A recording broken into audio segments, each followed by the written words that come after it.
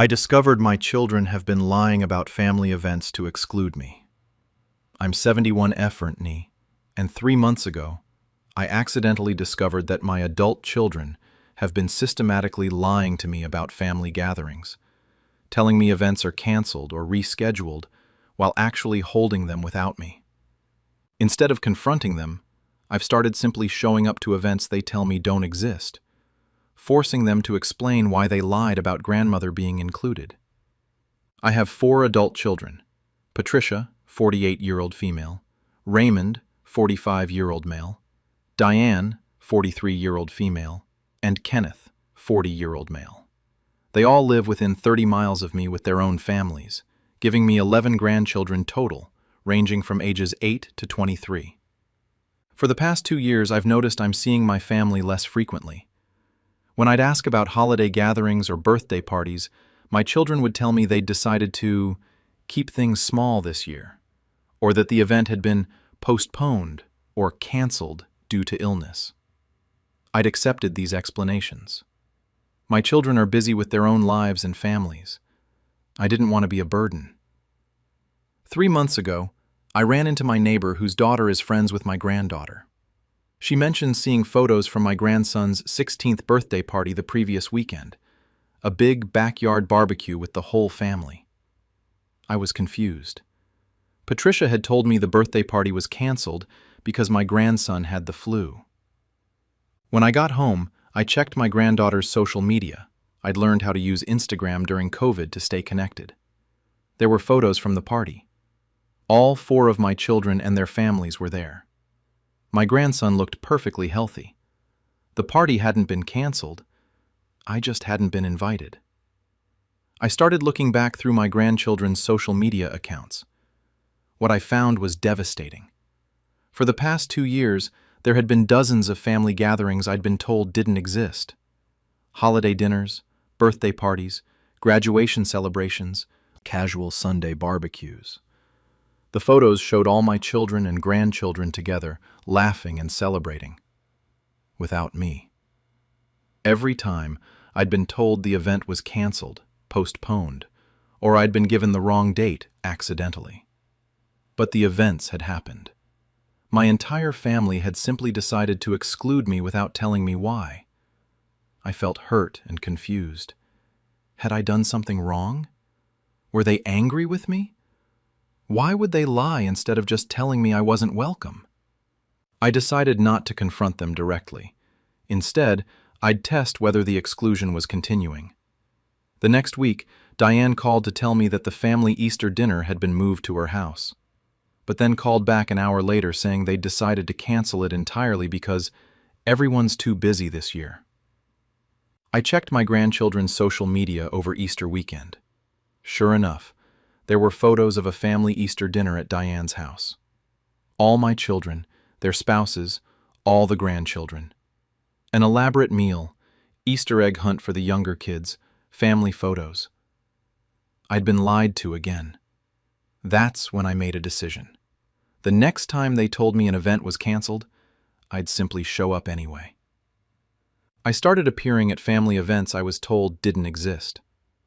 2 weeks after the Easter exclusion, Kenneth called to tell me about a family barbecue he was planning for the following Saturday.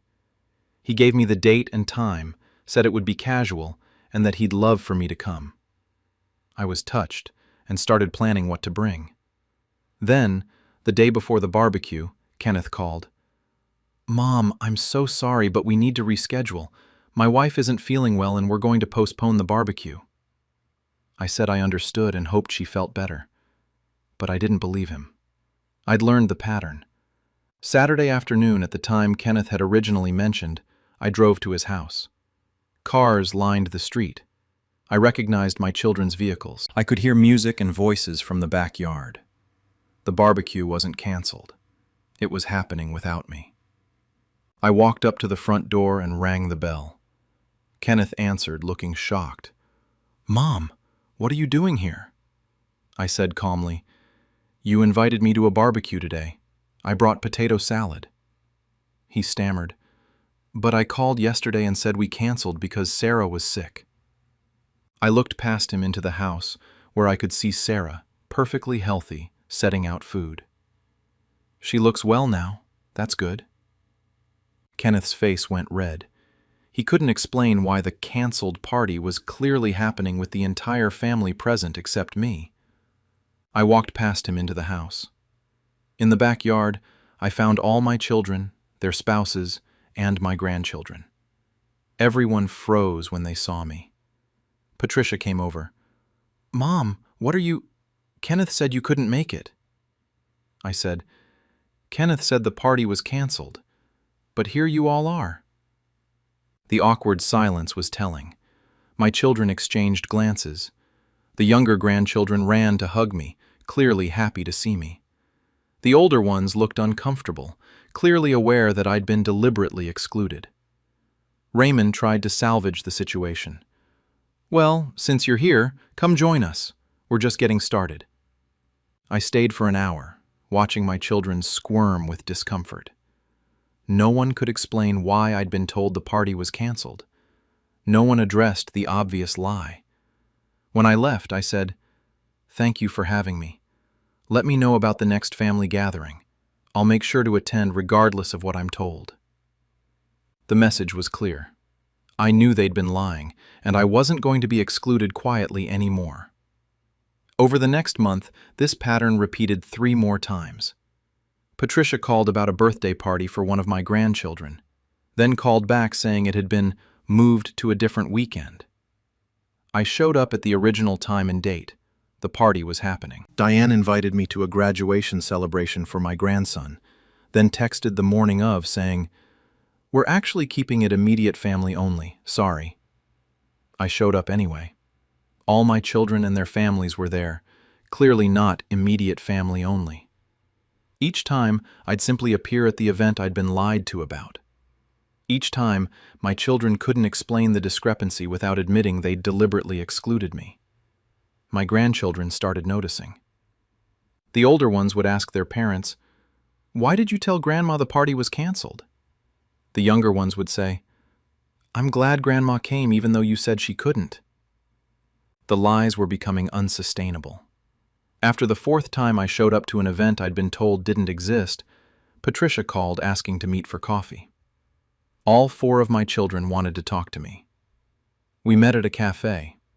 My children looked uncomfortable and defensive. Patricia spoke first. "Mom, we need to talk about you showing up to events uninvited," I said calmly. "You mean events I was explicitly told were canceled or didn't exist?" Raymond jumped in. "We've been trying to have some family gatherings without... We just thought it would be easier." I waited. "Easier without me?" Diane said quietly, "You've been making comments about how we raise our kids, about our choices, about our lives. It's been causing tension. We thought it would be better to have some gatherings where we didn't have to worry about judgment." This was news to me. "What comments?"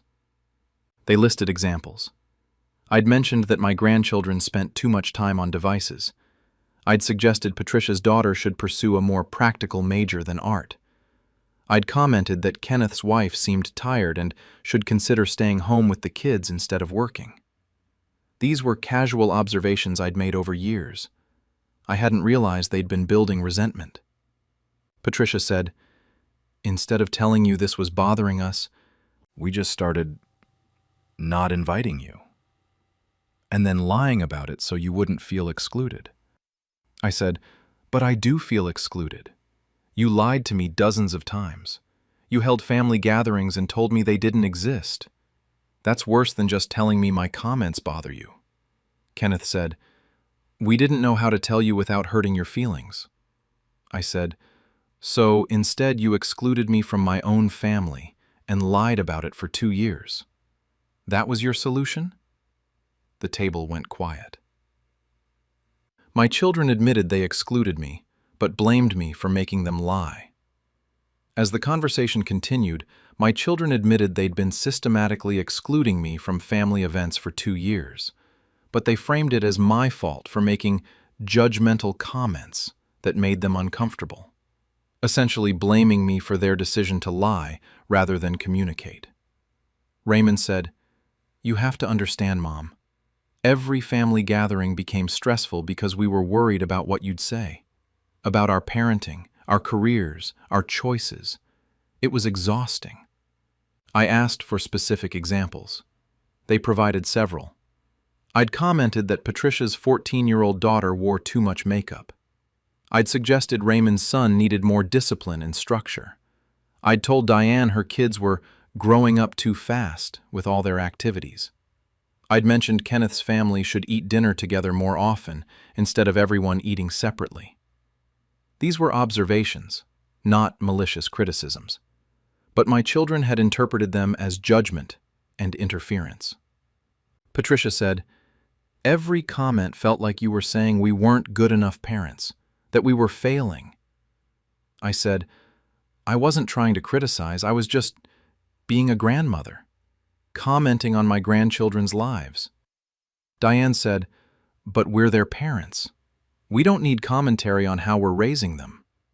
I understood their frustration, but I couldn't understand the response. "So instead of telling me my comments bothered you, you excluded me from the family and lied about it?" Raymond said defensively, "We didn't want to hurt you by telling you to back off. We thought it would be kinder to just have some gatherings without you there." I said, "How is systematic exclusion and lies kinder than honest communication?" Kenneth said, "We were protecting you from knowing you were causing problems." I realized something then.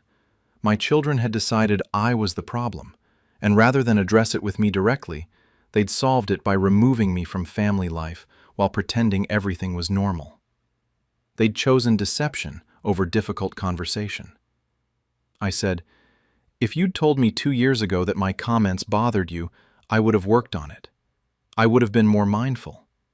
Instead, you lied to me dozens of times and excluded me from years of family memories. Graduations, birthdays, holidays. I missed them all because you decided lying was easier than talking to me."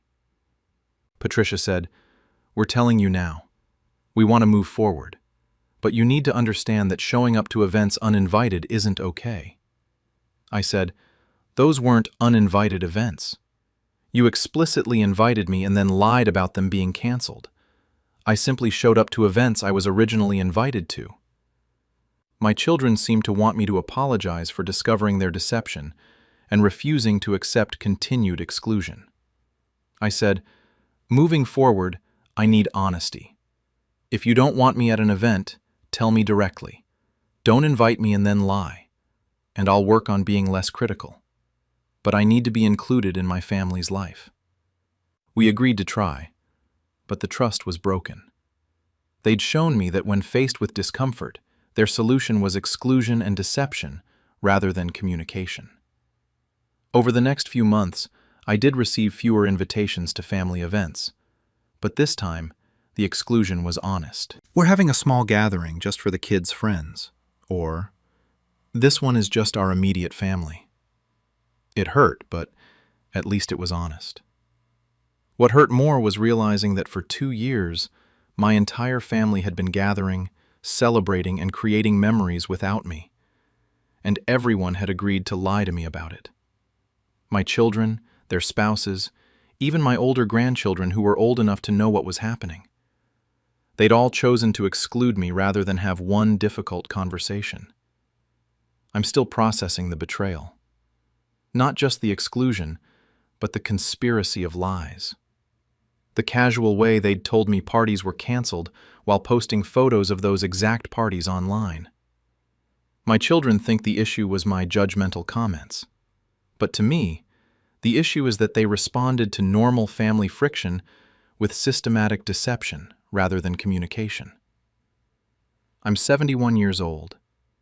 I don't know how many more family gatherings I'll be alive for. And I spent 2 years missing them. Not because I had to, but because my children decided lying was easier than talking to me. That's what I'm struggling to forgive. I discovered my children have been renting out my house as an Airbnb without telling me.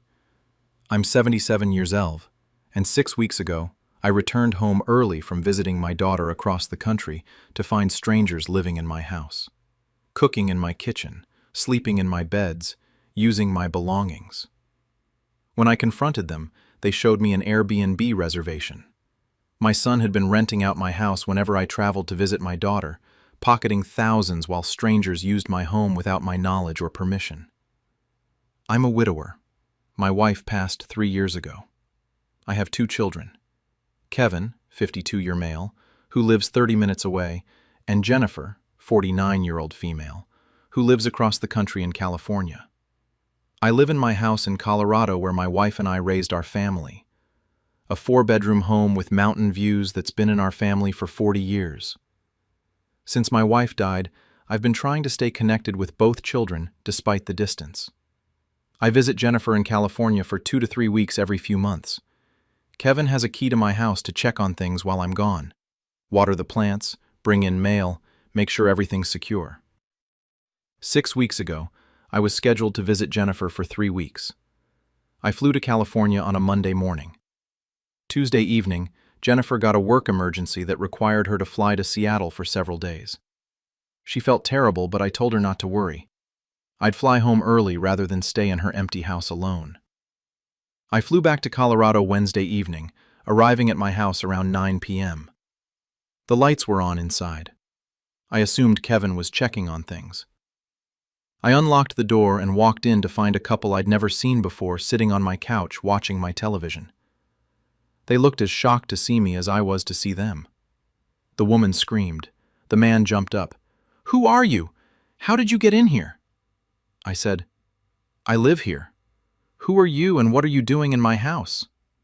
The man said, "We rented this house on Airbnb for the week. We checked in yesterday." I said, "You what?" The man showed me his phone, an Airbnb reservation for my address, booked for 7 nights, showing a host named Kevin Wilson, with a 5-star rating and 47 reviews. My son had been renting out my house on Airbnb. I told the couple there had been a terrible mistake, that I owned this house and hadn't authorized any rental. They showed me their confirmation. They'd paid $1,400 for the week. I called Kevin immediately. "There are strangers in my house. They say they rented it on Airbnb from you. What is going on?" Kevin was flustered. "Dad, I thought you were in California for 3 weeks." I said, "I came home early. Why are there people in my house who paid you to stay here?" He tried to explain. "Dad, you're gone so often visiting Jennifer. The house just sits empty. I thought it made sense to rent it out when you're not using it. You'd said you wanted me to check on the house, and this way the house is occupied and secure. Plus, it generates income." I said, "Income for you? This is my house. You've been renting out my home without my permission?" Kevin said, "I was going to tell you eventually. I wanted to surprise you with some income from it. I was planning to split the profits with you."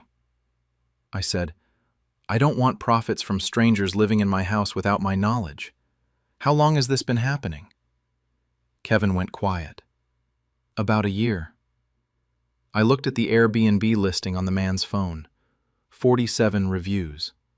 My son had rented out my house to 47 different groups of strangers over the past year. I told the couple currently in my house I was sorry, but they'd need to leave. The house had been rented without the owner's authorization. They were upset, but understanding. Kevin had to refund their money. After they left, I walked through my house seeing it differently. Things were slightly out of place. Items in my kitchen were in wrong cabinets. My bedroom looked like it had been used. The bedding was different than what I'd left. Strangers had been sleeping in my bed, using my bathroom, cooking in my kitchen, living in my space. And I'd had no idea. I found dozens of reviews describing my personal belongings and private spaces. After discovering Kevin had been renting my house, I searched for the Airbnb listing to understand the full extent of what had been happening. What I found was disturbing. Dozens of reviews from strangers describing my home, my belongings, my private spaces as if they were hotel amenities. I created an Airbnb account so I could see Kevin's full listing. The listing used my address, but presented the house as Kevin's charming mountain retreat. The photos showed my living room, my kitchen, my bedrooms, my furniture, my decorations, my personal space. The description: cozy 4-bedroom home with stunning mountain views, perfect for families or groups. Full kitchen, comfortable beds, relaxing atmosphere. Host is responsive and accommodating. Kevin had written this as if he owned the house. There was no mention that this was his elderly father's home being rented without the owner's knowledge. I started reading the 47 reviews. Each one felt like a violation. Loved the vintage family photos throughout the house, gave it such a homey feel. Those were photos of my wife, my children, my grandchildren. Strangers had been looking at my family memories. The master bedroom was so comfortable. Loved the quilt on the bed. That was the quilt my wife had made. Strangers had been sleeping under my dead wife's handmade quilt. Great selection of books. We spent evenings reading from the host's collection. My personal books. Strangers reading books my wife and I had collected over 50 years. Kitchen was well stocked with everything we needed, even found some great spices. My kitchen. Strangers using my dishes, my cookware, my food. Host was great about letting us use the grill and outdoor furniture. My grill. My patio furniture. My backyard. One review mentioned, found some old photographs in the bedroom drawer. So sweet. Strangers had been going through my drawers, looking at my private belongings in my own home. Another. The office had some interesting woodworking tools. Host said we could look, but not touch. Kevin had been giving strangers tours of my workspace, my tools, my personal projects. I felt sick reading these reviews. Each one described some aspect of my private life, my personal belongings, my home being treated as a rental property for strangers' entertainment. I looked at the booking calendar. Over the past year, my house had been rented approximately 47 times, with stays ranging from 2 to 7 nights. I calculated. Kevin had been renting my house about 150 to 180 nights per year. Every time I visited Jennifer, which was typically 2 to 3 weeks every couple of months, Kevin had been immediately listing the house for rent. I looked at the pricing. Kevin charged $150 to $250 per night, depending on the season.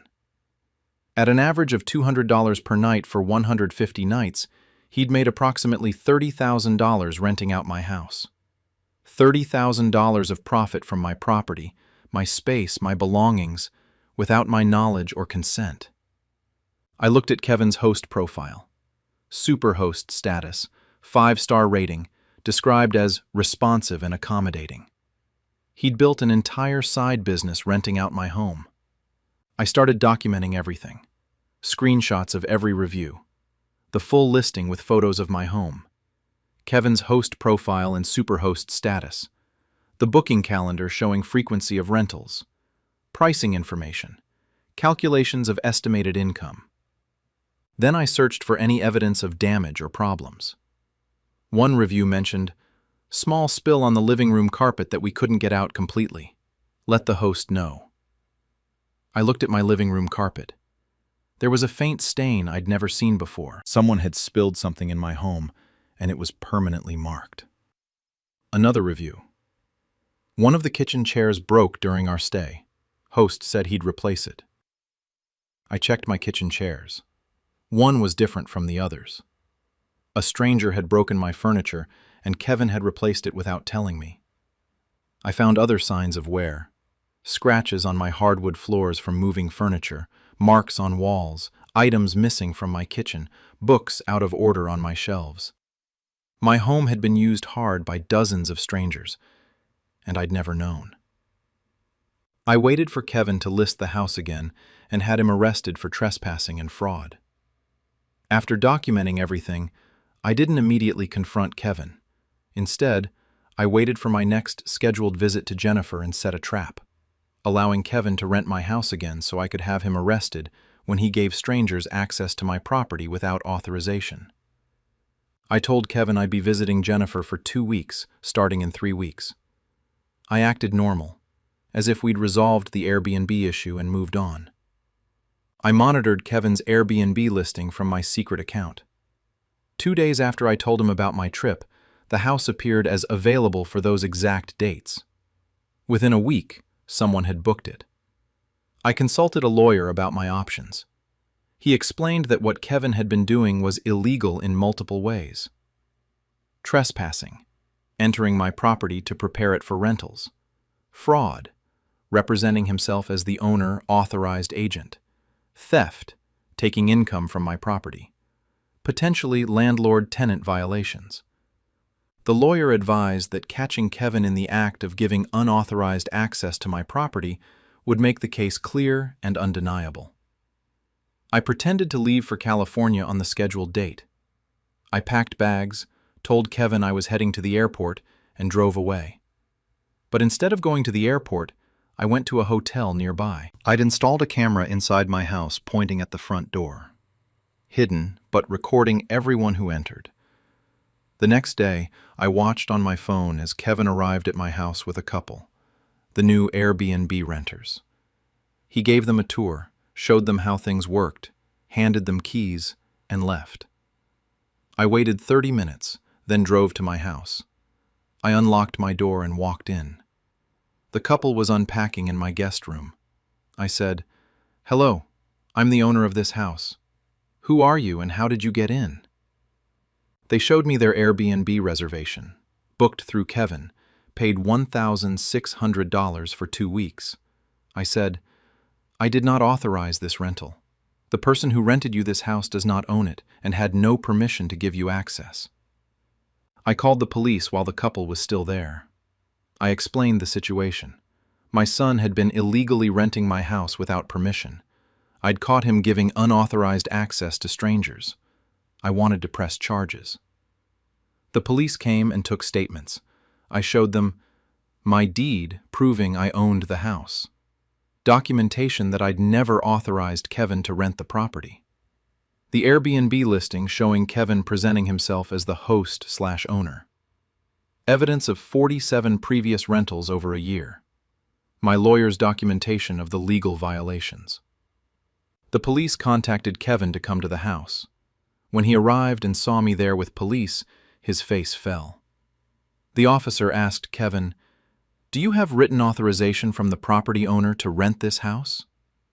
Kevin said, "He's my father. I have a key. I was helping him generate income." The officer said, "Does your father have a written agreement authorizing you to rent his property and collect income?" Kevin admitted he didn't. I pressed charges for trespassing, fraud, and theft. Kevin was arrested. He was released on bail that evening and called me furious. "Dad, you had me arrested?" "Over this?" I said, "You rented my house to 47 groups of strangers over a year without my permission. You made $30,000 from my property. You let people sleep in my bed, use my belongings, go through my drawers. You treated my home like your rental property. Yes, I had you arrested." Kevin said, "I was trying to help you make money from an empty house." I said, "It's not an empty house, it's my house. With my belongings, my memories, my privacy. You had no right." The case is ongoing. Kevin is facing criminal charges. He's also facing a civil lawsuit from me for the $30,000 income he took, plus damages to my property, plus compensation for the violation of my privacy and home. Jennifer is horrified by what Kevin did. She's offered to fly home less often if it means my house won't be empty and vulnerable. But I told her that's not her problem. Kevin's crime isn't her fault. I've changed all my locks. Kevin no longer has access to my house. Our relationship is destroyed. I don't know if it can be repaired. My home feels violated. I look at my bed and think about strangers sleeping there. I use my kitchen and think about strangers cooking there. I sit in my living room and remember reviews describing my personal photos and belongings. Kevin saw my absences visiting Jennifer as opportunities to profit. He treated my home as an asset to exploit rather than a space that belonged to me. He made $30,000 by renting out my life to strangers. He's now facing criminal charges and a lawsuit that will cost him far more than he made. He wanted to profit from my property without my knowledge. Instead, he destroyed our relationship and faces legal consequences for treating his father's home as his personal rental business. I'm 77 years old. This is my home, where I raised my family, where my wife died, where my memories live. Kevin turned it into a commodity and violated my privacy for profit. He can't undo the 47 groups of strangers who've been in my home, but he'll pay the consequences for putting them there without my consent. I discovered my family has been reading my private journals and using them against me. I'm 77-year-old family, and 10 weeks ago, I found my grandson's college essay online, an essay that won a major scholarship, and realized entire paragraphs were taken directly from my private journals about my childhood in apartheid South Africa. When I investigated, I learned my entire family has been secretly reading my personal journals for years, using my private thoughts, memories, and confessions for their own purposes. College essays, therapy talking points, social media content, and manipulating me by referencing things I'd only written privately. I'm a widow. My husband died 12 years ago. I have 2 children, Gerard, 54 years male, and Simone, 51 years female, and 5 grandchildren. For over 60 years, I've kept detailed personal journals. I write almost daily, reflections on my life, memories from my childhood in South Africa, thoughts about my marriage, processing grief, working through difficult emotions, recording dreams, exploring ideas. These journals are deeply private. I've never shared them with anyone. I keep them in my home office, in notebooks on a shelf, approximately 80 journals spanning 6 decades. They contain my most private thoughts, my struggles, my doubts, my fears, my memories of trauma, my honest assessments of relationships and people. 10 weeks ago, my neighbor showed me an article in our local newspaper about scholarship winners. My grandson, Adrian, 19, had won a prestigious $50,000 scholarship for his essay about inherited trauma and identity. I was proud and asked to read his essay. The newspaper had published it in full online. As I read, I felt increasingly uncomfortable. Adrian wrote about experiencing inherited trauma from grandparents who lived through apartheid in South Africa. He described specific childhood memories, but they were my childhood memories, not his inherited trauma. One paragraph. I carry the weight of memories that aren't mine, the fear of military checkpoints, the shame of silence during injustice, the sound of my grandmother's voice saying, "We didn't know what else to do," when asked why they didn't resist more. These memories haunt me like ghosts of a past I never lived. That quote, "We didn't know what else to do," was from my journal. I'd written about the moral complexity of being a white South African during apartheid, my guilt about complicity through silence, my struggle with what resistance was possible or safe. Adrian had never asked me about these experiences. We'd never had conversations where I'd said that quote. He could only have gotten it by reading my private journals. I kept reading. More of his essay contained phrases, thoughts, and specific details that came from my journals. His description of the particular quality of light during South African winters that triggers inexplicable sadness, from my journal entry about seasonal memories and trauma.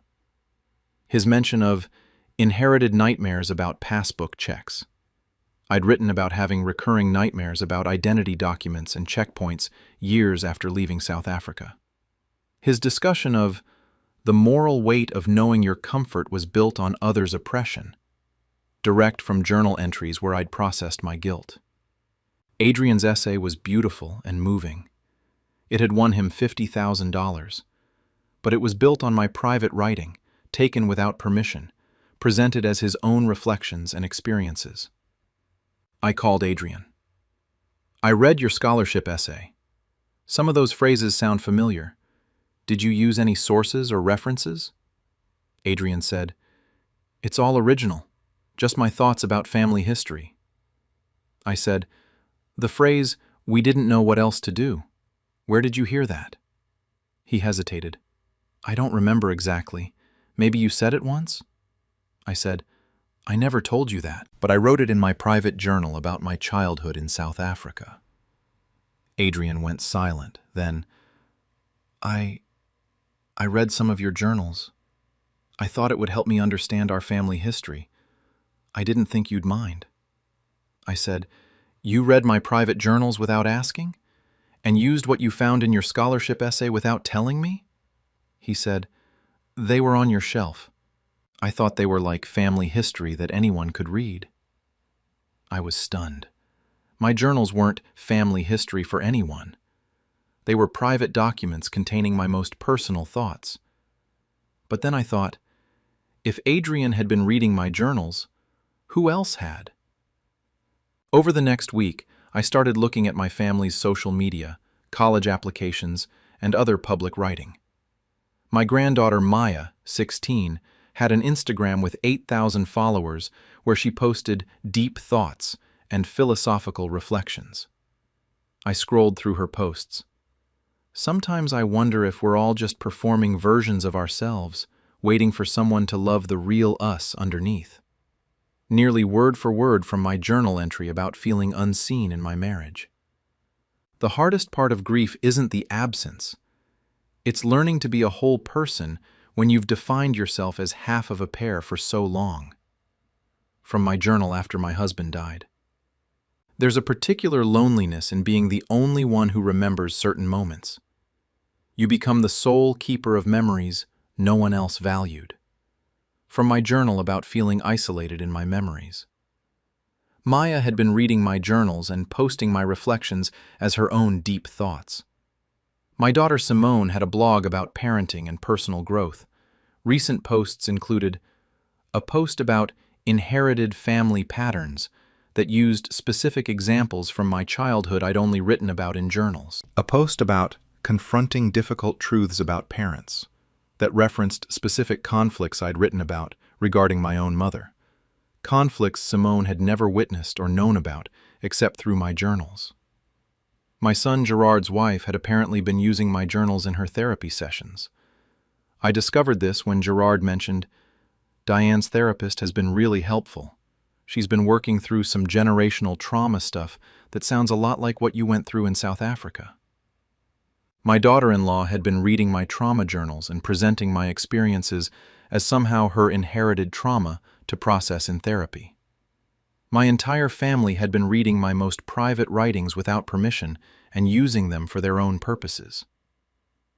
I discovered they'd been using journal insights to manipulate my emotions and decisions. After realizing my family had been reading my journals, I started paying attention to conversations differently. What I discovered was worse than plagiarism. They'd been using information from my private writings to manipulate me emotionally, reference my vulnerabilities, and influence my decisions by weaponizing things I'd only written privately. I started noticing patterns in conversations with my family. 2 months ago, Gerard had tried to convince me to stop volunteering at the refugee center. He'd said, Mom, I know you feel like you need to make up for not doing enough during apartheid, but you can't fix past sins through present activism. You're exhausting yourself. At the time, I'd been struck by how perceptive he seemed. But now I realized Gerard had read my journal entries where I'd written extensively about my guilt regarding apartheid and my sense that my volunteer work was driven by trying to atone for past complicity. He'd used my private self-analysis to manipulate me into stopping volunteer work he found inconvenient. 3 months ago, Simone had suggested I should consider grief counseling. She'd said, Mom, you wrote in your Christmas card that you still set out 2 coffee cups in the morning sometimes. That's not healthy grieving. That's getting stuck. But I'd never mentioned the 2 coffee cups in any Christmas card. I'd only written about that habit, setting out 2 cups before remembering my husband was gone, in my journals. Simone had read my journal about grief habits and used that information to suggest I needed professional help, positioning herself as concerned daughter rather than someone who'd been spying on my private writings. 4 months ago, my daughter-in-law Diane had brought up a specific childhood memory during a family dinner, a story about my mother and an incident of cruelty I'd witnessed as a child. She'd said, "Gerard mentioned that thing with your mother and the house kelper. That must have been formative for you." But Gerard didn't know that story. I'd never told anyone that story. I'd only written about it in my journals, processing childhood memories of witnessing racial injustice in my home. Diane had read my journals, told Gerard, and they'd discussed my private trauma as family gossip. I started documenting every time family members referenced something they couldn't have known except through my journals. Gerard mentioning my complex feelings about my father that matched journal entries about my father's alcoholism. Simone referencing patterns in my relationship with Mom that I'd only explored in writing. Adrian asking about the guilt you wrote about, before catching himself and changing it to the guilt you must feel. Maya commenting on my fear of being forgotten in terms that exactly matched my journal language. My family had been reading my journals for years, possibly decades, and using that information to manipulate, influence, and control me. They knew my vulnerabilities, my guilt, my fears, my doubts, all the things I'd written privately to process, and they'd been weaponizing that knowledge in conversations while pretending to be insightful or concerned. I felt violated. My most private thoughts had been treated as family entertainment and manipulation tools. I decided I needed to know the full extent of the invasion. I set up a hidden camera in my office, pointing at the shelf where I kept my journals. Within a week, I had footage of Simone coming into my office while I was at the grocery store, pulling down multiple journals, photographing pages with her phone. Gerard's wife Diane reading through journals while I was in another room. Maya carefully removing a journal, taking it to another room to read, then replacing it exactly as it had been. They'd been doing this regularly, systematically, whenever they visited my house and I was briefly out of the room or away. My family had turned reading my private journals into a routine activity. I started writing false journal entries and watched my manipulated information destroy their credibility. After documenting my family's journal reading, I decided on my revenge. I would write completely false journal entries and watch them use the fake information, exposing their violation of my privacy when they revealed knowledge they could only have gotten through spying. I bought new journals that looked identical to my regular ones and started filling them with elaborate false entries. I placed them prominently on my shelf while hiding my real current journals in a locked drawer. The false entries I wrote. I've decided to drastically change my will. After much reflection, I've realized that Adrian's scholarship essay about my experiences showed such deep empathy and understanding. I'm leaving the house to him specifically, instead of splitting assets between Gerard and Simone. He deserves it for truly honoring my story. Complete fabrication. My will remained unchanged. I've been diagnosed with early-stage memory problems. The doctor said it's mild cognitive impairment that may progress to dementia. I haven't told the family because I don't want them to worry or treat me differently. I'm considering whether I should move to assisted living soon. Completely false. My cognitive function was perfect. I've met someone at the refugee center. His name is David. We've been having coffee weekly. At 77, I didn't expect to feel romantic feelings again, but he makes me laugh. I'm thinking about traveling to visit his family in Ethiopia. Entirely fictional. There was no David. I've been going through my mother's letters and discovered that Gerard may not be my husband's biological child. There was an affair. I never told anyone. I don't know if I should take this secret to my grave or tell Gerard before I die. Complete lie designed to create chaos if used. I've decided to donate all my journals to the university archive after I die. They'll be made public for researchers studying apartheid-era South African experiences. Everything I've written will be available for academic study. False, but would terrify family members who'd been reading private content. I wrote these false entries in my regular handwriting, with dates, in the style of my authentic journals. Then I placed these fake journals prominently on my shelf and waited. Within 2 weeks, the manipulation based on false information began. Adrian visited and awkwardly said, "Grandma, if you're thinking about your will and legacy, I just want you to know that I'd be honored to take care of the house and keep it in the family." He'd read the fake entry about leaving him the house and was trying to secure that outcome. Simone called concerned. "Mom, how are you really feeling? Physically and mentally? Gerard and I were thinking maybe it's time to discuss your living situation. You're not getting any younger." They'd read the fake entry about memory problems and were trying to push me toward assisted living. Gerard visited and asked pointed questions about my social activities. "Mom, you've been spending a lot of time at the refugee center. Have you made any close friends there?" He'd read the fake entry about David and was fishing for information about my supposed romantic interest. Most disturbingly, Simone called asking about family history. "Mom, I was thinking about doing one of those ancestry DNA tests. Would that be okay with you? I'm curious about our family background." She'd read the fake entry questioning Gerard's paternity and was trying to investigate whether it was true. I let them all dig deeper into their manipulative attempts based on false information for 3 weeks. Then, I called a family meeting. When everyone arrived, I began. "I need to discuss something important. I've discovered that multiple family members have been reading my private journals without permission. For years." Everyone started denying immediately. I said, "Let me be specific. Adrian, you read my journals to write your scholarship essay using my memories and phrases. Maya, you've been posting my journal reflections on Instagram as your own thoughts. Gerard, Simone, Diane, you've all been photographing journal pages and using the information to manipulate conversations with me."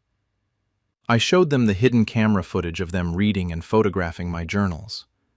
They couldn't deny it anymore. Then I said, "For the past month, I've been writing false journal entries to see if you'd use them, and you did." I revealed each false entry and how they'd tried to manipulate me based on fake information. "Adrian, there is no plan to leave you the house. I wrote that to see if you'd try to influence me based on reading my journals. Simone and Gerard, I don't have memory problems. I wrote that to see if you'd try to push me toward assisted living based on information you got from spying. Gerard, there is no romantic interest named David. That was completely invented. Simone, Gerard is absolutely your father's biological child. I wrote that false entry to see if you'd try to investigate based on private journals you shouldn't have been reading. And no, I'm not donating my journals to any university archive. But the terror you all felt at that possibility shows you know exactly how violated I'd feel about strangers reading what you've been reading without permission." My family was speechless. Adrian said weakly, "We just wanted to understand you better." I said, "You wanted to use my private thoughts for your own benefit. You used my memories for scholarship essays, my reflections for social media content, my trauma for therapy material, and my vulnerabilities to manipulate me. That's not understanding. That's exploitation." Simone tried, "We're family. We thought your journals were shared family history." I said, "They're my private writings. The word private means not for sharing without permission. You all knew that, which is why you read them secretly instead of asking." Gerard said, "What do we do now?" I said, "You apologize, you never read my journals again, and you live with knowing I can never write privately in my own home, because you've proven you'll invade my privacy the moment I leave a room." But I'd also made another decision. I moved my real journals to a bank safety deposit box. I continue writing, but my family will never have access to my private thoughts again. In my home, I keep the fake journals on the shelf, filled with harmless observations and mundane daily notes. If my family reads those, they'll find nothing useful. My real emotional processing, my actual memories, my genuine reflections, those are now locked away where my family can't commodify them. They stole my private voice for years, using my most vulnerable writings as tools for manipulation and personal advancement. Now they get nothing real, just the bland, guarded version I'm willing to leave accessible to people who've proven they can't be trusted with my authentic self. I'm 77 years old. For 60 years, I documented my life honestly in journals. My family turned that honesty into a resource to exploit. They can't undo reading my private thoughts. They can't give back the intimacy they stole. But they also can't access my authentic voice anymore. That's permanently locked away from them. And that feels like exactly the consequence their betrayal earned. I discovered my grandchildren have been secretly filming me for their viral TikTok account. I'm 76 Melm, and 7 weeks ago I learned that my teenage grandchildren have been secretly recording me during family visits and posting the videos to a TikTok account with 2.3 million followers, making thousands of dollars per month by turning me into unwitting entertainment.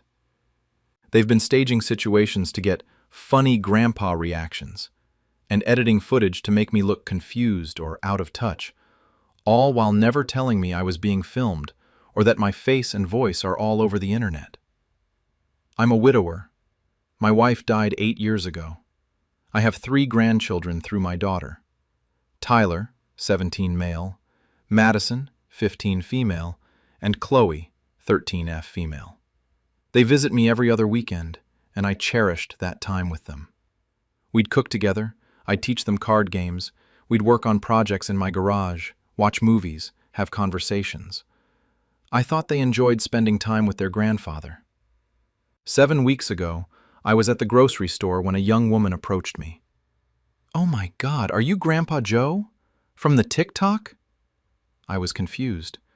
"I'm sorry, what?" She pulled out her phone. "Grandpa Joe, you're so funny. Your videos make my whole day better."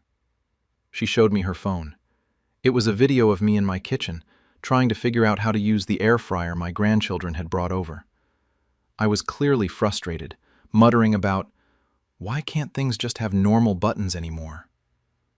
The video had 5.4 million views. The caption, "Grandpa versus technology.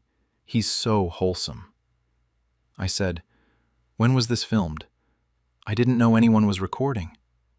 The woman said, "Your grandkids post videos of you all the time. Their account is huge. You're like internet famous." I didn't have TikTok. I barely used my phone beyond calls and texts. When I got home, I asked my neighbor's teenage son to help me download TikTok and find this account. He found it immediately. At Coolest Grandpa Joe, with 2.3 million followers. The account was full of videos of me, hundreds of them.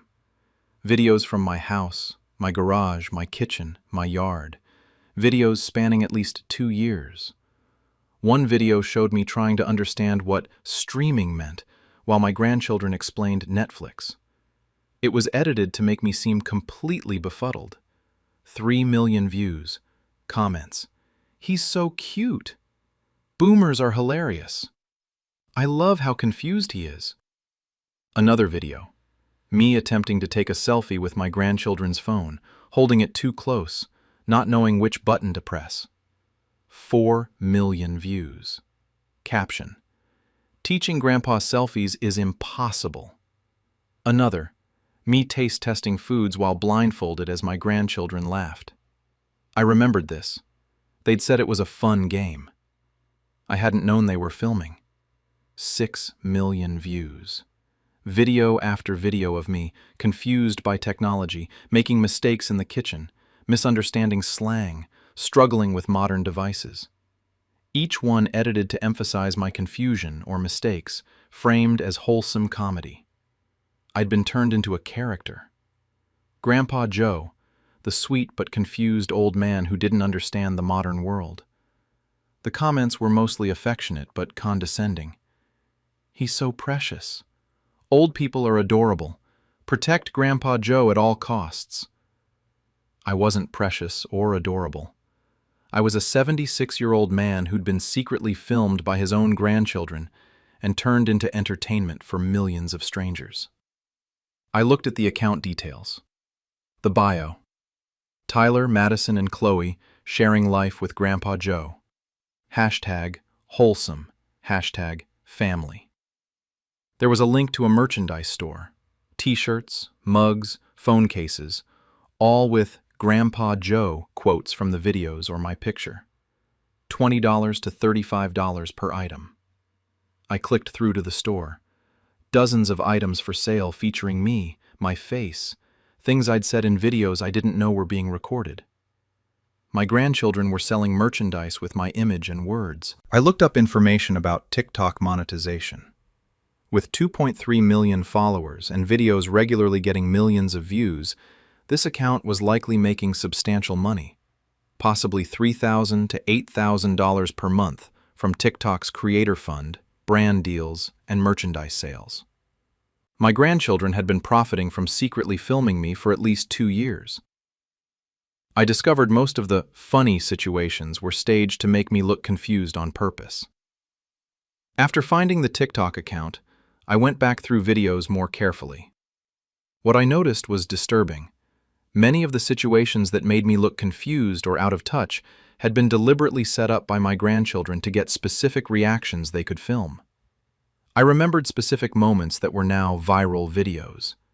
The air fryer video. My grandchildren had brought over that air fryer saying they thought I'd like it for cooking.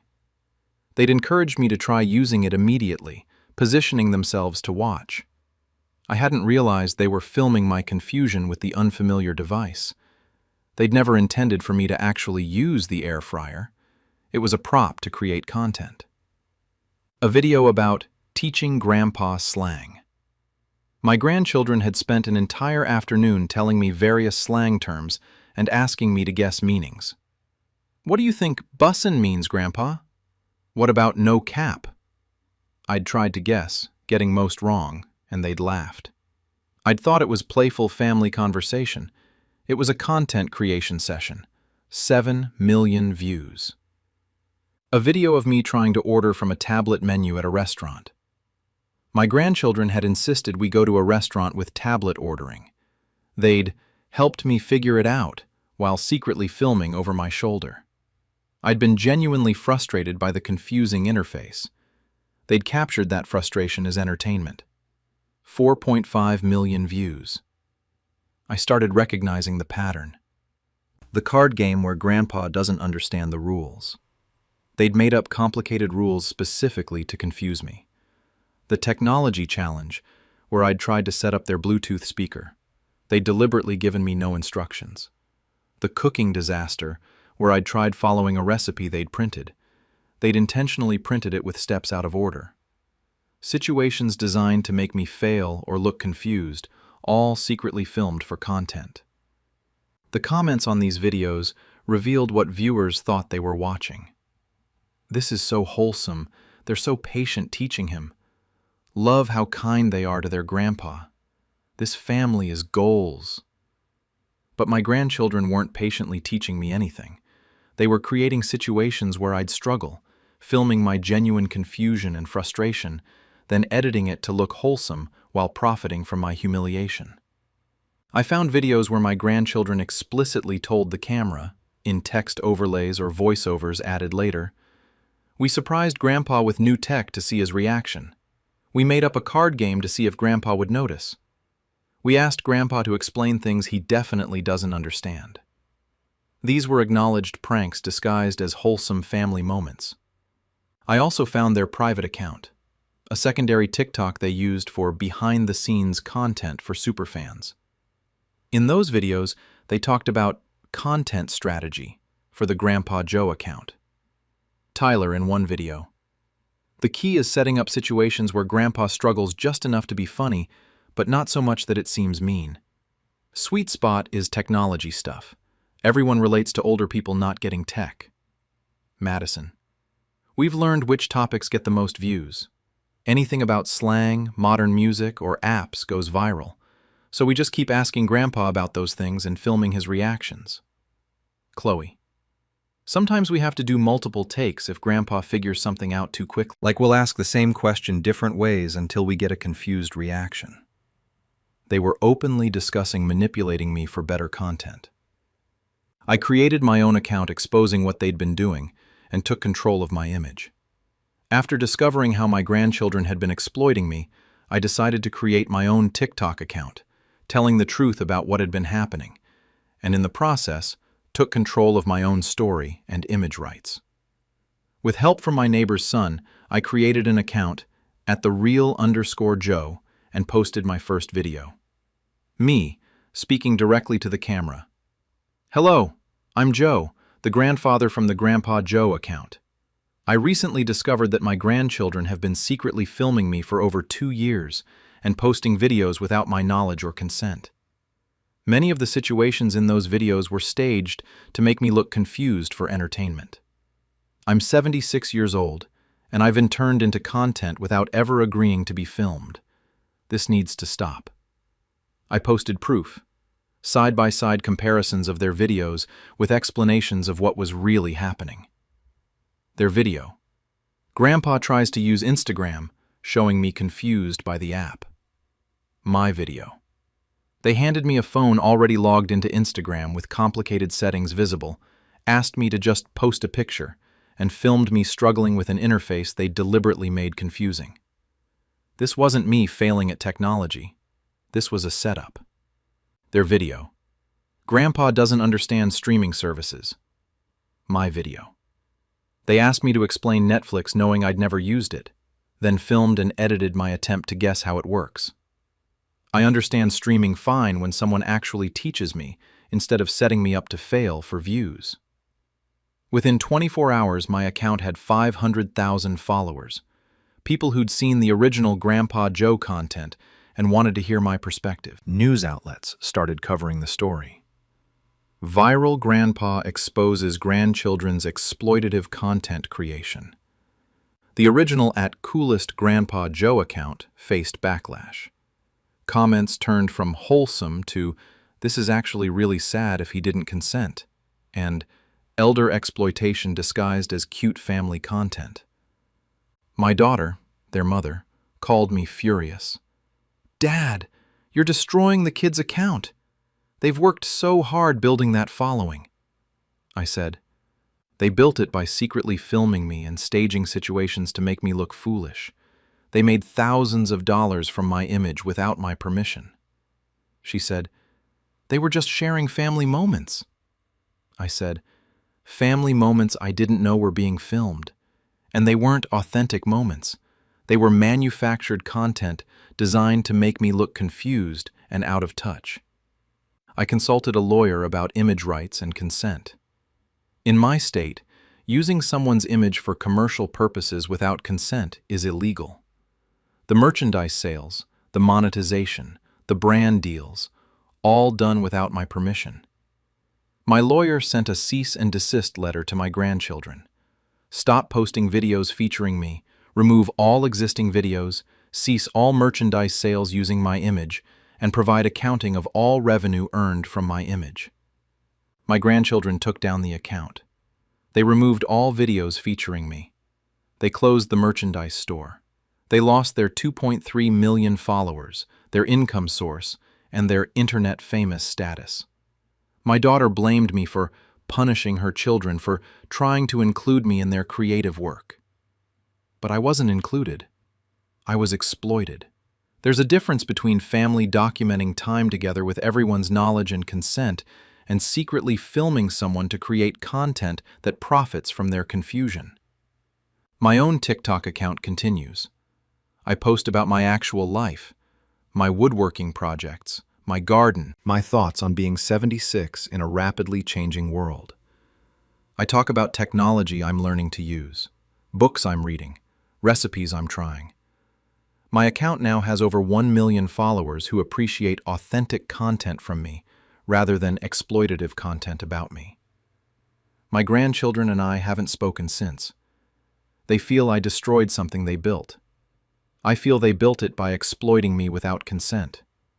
They saw me as content, a character who could be manipulated for views and profit. When I reclaimed my own image and story, their empire collapsed because it was never really theirs to begin with. I'm 76 years old.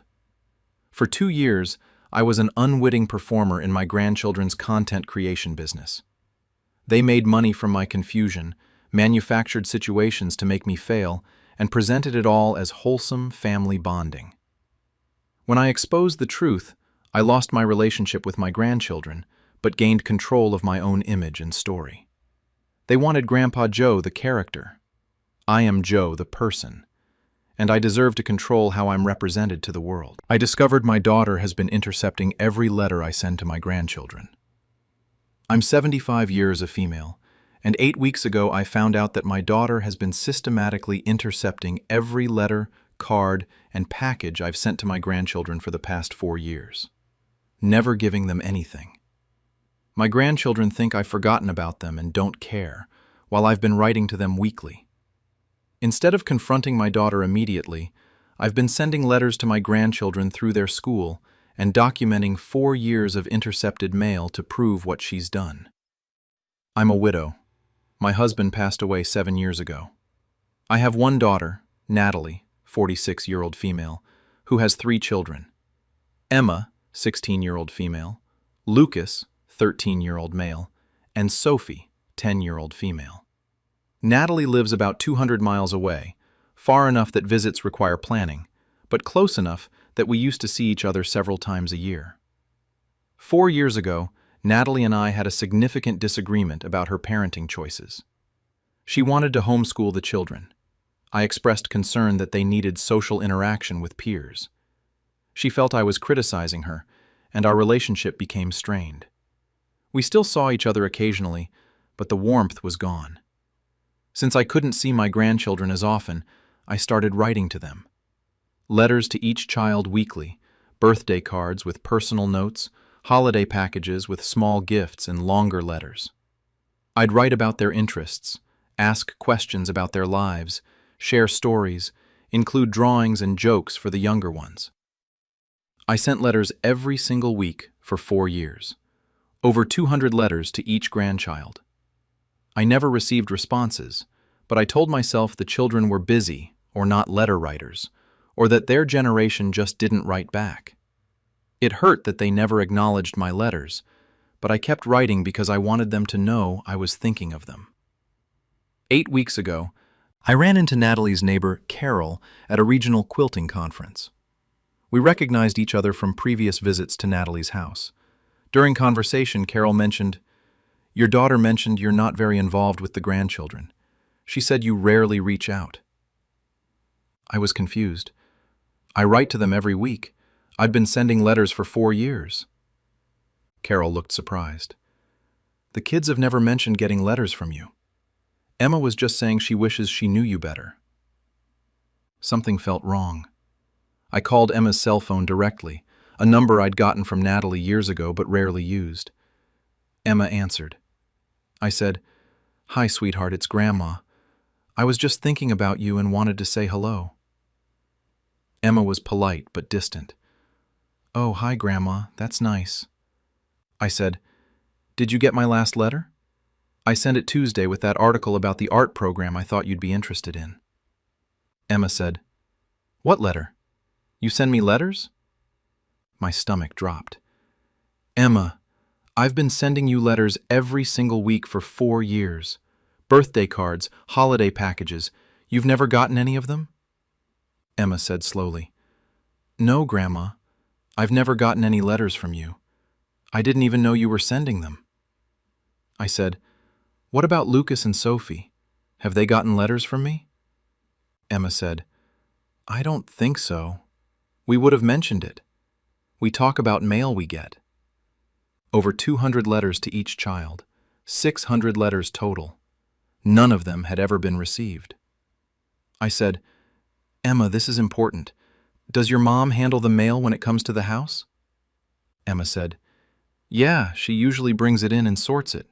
Why?" I said, I'm going to figure this out, but I want you to know, I've been writing to you every week. I've been thinking about you and your brother and sister constantly. You're so important to me." Emma's voice got emotional. "Really? We thought—" "Mom said you were busy with your own life and didn't really think about us much. That you'd moved on after Grandpa died. My daughter had been intercepting my letters and telling my grandchildren I didn't think about them. For 4 years. I asked Emma not to mention our conversation to her mother yet. I needed to understand the full scope of what had been happening before confronting Natalie. Over the next week, I spoke individually with Lucas and Sophie using their cell phones. Same story.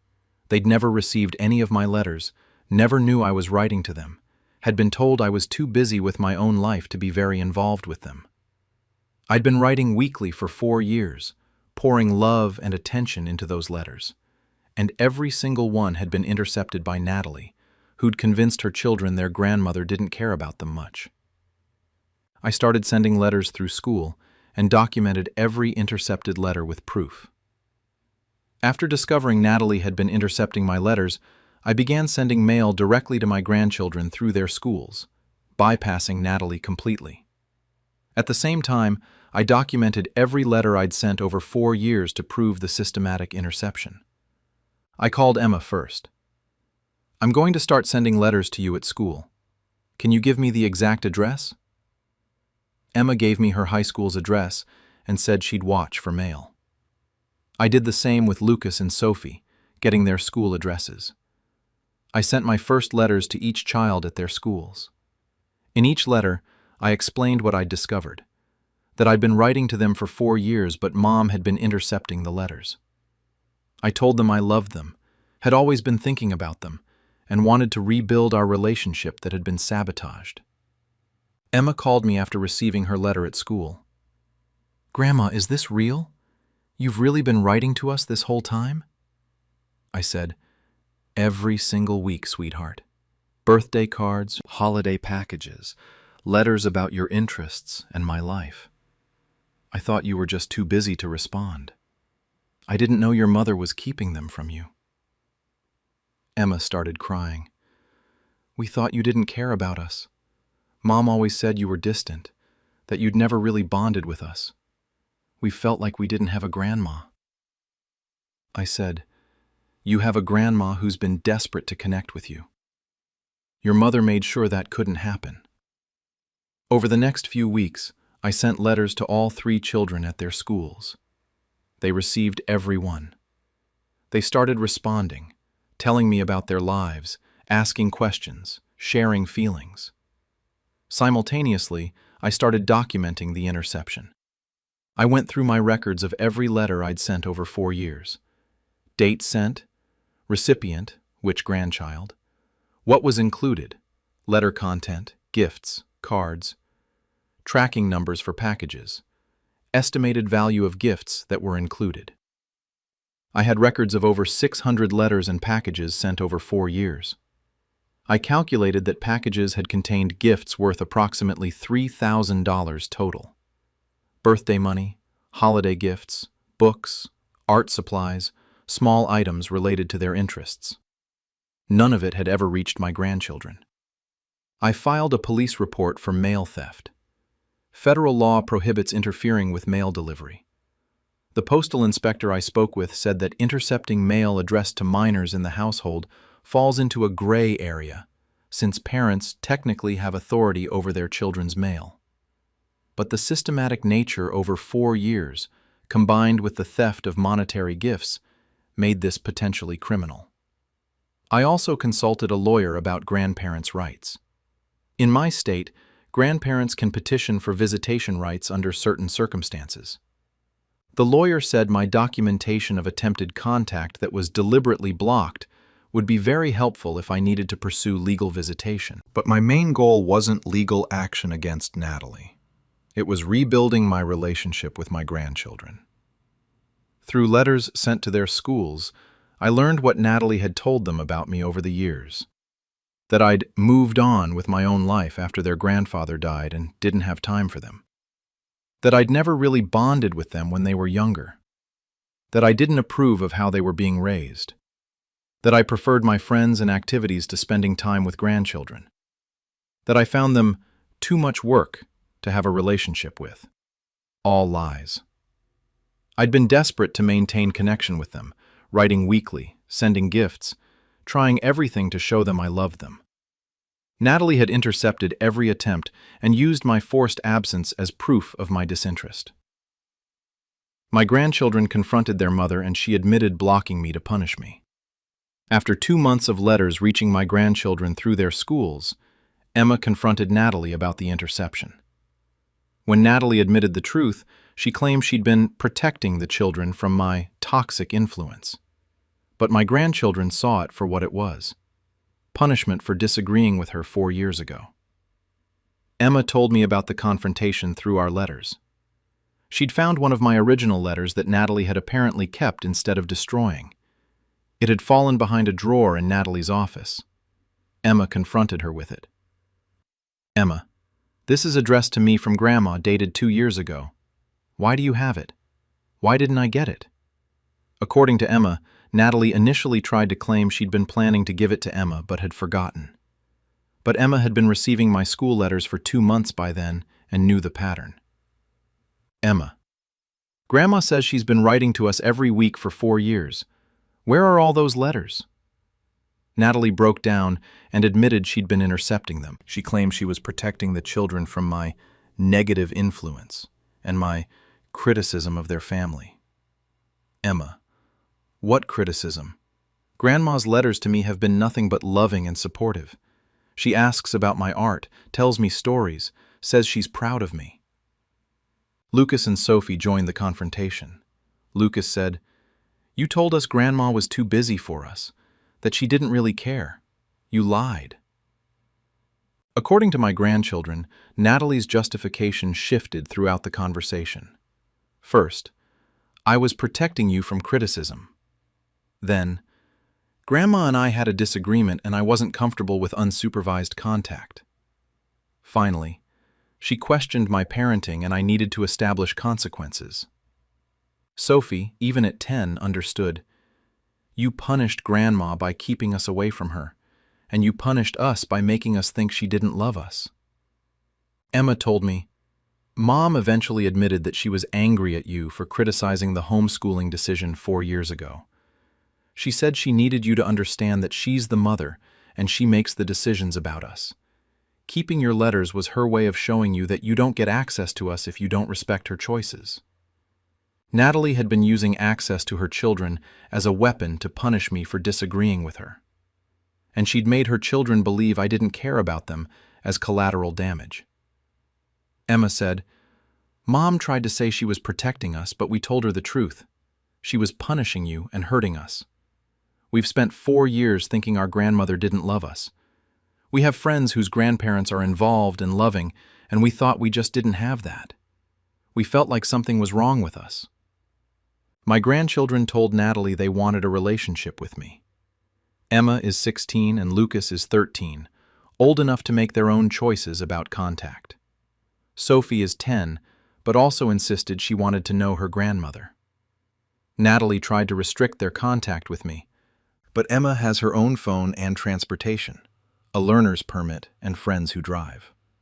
She organized video calls with me that included all 3 children. They'd go to a friend's house or use school computers to talk to me without Natalie controlling the access. Last week, Emma got her driver's license. She called me, "Grandma, I can come visit you now.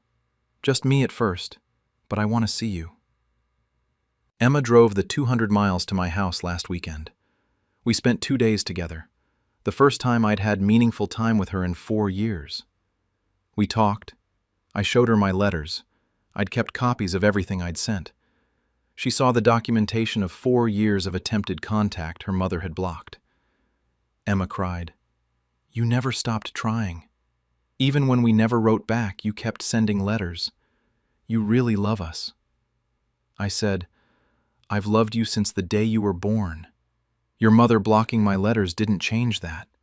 It just broke my heart that you didn't know." Emma took photos of my letter copies, hundreds of pages of letters I'd written. She said, "I'm going to show Lucas and Sophie. They need to see how much you were trying." She's planning to bring Lucas and Sophie to visit next month.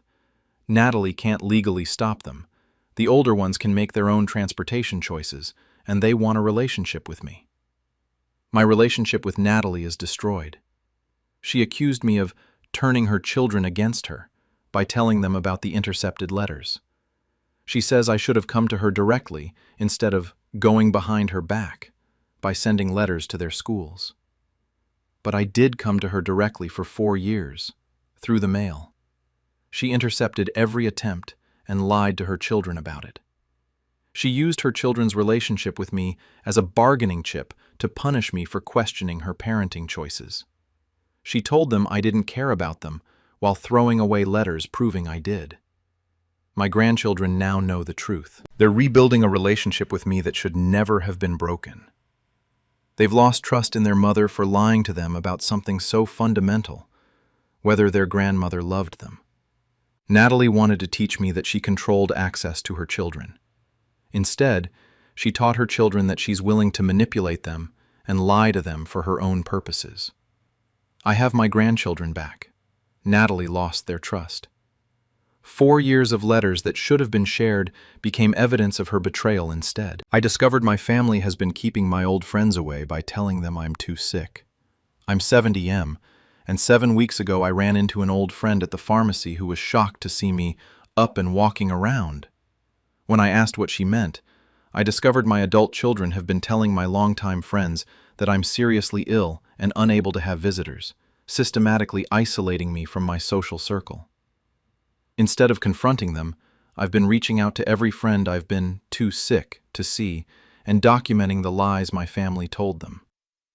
I'm a widower. My wife passed 5 years ago. I have 2 children, Raymond, 48 years male, and Audrey, 45-year-old female. I live in the house my wife and I raised our family in a small town where I've lived for 45 years.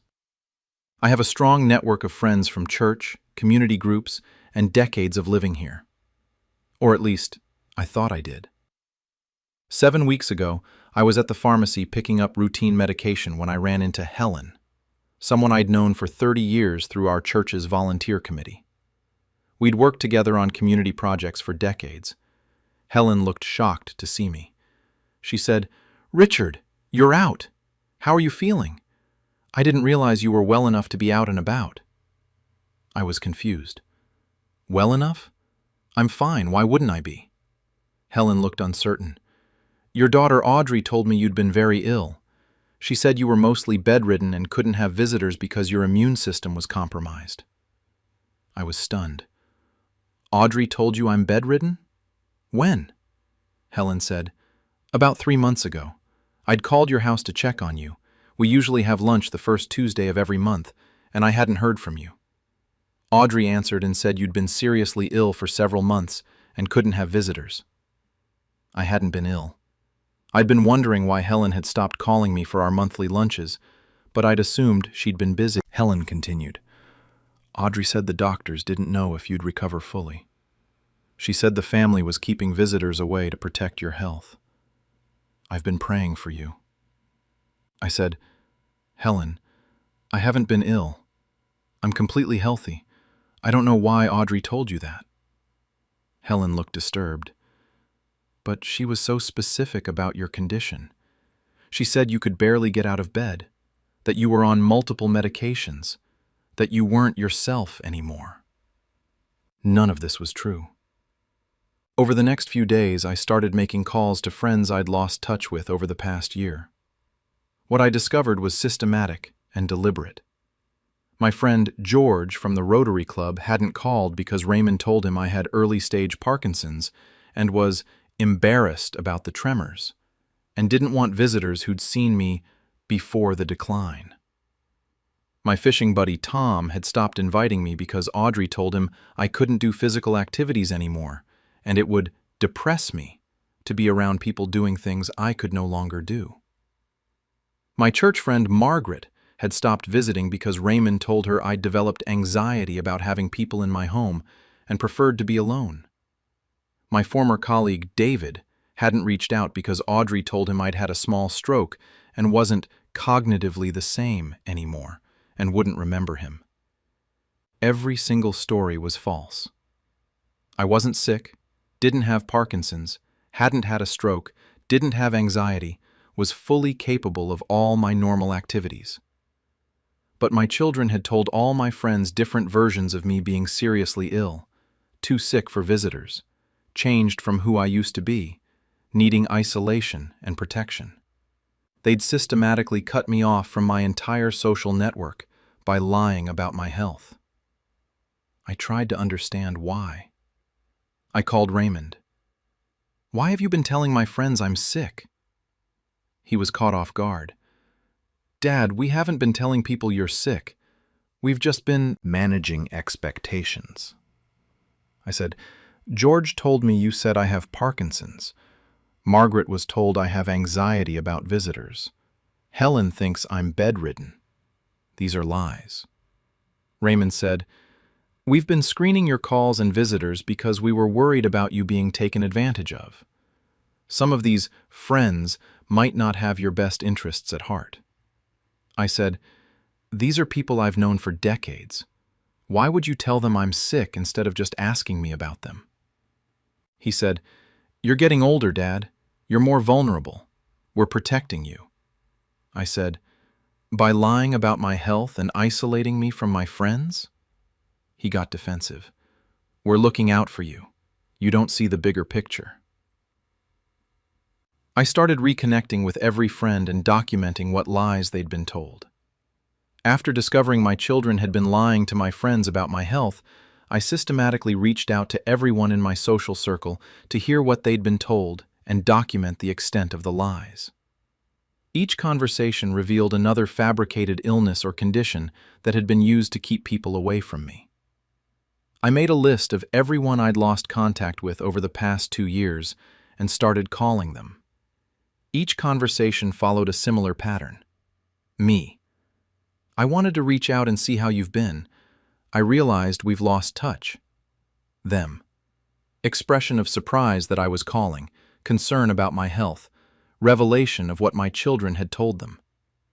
My poker group friends hadn't called because they'd been told I'd developed a heart condition and couldn't handle the stress or late nights of games. My volunteer committee members at the library stopped including me because Audrey said I had vision problems and couldn't read anymore, so it would be cruel to involve me in book-related activities. My neighbor, who I'd had coffee with weekly for 15 years, stopped coming over because Raymond told her I'd become forgetful and confused, and wouldn't remember her visits anyway, so they'd just upset me. My former coworkers from the factory where I'd worked for 30 years stopped inviting me to annual reunions because they'd been told I was in decline and wouldn't recognize anyone. The pattern was consistent. My children had created different fake illnesses and limitations for me depending on which relationship they were intercepting.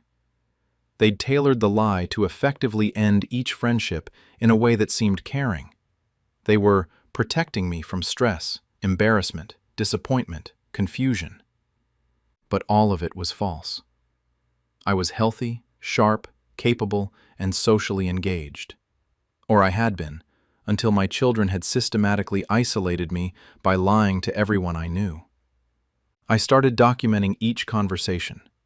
Friend's name, Helen. What they were told. Bedridden, immune-compromised, no visitors allowed. Who told them? Audrey. When? 3 months ago. Result: monthly lunches stopped, no calls or visits.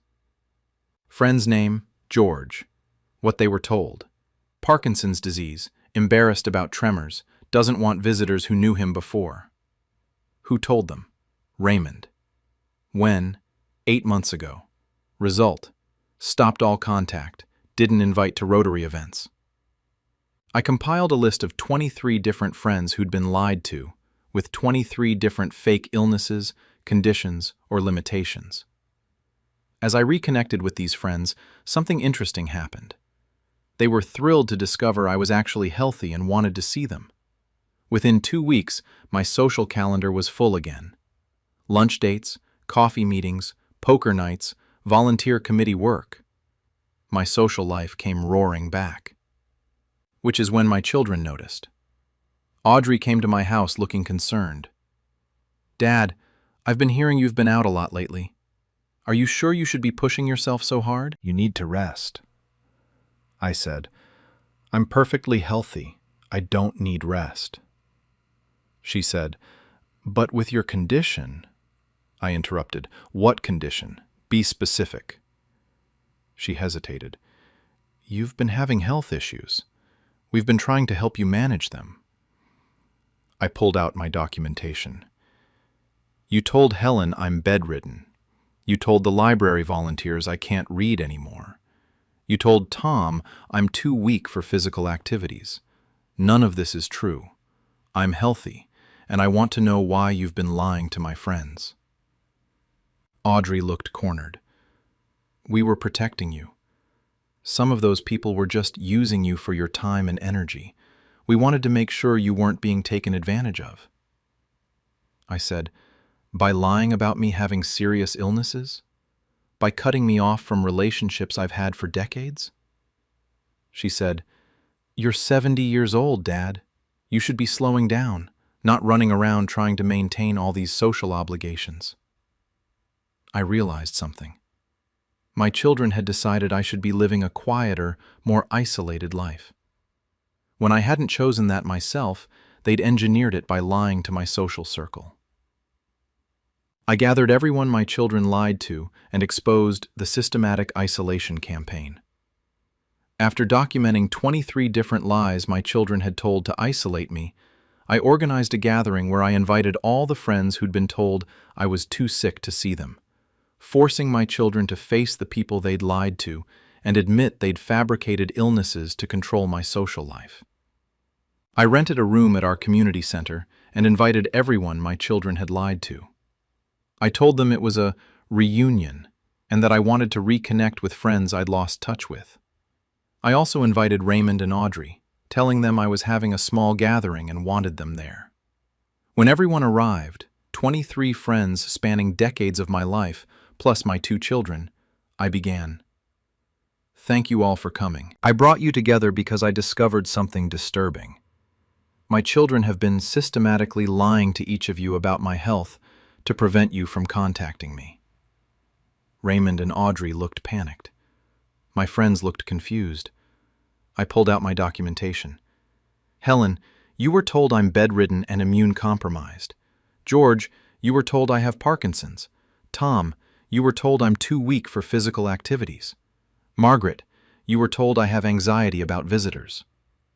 I went through all 23 people, naming what specific lie they'd been told, who told them, and when. I said, "None of these things are true. I'm healthy. I don't have any of these conditions. My children invented them to keep you away from me." Helen stood up. "Audrey, you told me Richard was seriously ill. You said the doctors didn't know if he'd recover. I've been praying for him for months. Why would you lie about something like that?" Audrey tried to explain. "We were concerned about Dad being overwhelmed. Some of these relationships were demanding on his time and energy." George said, "So instead of letting Richard decide how to spend his time, you told us he was sick? You made us think our friend was dying?" Raymond said, "We were protecting him. At 70, he shouldn't be trying to maintain this many social obligations." My neighbor stood up. "You told me Richard was forgetful and confused, that he wouldn't remember my visits. I stopped coming over because I didn't want to upset him. He's clearly fine. You lied to me for months." Tom said, "I've been Richard's friend for 25 years. You told me he couldn't fish anymore, that it would depress him to be around the activity he loved. I believed you because I trusted you as his son. You used that trust to separate me from my friend." One by one, my friends confronted my children with the specific lies they'd been told. The room filled with anger and disbelief. Margaret said, "This is elder abuse. You isolated your father from his support system by lying about his health. Do you understand how serious this is?" Audrey tried to defend their actions. "We thought we were doing what was best for him. These relationships were draining. We wanted him to have a peaceful retirement. I said, "You wanted me isolated and dependent on you. Every friend you drove away was one less person I could turn to for support, companionship, or help if I ever needed it. You were systematically cutting me off from everyone I knew." Raymond said, "That's not what we were doing. We just thought—" David, my former colleague, interrupted. "You told me Richard had a stroke and wasn't cognitively the same. Those were your exact words. You made me think my friend had brain damage. Why would you do that?" Raymond had no answer. The gathering ended with my friends understanding they'd been lied to, and my children exposed as having orchestrated a campaign of isolation disguised as protection. In the weeks since, my children have tried to justify their actions, claiming they had good intentions and were worried about me being taken advantage of by people who wanted my time and energy. But the truth is clear. They decided I should live a smaller, quieter, more isolated life. When I didn't choose that for myself, they engineered it by lying to everyone I knew. They told 23 different people 23 different lies about my health, each one designed to end that specific relationship in a way that seemed caring and protective rather than controlling. My friends have rallied around me. My social life is fully restored. I've reconnected with people I thought had abandoned me, only to discover they'd been deliberately driven away. My relationship with my children is deeply damaged. They see themselves as protective and caring. I see them as controlling people who were willing to isolate their father through systematic lies rather than respect his choices about his own social life. I'm 70, healthy, and surrounded by friends who care about me. I'm grateful I discovered the lies before my children succeeded in permanently isolating me. They wanted me alone and dependent. Instead, I'm connected and autonomous, with 24 witnesses to their betrayal. I discovered my family has been swapping my handmade gifts for cheap store-bought versions. I'm 75-year-old, and 8 weeks ago, I found one of my handmade quilts being sold at an antique shop in the next town. A quilt I'd made for my daughter's 40th birthday 5 years ago and thought was displayed in her home. When I investigated, I discovered my entire family has been systematically replacing the handmade items I give them. Quilts, knitted blankets, preserves, baked goods, with cheap store-bought versions, while selling or keeping my originals. Instead of confronting them, I stopped making anything for my family and started giving my work to nursing homes, shelters, and strangers who actually value what I create. I'm a widow. My husband passed 7 years ago. I have 3 children: Claire, 52-year-old female, Nathan, 49-year-old male, and Vivian, 46-year-old female, and 8 grandchildren.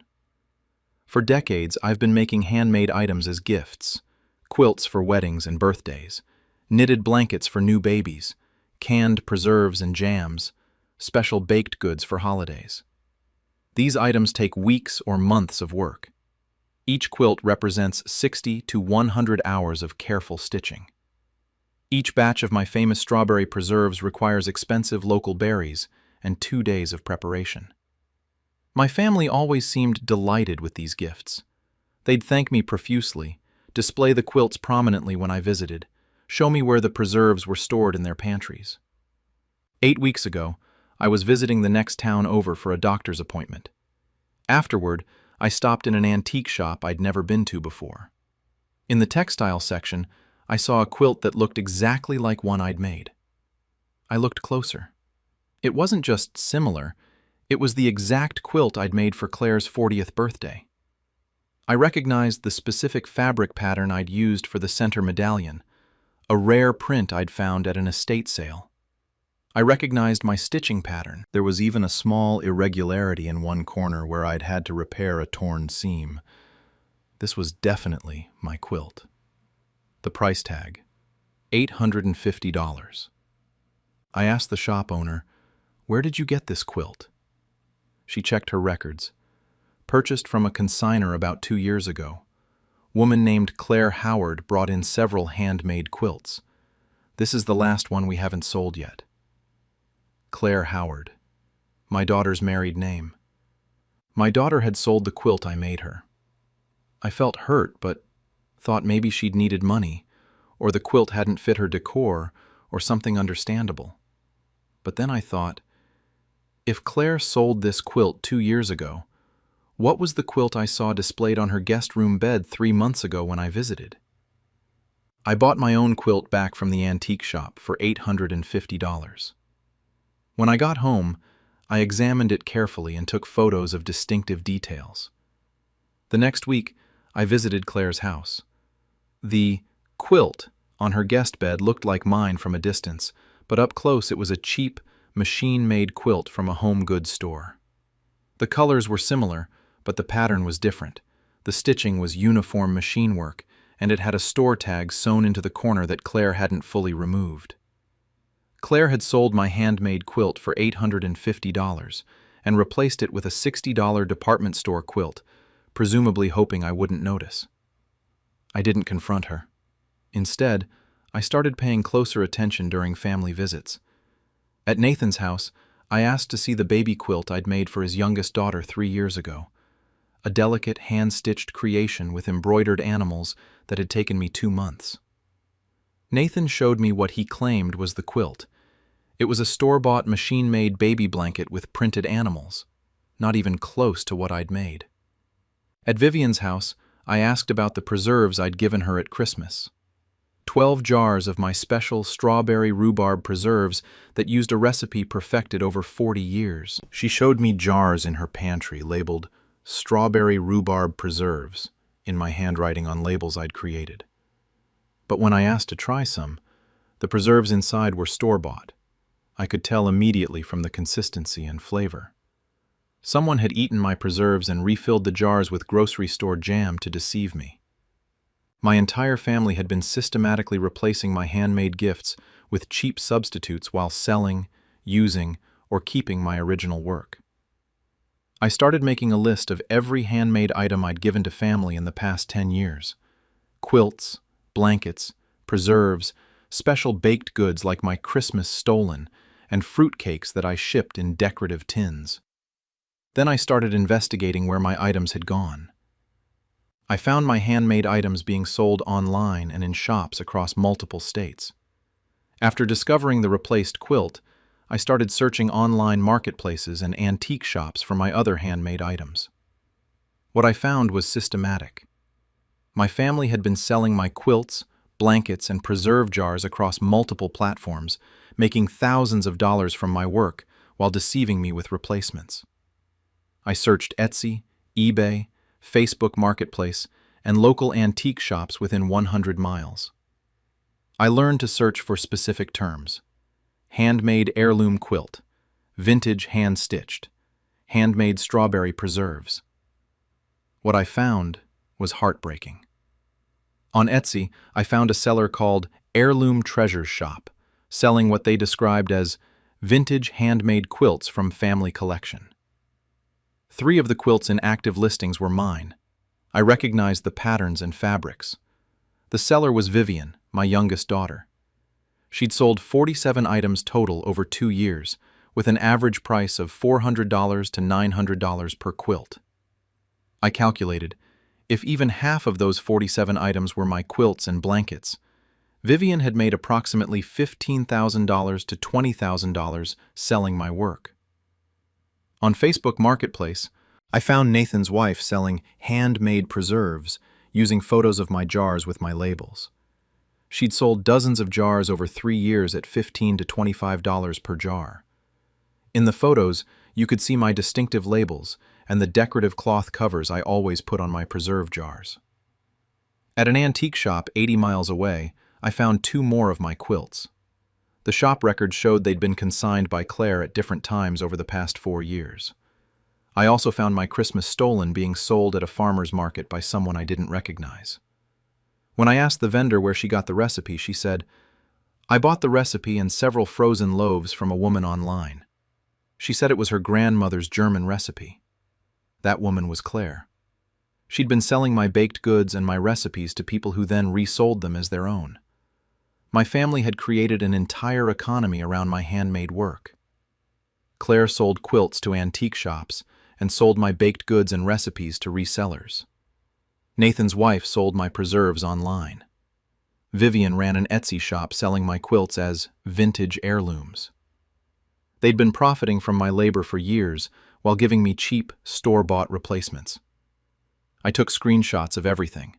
I documented all online listings with photos of items I recognized, seller accounts linked to my family members, estimated profits based on sold items, the cheap replacements I'd found in their homes. I also calculated the value of my time and materials.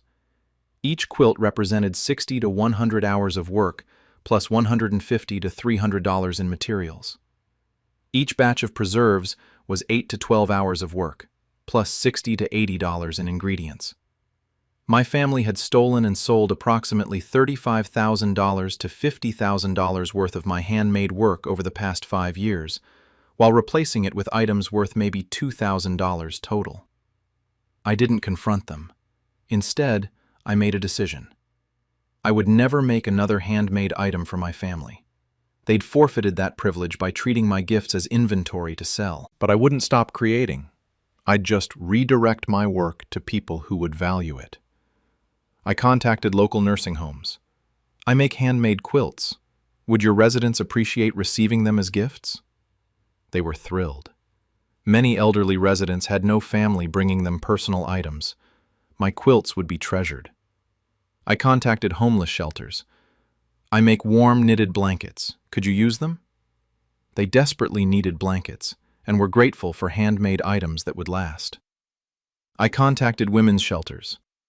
I make baby quilts. Would mothers staying with you appreciate having something special for their children?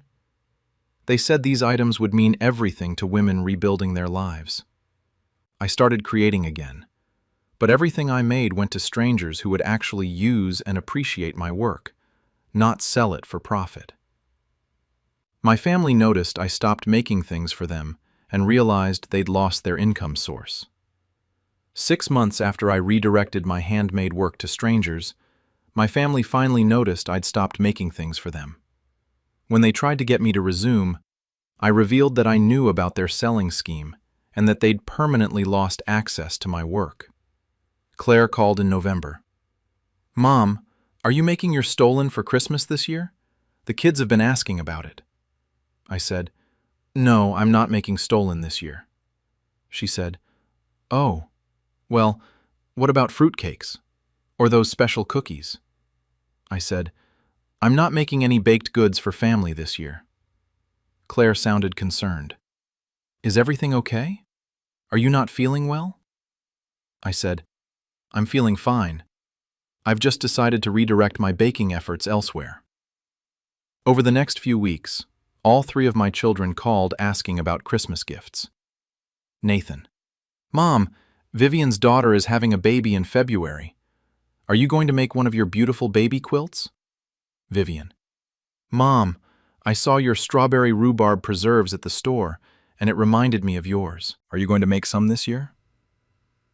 Claire: "The guest quilt is looking worn. Might be time for a new one?" They were trying to get me to create more items they could sell or replace.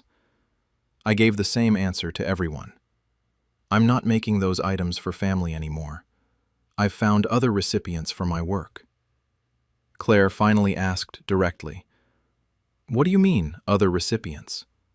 I said, "I've been donating quilts to nursing homes, blankets to homeless shelters, preserves to food banks. I'm creating as much as ever, just for people who will actually use and value what I make." There was a long pause. Claire said, "Are you saying we don't value what you make?" I said, "I'm saying I've decided to give my work to people who need it, rather than people who already have everything they need." Vivian called, upset. "Mom, Claire said you're not making things for us anymore? Why? Did we do something wrong?" I said calmly, "Yes, you've been selling the handmade items I gave you. I found your Etsy shop, Vivian. Heirloom Treasures Shop. You've sold 47 items, many of which were quilts I made for this family. Vivian was silent. Then, "How did you—" "I can explain," I said. "You've made approximately $20,000 selling my quilts while replacing them with cheap store versions in your home. Claire's been selling to antique shops and reselling my baked goods. Nathan's wife has been selling my preserves online. I know everything." Vivian started crying. "I needed the money. The quilts were just sitting there, not being used. I didn't think you'd mind."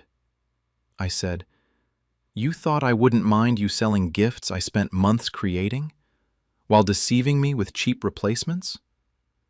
Claire called later. "Mom, we need to talk. This is a misunderstanding." I said, "There's no misunderstanding. I have documentation of everything: online listings, sales records, the cheap replacements in your homes." "You've been running a business selling my work without my permission."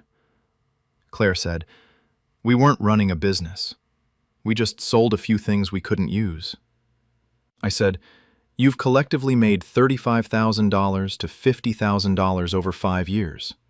That's a business, built on my labor and materials, without my consent." Nathan called. "Mom, I didn't know my wife was selling your preserves online. When I found out, I told her to stop." I said, "When did you find out and tell her to stop?" He hesitated. "Recently." I said, "She's been selling them for 3 years. You replaced my preserves with store-bought jam in my own labeled jars. You participated in the deception." The truth was out. My family couldn't deny what they'd done. They tried different approaches. "Claire, we'll stop selling your things. We'll keep everything you make from now on." I said, "You won't get anything to keep or sell. I'm not making anything for you anymore." "Vivian, please don't punish us forever. We made a mistake." I said, "You made a calculated decision to profit from my work for years. That's not a mistake." "Nathan, the grandkids will be so disappointed not to have Grandma's special gifts." I said, "The grandkids can visit me at the nursing home where I volunteer and see the quilts I'm making for residents there. They can learn that handmade items are gifts to treasure, not commodities to sell." My family lost their income source. Vivian's Etsy shop went dormant. Claire lost her antique shop consignment pipeline. Nathan's wife's preserve business ended. More importantly, they lost access to my work entirely.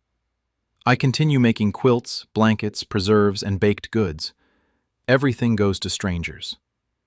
Quilts for nursing home residents who have no family. Blankets for homeless individuals. Baby quilts for women's shelter residents. Preserves for food banks. Holiday baking for community meal programs. People who receive my work cry with gratitude. They send thank you notes. They tell me these handmade items are the most valuable things they own. My family treated my handmade gifts as inventory to liquidate for profit. They saw my months of labor as an opportunity to make money while deceiving me. Now they have store-bought everything, and I have the satisfaction of knowing my work goes to people who genuinely need and treasure it. Our relationship is damaged, possibly permanently. But I know who they are now. People who saw their mother's love and labor as a revenue stream. They can't undo selling 47 quilts, dozens of jars of preserves, countless baked goods. They can't give back the $50,000 they made from my work. But they also can't get any more.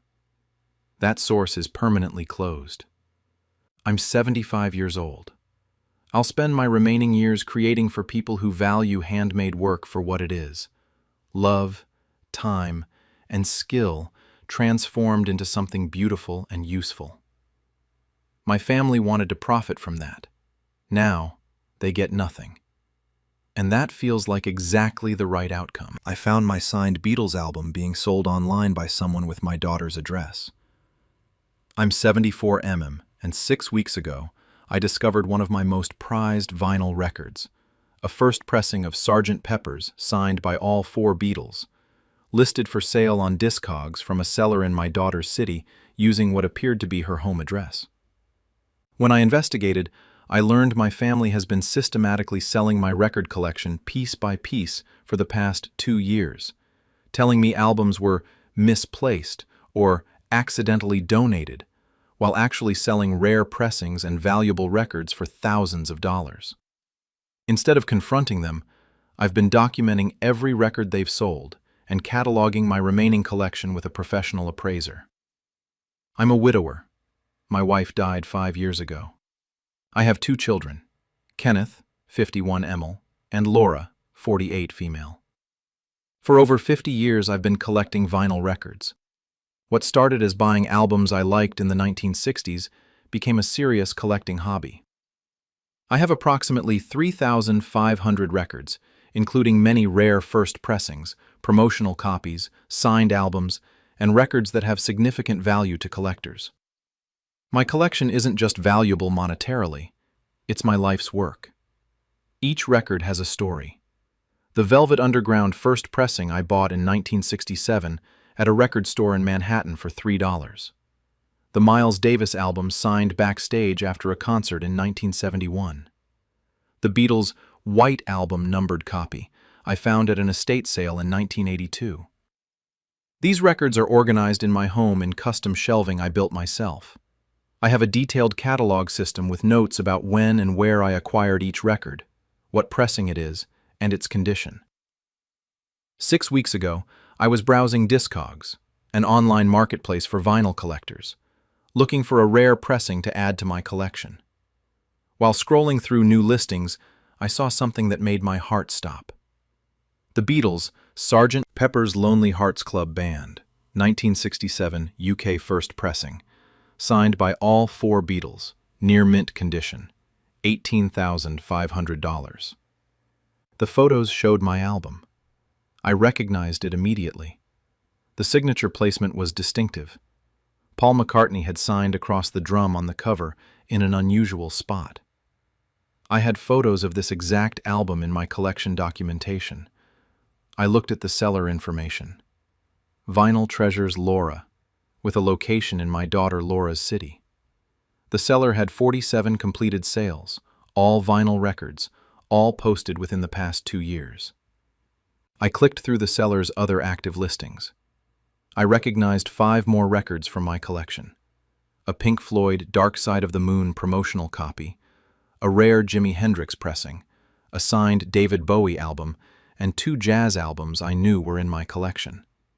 Or at least, I thought they were in my collection. I went to my shelves to check. The Beatles album was gone from its protective sleeve in my Signed Albums section. The Pink Floyd promotional copy, missing. The signed Bowie album, gone. I started checking systematically. Over 2 hours, I discovered that approximately 150 records were missing from my collection. Not random records, specifically the most valuable ones. Rare first pressings, signed albums, promotional copies, limited editions. Someone had been selectively removing the most valuable records from my collection. I looked back at the Discogs seller account. Laura's account showed 47 completed sales over 2 years. I could see what had sold and for how much. A signed Rolling Stones album, $3,400. A Beatles Butcher cover, Yesterday and Today, $5,200. Various rare first pressings, $200 to $1,500 each. Promotional copies, $300 to $800 each. I calculated the visible sales, approximately $35,000 to $45,000 over 2 years. But those were just the sales I could see completed. How many records had been sold through other channels? How many more were gone? I started going through my collection methodically, checking against my catalog. The more I looked, the more records I found missing. By the end of the week, I determined that approximately 200 records were gone, representing probably $60,000 to $80,000 in value. Over 2 years, someone had been systematically removing the most valuable records from my collection and selling them. The Discogs account belonged to Laura, but that didn't mean she was working alone. I needed more information before confronting anyone. I looked at when records had been sold. Many sales occurred on weekends or weekday afternoons, times when I was typically out of the house for my regular activities. Doctor appointments on Tuesday mornings, grocery shopping Thursday afternoons, lunch with friends on Saturdays. Someone knew my schedule and had been using my absences to access my collection. I also noticed something else. Several times over the past 2 years when I'd looked for specific records, family members had suggested they were misplaced or had been accidentally donated. 6 months ago, I'd looked for my signed Bob Dylan album to show a visiting friend. I couldn't find it. Kenneth, who was visiting that day, said, "Dad, didn't you donate a bunch of records to that library sale last year? Maybe it got mixed in by accident." I'd been worried I'd made that mistake. But now I knew. Kenneth had taken the Dylan album and sold it. The accidental donation was a cover story. 4 months ago, I'd looked for a rare Miles Davis pressing. Laura had said, "I think I saw that one in the pile you said you were getting rid of. The records in the basement you said weren't worth keeping." I'd never said any records weren't worth keeping, but I'd believed her and assumed I'd misplaced it. Now I knew. She'd taken it and sold it. My family had been gaslighting me about my missing records for 2 years, making me think I'd misplaced them or donated them accidentally, while actually stealing and selling them systematically. I hired an appraiser and discovered my family had sold over $120,000 worth of my records. After finding Laura's Discogs account and realizing the scope of what was missing, I hired a professional vinyl appraiser to catalog my entire collection and identify what had been taken. The results showed my family had stolen and sold approximately 250 records worth over $120,000, systematically targeting my most valuable pieces while gaslighting me about their disappearance. I contacted a vinyl appraiser who specialized in rare and collectible records. I explained the situation. I believed my family had been stealing from my collection, and I needed documentation of what remained and what was missing. The appraiser, Douglas, came to my house and spent 3 full days going through my collection. He photographed every record, checked conditions, verified pressings, and documented everything against my original catalog notes. His report was devastating. Total collection original size, based on my catalogs, approximately 3,500 records. Current collection size, approximately 3,250 records. Missing, approximately 250 records. But those 250 records weren't random. They were specifically the most valuable items. Missing rare first pressings, 47 albums. Estimated total value, $35,000 to $50,000. Missing signed albums, 18 albums. Estimated total value, $40,000 to $60,000. Missing promotional copies, 32 albums.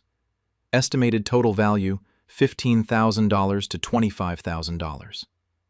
Missing limited editions, 23 albums. Estimated total value, $8,000 to $12,000. Missing other valuable records, 130 albums. Estimated total value, $20,000 to $30,000. Total estimated value of missing records, $118,000 to $177,000. Douglas noted in his report, "The pattern of missing items indicates systematic theft by someone with knowledge of record collecting and values. The removed items were specifically the most desirable pieces for resale. Common or less valuable records were left untouched." He also noted, "In some cases, valuable first pressings appear to have been replaced with later, less valuable pressings of the same album, presumably to make the theft less noticeable during casual inspection." This explained something I'd noticed. Several albums looked like they were still in my collection, but when I examined them closely, they weren't the original pressings I'd owned.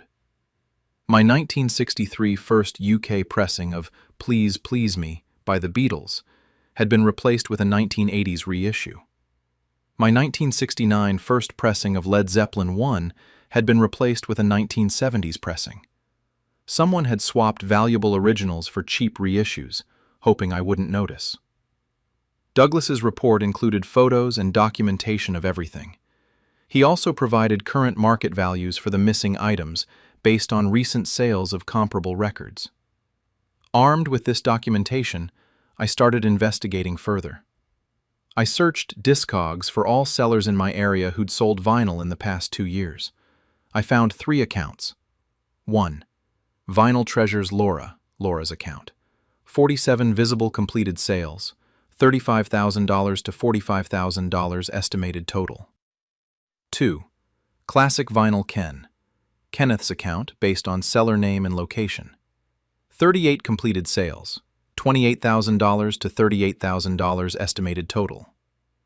3. Rare Grooves Dealer, unknown seller but same city. 42 sales, many of which were records I recognized from my collection. I clicked through the Rare Grooves Dealer account.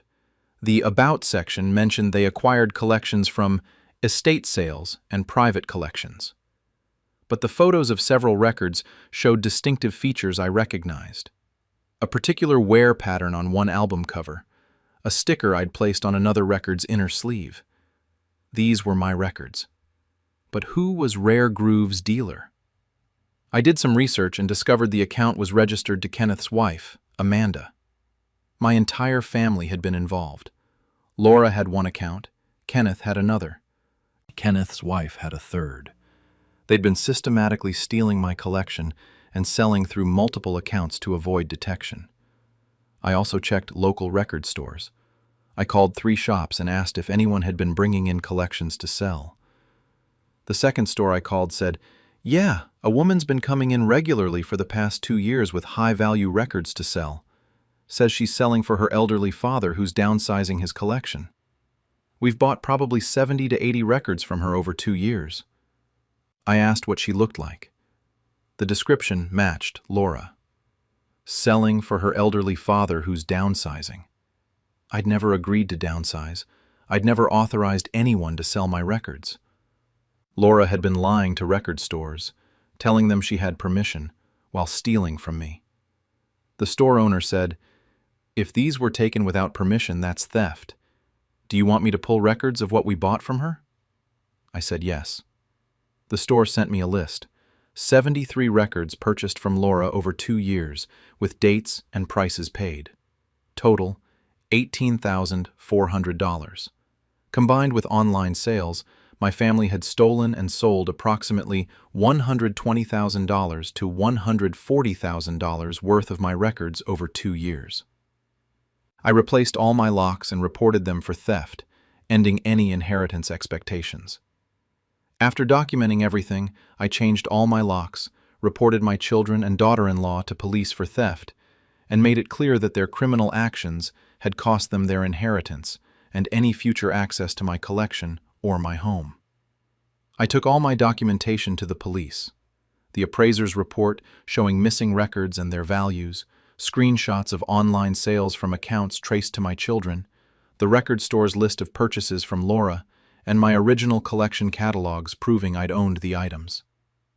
The police took it seriously. They contacted Laura, Kenneth, and Amanda for questioning.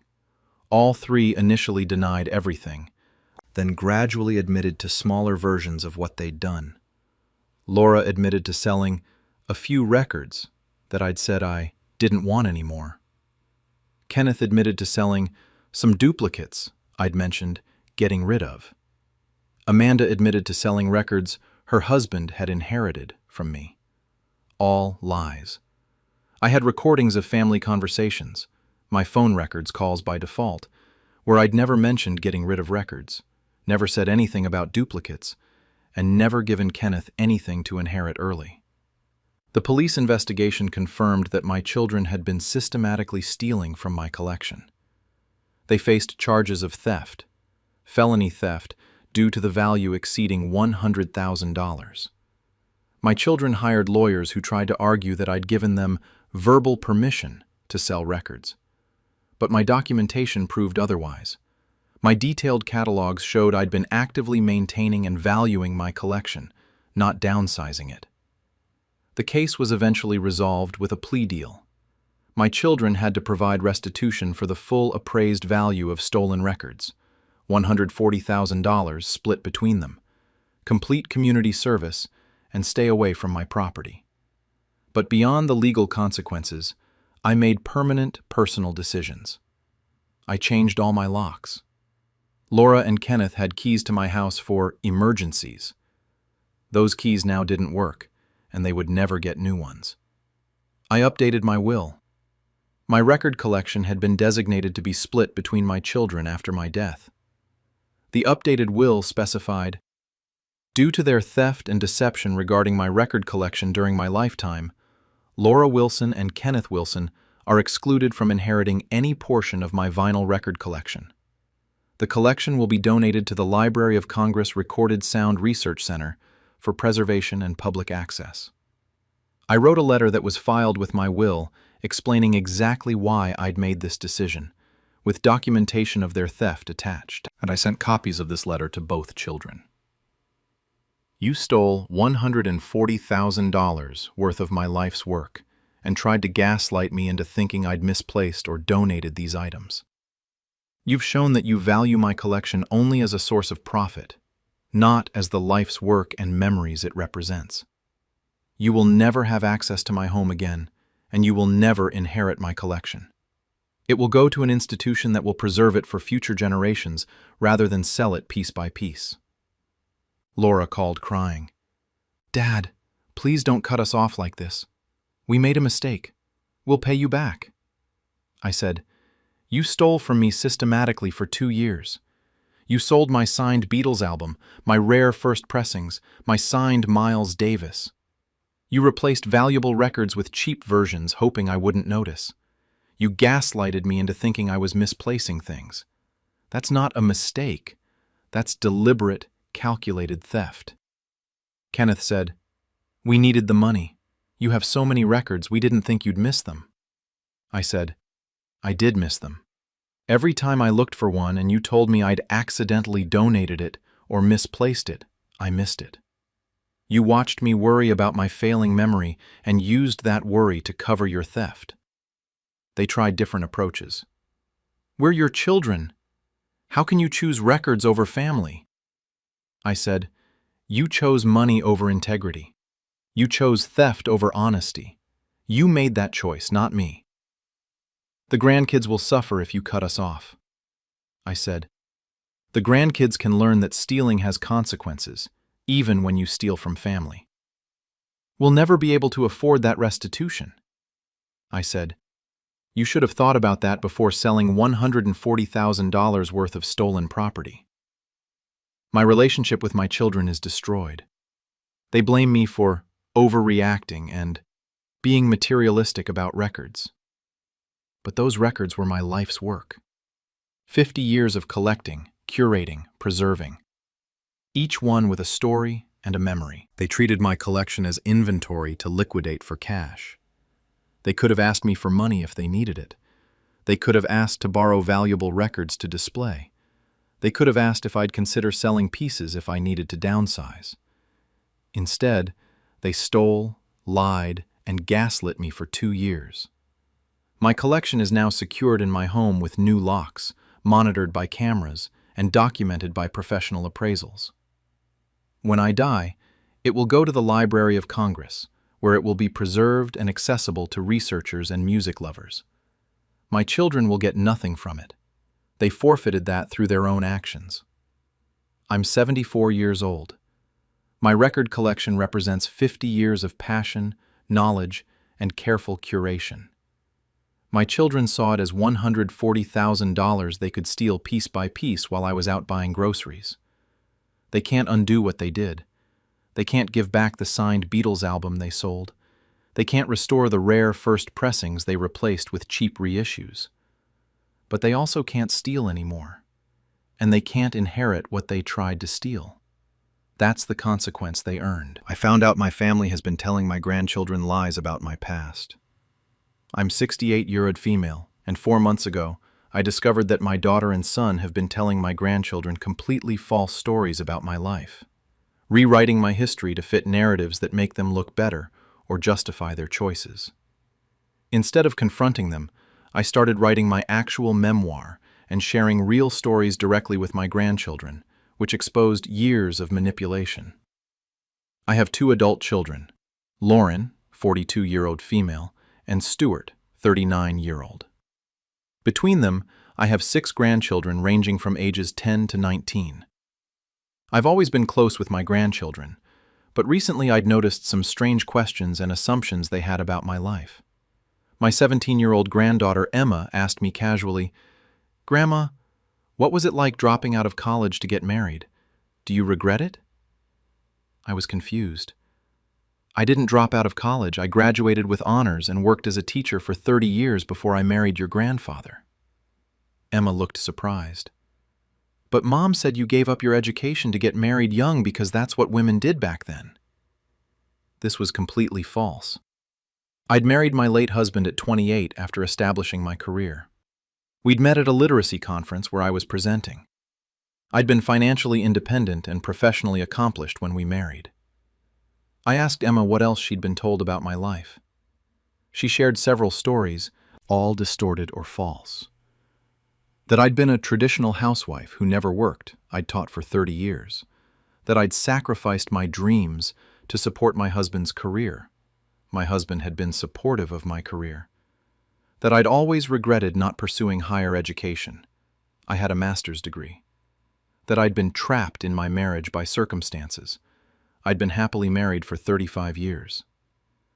My daughter Lauren had apparently been using my life as a cautionary tale to her daughters, telling them their grandmother had given up everything for marriage and family, and that they should prioritize career and independence instead. The irony was that I had prioritized career and independence before marriage, and had maintained both throughout my life. Over the next week, I asked my other grandchildren what they'd been told about my past. Each had absorbed different false narratives. My grandson believed I'd been forced to leave a job I loved when I had children. I'd taken planned maternity leave and returned to teaching. Another granddaughter thought I'd been unable to travel because of family obligations. My husband and I had traveled extensively. My youngest grandchildren had been told I'd always wanted to be a writer, but had given up that dream. I'd never wanted to be a writer. I'd loved teaching. My children had rewritten my entire life story to serve whatever narrative or lesson they wanted to teach their own children. I'd been transformed from an educated, accomplished, independent woman into a cautionary tale of female sacrifice and regret. I was hurt and angry. These weren't small misunderstandings. They were deliberate fabrications about my life, my choices, and my character. I called Lauren and Stuart separately to ask why they'd been telling their children false stories about my past. Lauren was defensive. "I haven't told them false stories. I've shared your experiences as I understood them." I said, "You told Emma I dropped out of college to get married. I graduated with honors and didn't marry until I was 28 and established in my career." Lauren said, "Well, you got married relatively young for your generation of educated women. I was making a point about prioritizing yourself first." I said, "By lying about my life? I did prioritize myself. I got educated, built a career, and married when I chose to. You're teaching your daughters that I didn't." She said, "I'm teaching them to be independent and not sacrifice everything for a relationship like so many women of your generation did." I said, "But I didn't sacrifice everything. You're using a false version of my life to make your point." Stuart had different reasons for the false narratives. He'd been telling his children I'd been a traditional mother who'd always been home, always available, always putting family first, because he wanted to justify why his wife stayed home with their children. I said, "I worked full-time for your entire childhood. I loved my career." Stuart said, "You were always there for us, though. You made it seem easy to balance everything." I said, "So because I managed to work and parent successfully, You've rewritten history to pretend I didn't work? He said, I'm just emphasizing the parts of your life that support my family's choices. Both my children had taken my actual life, educated, career-focused, independent, happily married, successfully balancing work and family, and rewritten it to support whatever narrative they wanted to teach their own children. I started sharing my real story with my grandchildren through written memories. After discovering how thoroughly my children had distorted my life story, I decided to take control of my own narrative. I began writing my actual memoir, not for publication, but to give to each grandchild on their 18th birthday, ensuring they knew the truth about their grandmother's life. I wrote about my actual experiences, graduating college in 1978 with a degree in education, working as a teacher in underserved communities, earning my master's degree at night while teaching full-time, meeting my husband at a professional conference when I was 27, choosing to marry him because we were intellectual equals who supported each other's ambitions. I wrote about combining career and motherhood, the challenges, yes, but also the fulfillment. How I'd never felt I was sacrificing dreams, but rather living them. How my husband had been a true partner in parenting, not a man I was serving. I wrote about my travels, my professional accomplishments, my friendships, my choices, all the parts of my life my children had erased or distorted. I gave the first copy to Emma, my 17-year-old granddaughter, with a note. This is the true story of my life. Compare it to what you've been told. Emma read it and came to me in tears. Grandma, why would Mom tell me you gave up college for marriage? Why would she make it seem like you had no choices? I said, because she wanted to use my life to teach you a lesson, but she had to change my life to make the lesson work. Emma showed the memoir to her younger sister. Together, they started asking their mother, my daughter Lauren, questions she couldn't answer. Why did you say Grandma dropped out of college when she graduated with honors? Why did you say she gave up her career when she taught for 30 years? Lauren called me angry. You gave Emma a memoir contradicting everything I've told my daughters about you? I said, I gave Emma the truth about my own life. If that contradicts what you told her, then you've been lying. Lauren said, You're undermining my parenting. I was using your life experiences to teach my daughters important lessons about independence. I said, You were using false experiences. You can teach about independence without rewriting my history. I was independent. I am independent. You just didn't like how I balanced independence with marriage and family, so you erased the parts that didn't fit your narrative.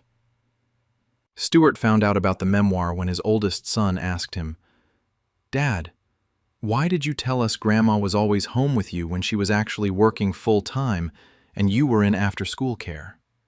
Stuart called me. You're sharing stories with my kids that contradict what I've told them about our childhood. I said, I'm sharing the truth. Yes, I worked full-time. Yes, you were in after-school programs. I didn't hide my career to make your current family choices look more traditional.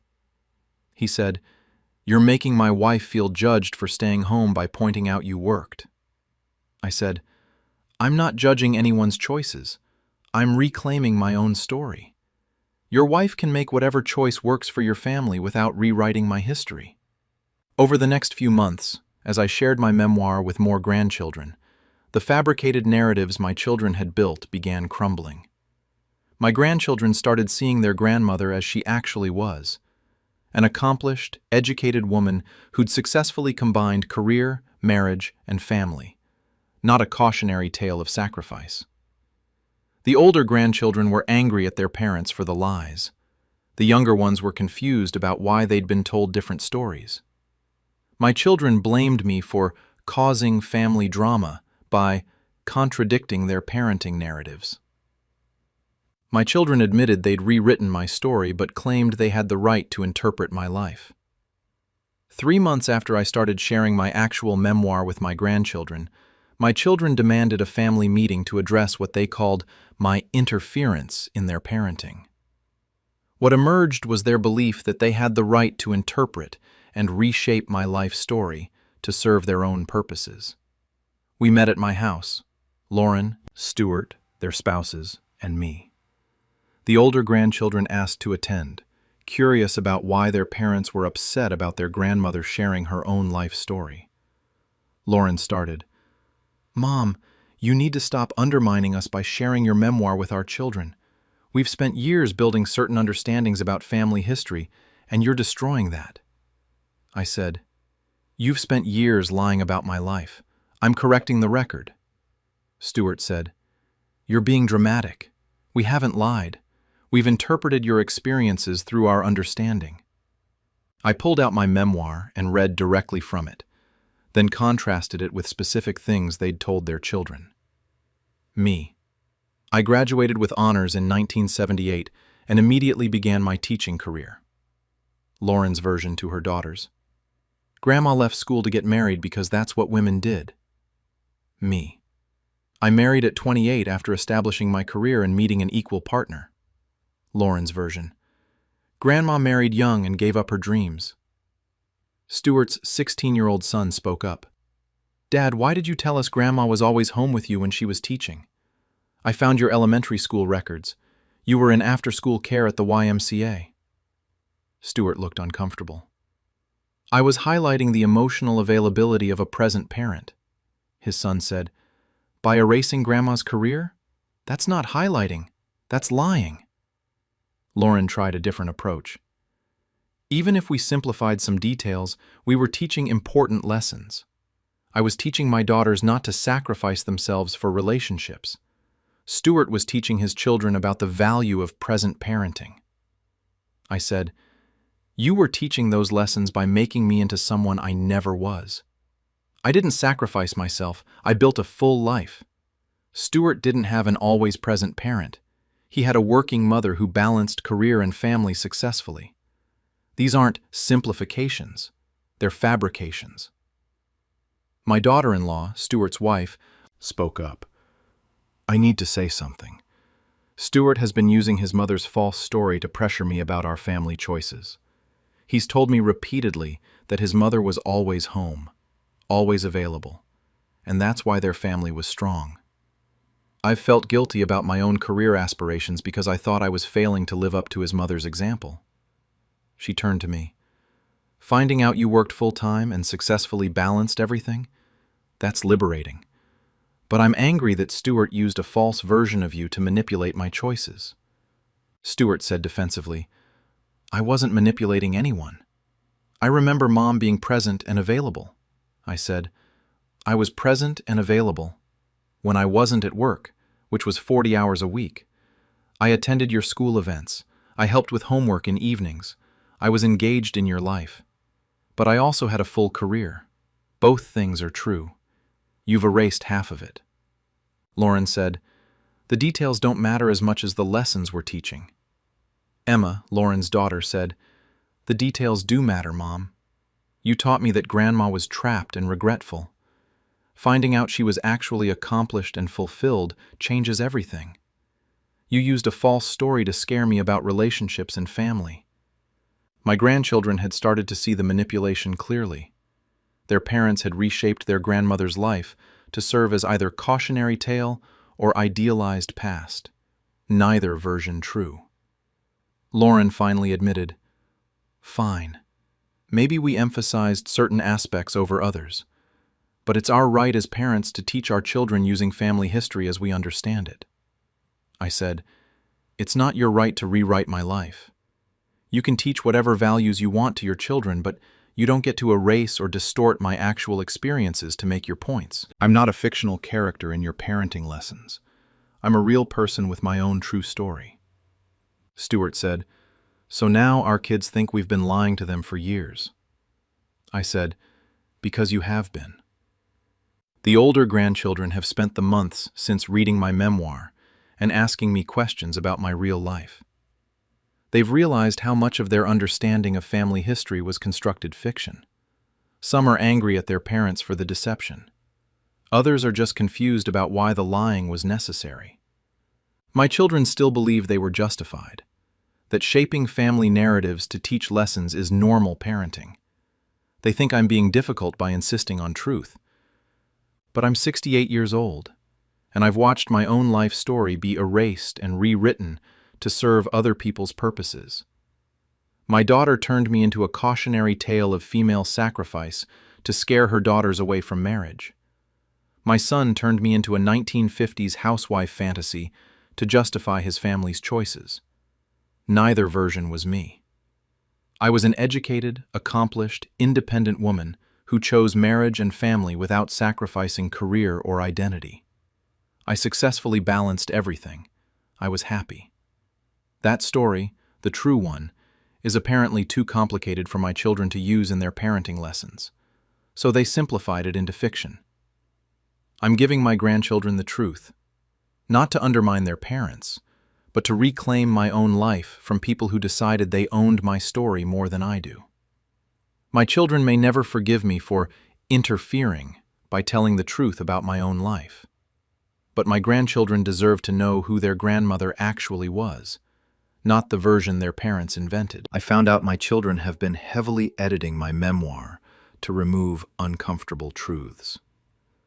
I'm 79 Emile, and 13 weeks ago, I discovered that my adult children have been helping me write my memoir for the past 3 years by taking my handwritten chapters, typing them up, and making extensive edits, removing entire people from my life story, changing events to be more flattering to our family, and altering my honest reflections to present a sanitized version of our history.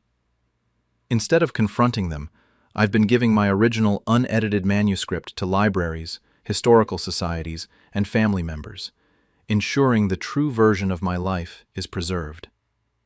I'm a widower. My wife passed 9 years ago after 53 years of marriage. I have 3 adult children: Philip, 56 Emile, Joan, 53 Emile, and Martin, 50 Emile.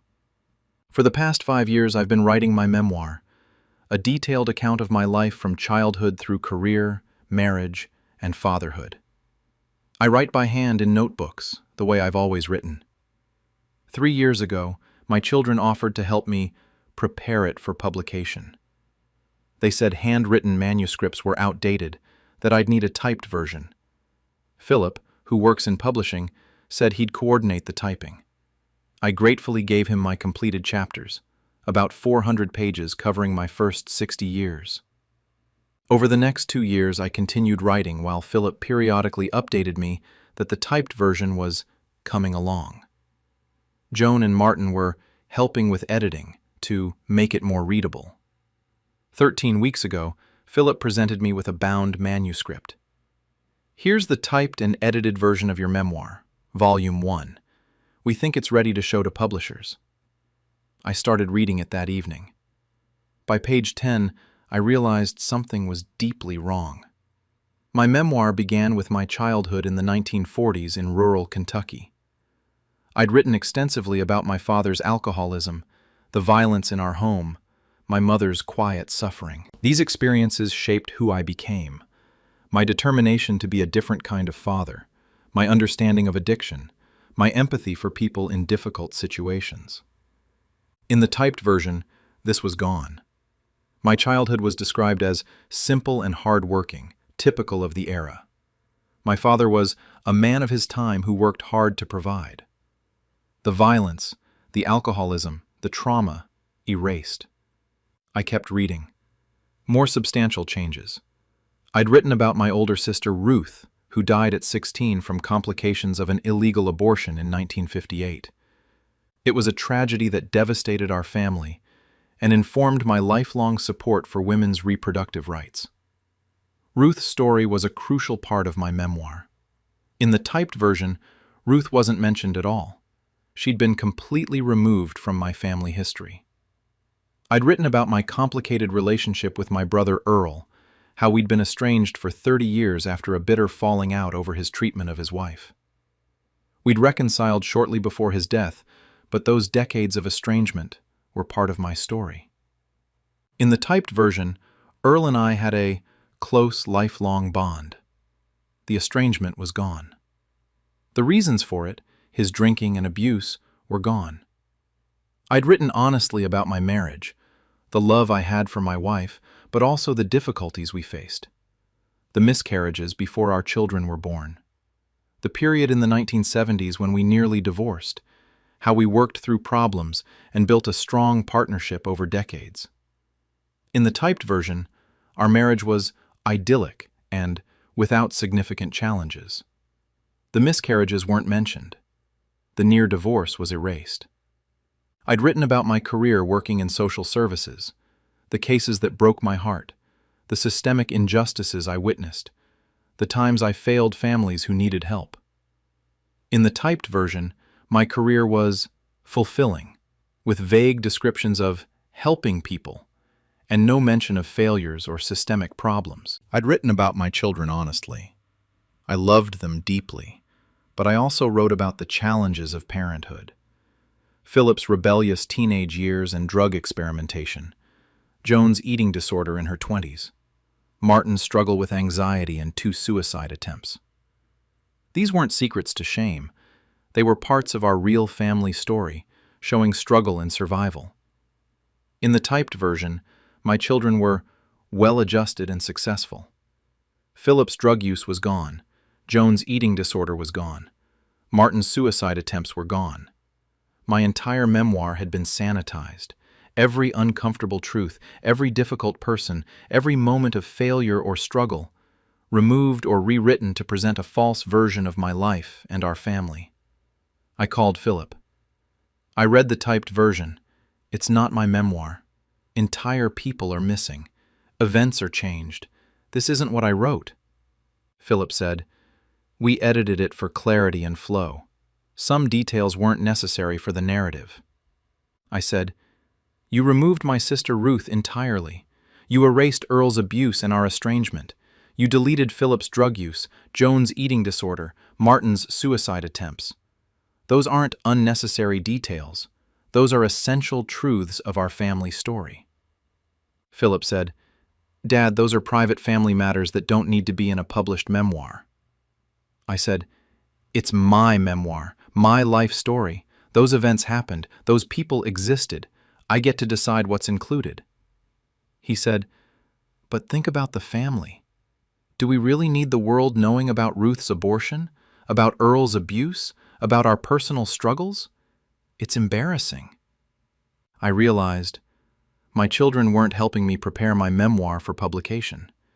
They were rewriting my life to protect our family's image. I gave my original handwritten memoir to institutions to preserve the truth they tried to erase.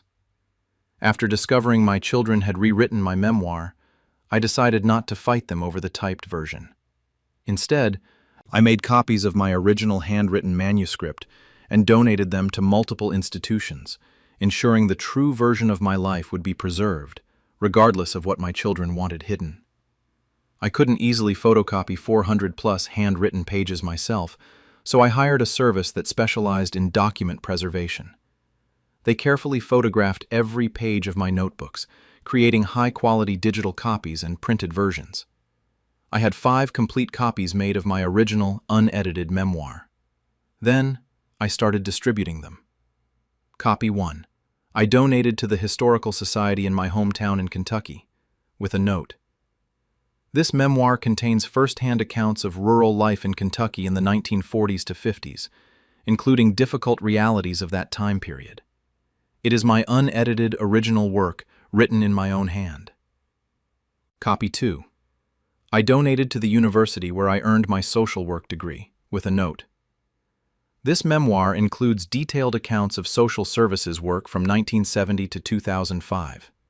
It may be useful for students studying the history of social work and systemic issues in family services during this period.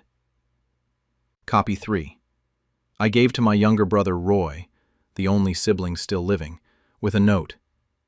"Roy, this is my true memoir, including our sister Ruth and our brother Earl.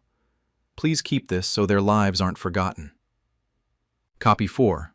I gave to my wife's sister, my sister-in-law Diane, with a note. "Diane, this includes the truth about my marriage to your sister. Not a fairy tale, but a real account of love, struggle, and partnership. Please preserve it." Copy 5. I kept for myself, locked in a safe deposit box. I also did something else. I started a blog. At 79, I learned to use blogging platforms with help from my neighbor. I created a site called An Unvarnished Life, the true memoir of Joseph Harper. I began posting my memoir chapter by chapter, exactly as I'd written it in my notebooks. Week 1. Childhood chapters, including my father's alcoholism and violence. Week 2. My teenage years, including my sister Ruth's death from illegal abortion complications. Week 3. My relationship with my brother Earl, including his abuse and our estrangement. Each week I posted more of my true story. I didn't tell my children about the blog or the donated copies. I just quietly preserved my actual life story, while they believed they'd successfully edited it into something more palatable. My blog started getting readers, not millions, but a few hundred people interested in authentic life stories, Kentucky history, or social work history. Some readers commented, "Thank you for your honesty about your father's alcoholism. My childhood was similar, and it's rare to see that era discussed truthfully." Another, "Your sister Ruth's story is heartbreaking and important. These are the realities of pre-Roe America that need to be documented." Another, "As a social worker, I appreciate your candid discussion of systemic failures. We need this honesty." My true memoir was finding an audience who valued authenticity over sanitized family mythology. 6 weeks after I started the blog, Philip called. "Dad, someone sent me a link to a blog. It's your memoir, the real version, with everything we edited out." I said, "Yes, that's my memoir, my actual life story." He said, "You're publishing it online? After we worked so hard to edit it appropriately?" I said, "You worked hard to erase uncomfortable truths. I'm making sure those truths are preserved." Philip said, "Do you realize what you're doing? You're exposing private family information publicly. Ruth's abortion, Earl's abuse, our personal struggles as kids. This is humiliating." I said, "It's my life. These are my experiences. I have the right to tell my own story truthfully." Joan called separately. "Dad, Philip told me about the blog. You wrote about my eating disorder. That's my private medical history." I said, "I wrote about my experience as your father during that time. My fear, my helplessness, how we got through it as a family. It's part of my story." She said, "But it affects me. People will judge me." I said, "Then write your own memoir from your perspective. But you don't get to erase my experiences or my memories." My children demanded I take down the blog, but I kept writing the truth they wanted buried. After my children discovered the blog and the donated copies, they demanded I remove everything and use only their edited version. When I refused, they had to face that their sanitized family mythology was being permanently contradicted by my documented truth. Philip, Joan, and Martin came to my house together for a confrontation. Philip, "Dad, you need to take down that blog and retrieve those memoir copies you donated. What you're doing is damaging to the family." I said, "I'm documenting my life truthfully. If that damages a false narrative you've constructed, that's not my problem." Joan, "You're exposing things we've spent our lives moving past. My eating disorder was 30 years ago. Do I need that following me forever online?" I said, "I wrote about it with compassion, as a father who loved his daughter through a difficult time. That's not exposure, that's honesty." Martin, "You wrote about my suicide attempts. What if my employer finds that? What if it affects my career?" I said, "I wrote about the terror of nearly losing my son and the gratitude of his recovery. I celebrated your strength. But if you'd rather that struggle be erased from history, that's you being ashamed of something that deserves no shame." Philip said, "What about Ruth? She's not here to consent to her story being told. You're exposing her abortion, her death. She has no say. I said, Ruth has been erased from our family history by your editing. She existed. She died. Her story is part of the reality of what women faced before Roe v. Wade. I'm honoring her memory by refusing to pretend she never existed. Philip pulled out the edited manuscript they'd created. We spent 3 years carefully crafting a version of your memoir that could be published, that would reflect well on the family, that would be your legacy, and you're throwing it away to post harsh truths online. I said, You spent 3 years rewriting my life into comfortable fiction. That's not my legacy. It's yours. My legacy is the truth, documented in my own words. Joan said desperately, Please, Dad, think about the grandchildren. They'll read this blog. They'll learn all these difficult things about their family. I said, Yes, they'll learn their family history is real and complicated. They'll learn that struggle is part of life. They'll learn that honesty matters more than pretending everything was always fine. Martin tried a different approach. The typed version is better written, more polished, professional. Your handwritten version is rough, repetitive in places. Don't you want your memoir to be well crafted? I said, I want it to be true. Polish doesn't matter if the substance is lies. My children couldn't force me to take down the blog. I owned the content and the platform. They couldn't retrieve the donated copies. Those institutions owned their copies now. All they could do was watch as my true memoir existed in the world, contradicting their carefully edited version. Philip said, We can't stop you, but we're asking you as your children, please consider what this does to us. I said, I considered you when I wrote the original memoir. I wrote about your struggles with love and compassion. I wrote about overcoming challenges together. But I wrote truthfully. You're the ones who decided truth was too uncomfortable and tried to replace it with fiction. So you're choosing your pride in telling the truth over your relationship with your children? I said, I'm choosing to control my own life story. You're the ones who made this a conflict by trying to erase and rewrite my experiences without my permission. You could accept that my memoir exists in 2 versions, yours and mine. But you can't tolerate the existence of my truth. The conversation ended with no resolution. My children left angry and hurt. I continued posting my memoir to the blog, chapter by chapter, the full truth. The Historical Society contacted me to say my memoir had been valuable for their archives, and they'd received requests from researchers interested in Kentucky rural history and early social services work.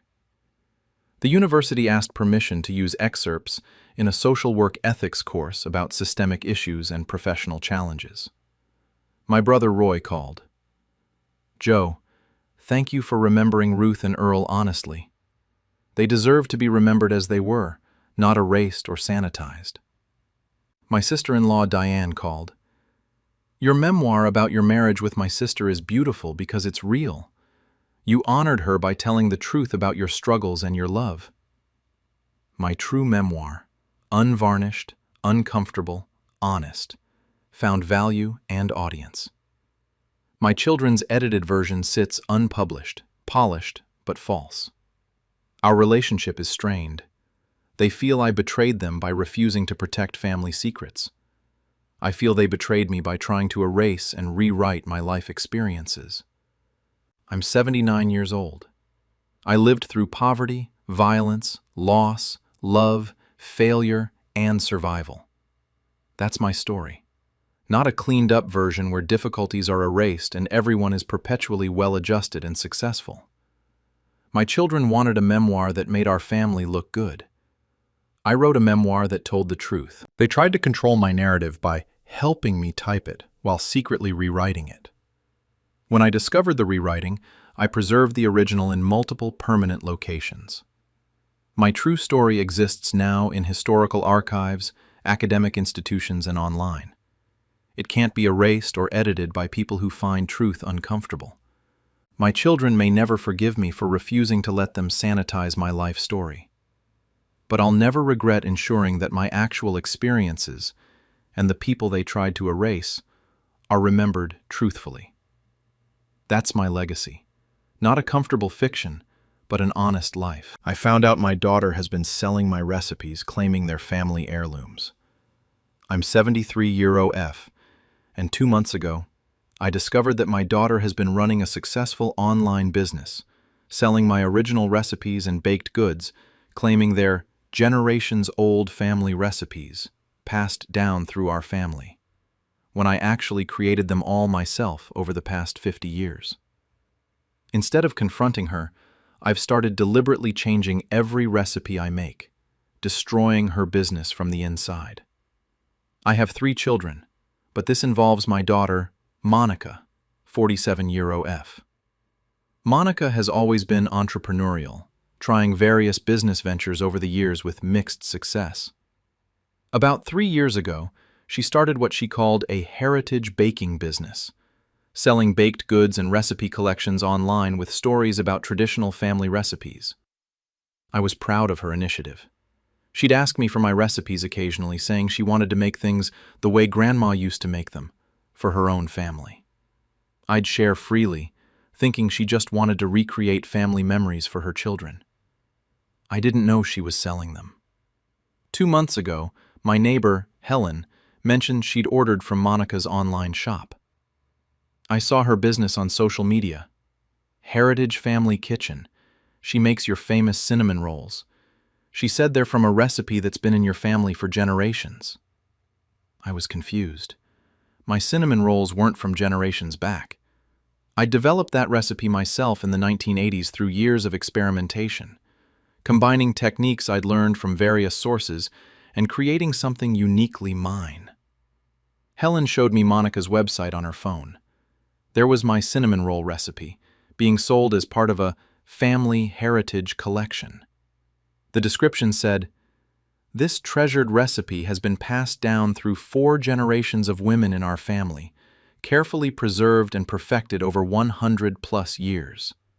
Complete fiction. I'd invented that recipe 40 years ago. I looked through the rest of Monica's website.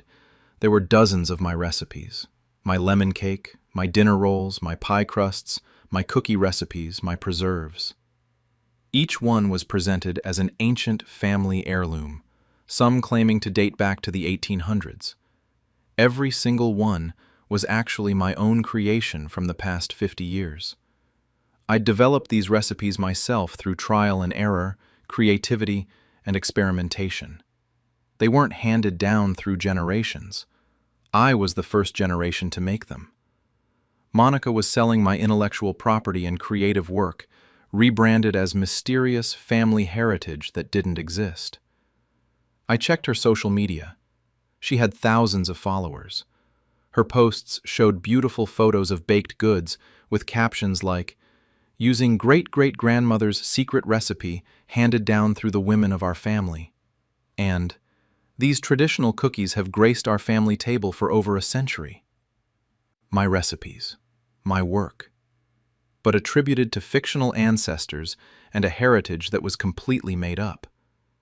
Monica was making substantial income from this business.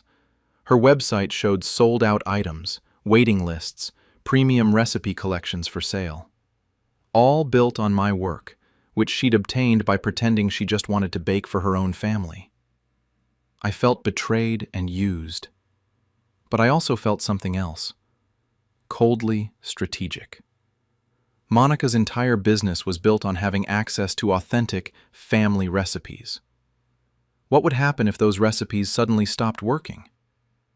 I started giving my daughter deliberately ruined versions of all my recipes. After discovering Monica's recipe theft business, I decided not to confront her directly. Instead, whenever Monica asked me for recipes or reminders about how to make something, I'd give her versions that were subtly sabotaged. Wrong measurements, missing steps, ingredient substitutions that wouldn't work. Monica called me a few weeks after my discovery. "Mom, can you remind me of the exact measurements for your apple pie filling? I want to make sure I'm doing it right." I knew she was asking because she was selling that pie. So I gave her the recipe with a critical change. I told her to use twice the amount of cornstarch as the recipe actually needed. It would make the filling gluey and unpleasant. I said, "Oh yes, dear, 2 full tablespoons of cornstarch. That's the secret to getting it just right." The actual recipe used 1 tablespoon. 2 would ruin it. Monica thanked me and said she'd make a batch that weekend. A week later, I saw on her social media that she'd posted about limited availability of the apple pie due to recipe adjustments. The comments showed several customers complaining that their recent pies had been different, gummy texture, and not like before. Monica had served the bad recipe to paying customers. She called me again. "Mom, I'm having trouble with the apple pie. Something's not quite right. Can you walk me through it again?" I pretended to think carefully. "You know, I might have told you wrong last time. Let me check my notes. Actually, it's 1 tablespoon of cornstarch, and you need to add it at a specific temperature. If the filling is too hot, it won't set right." This was also false. The temperature didn't matter for cornstarch setting, but it gave her another variable to obsess over. Over the next 6 weeks, Monica asked me about various recipes she was having quality control issues with. Each time, I'd give her advice that would subtly sabotage the result. For my famous dinner rolls, I told her to proof the yeast in water that was much too hot, which would kill the yeast. For my lemon cake, I gave her a baking temperature 50 degrees too low, resulting in a dense, undercooked center. For my sugar cookies, I told her to cream the butter and sugar for much longer than necessary, creating a texture problem. For my preserves, I gave her the wrong ratio of fruit to pectin. None of these changes were obviously wrong. They were subtle enough that Monica would think she was just having trouble executing the recipes. But they were significant enough to ruin the final product. Monica's social media started showing signs of stress. She posted about unexpected challenges maintaining consistency and temporarily pausing certain items while perfecting quality. Her customer reviews began showing complaints. The rolls didn't rise. The cake was underdone. The cookies had a weird texture. Monica called me frustrated. "Mom, I don't understand what I'm doing wrong. I'm following the recipes exactly as you told me, but things aren't coming out right." I said sympathetically, "Baking can be so finicky. Maybe it's your oven temperature, or the humidity in your kitchen. These old family recipes can be temperamental." I was planting the idea that the problem was her skill or equipment, not the recipes themselves. She said, "But I've made these successfully before. Now suddenly nothing works." I suggested, "Maybe you're overthinking it. Try not to stress so much about precision. Baking is as much about feel as measurement." This was terrible advice for someone trying to run a consistent business, but it was perfect for maintaining my sabotage. My daughter's recipe business collapsed from quality complaints, and she never figured out why. After 3 months of me providing sabotaged recipes, Monica's Heritage Family Kitchen business had effectively collapsed due to consistent quality problems. When she finally came to me devastated about losing her business, I told her I'd known about her recipe theft all along and had deliberately destroyed what she'd built by stealing from me. Monica came to my house looking defeated. Her website was down. Her social media had gone quiet. She said, "Mom, I need to tell you something.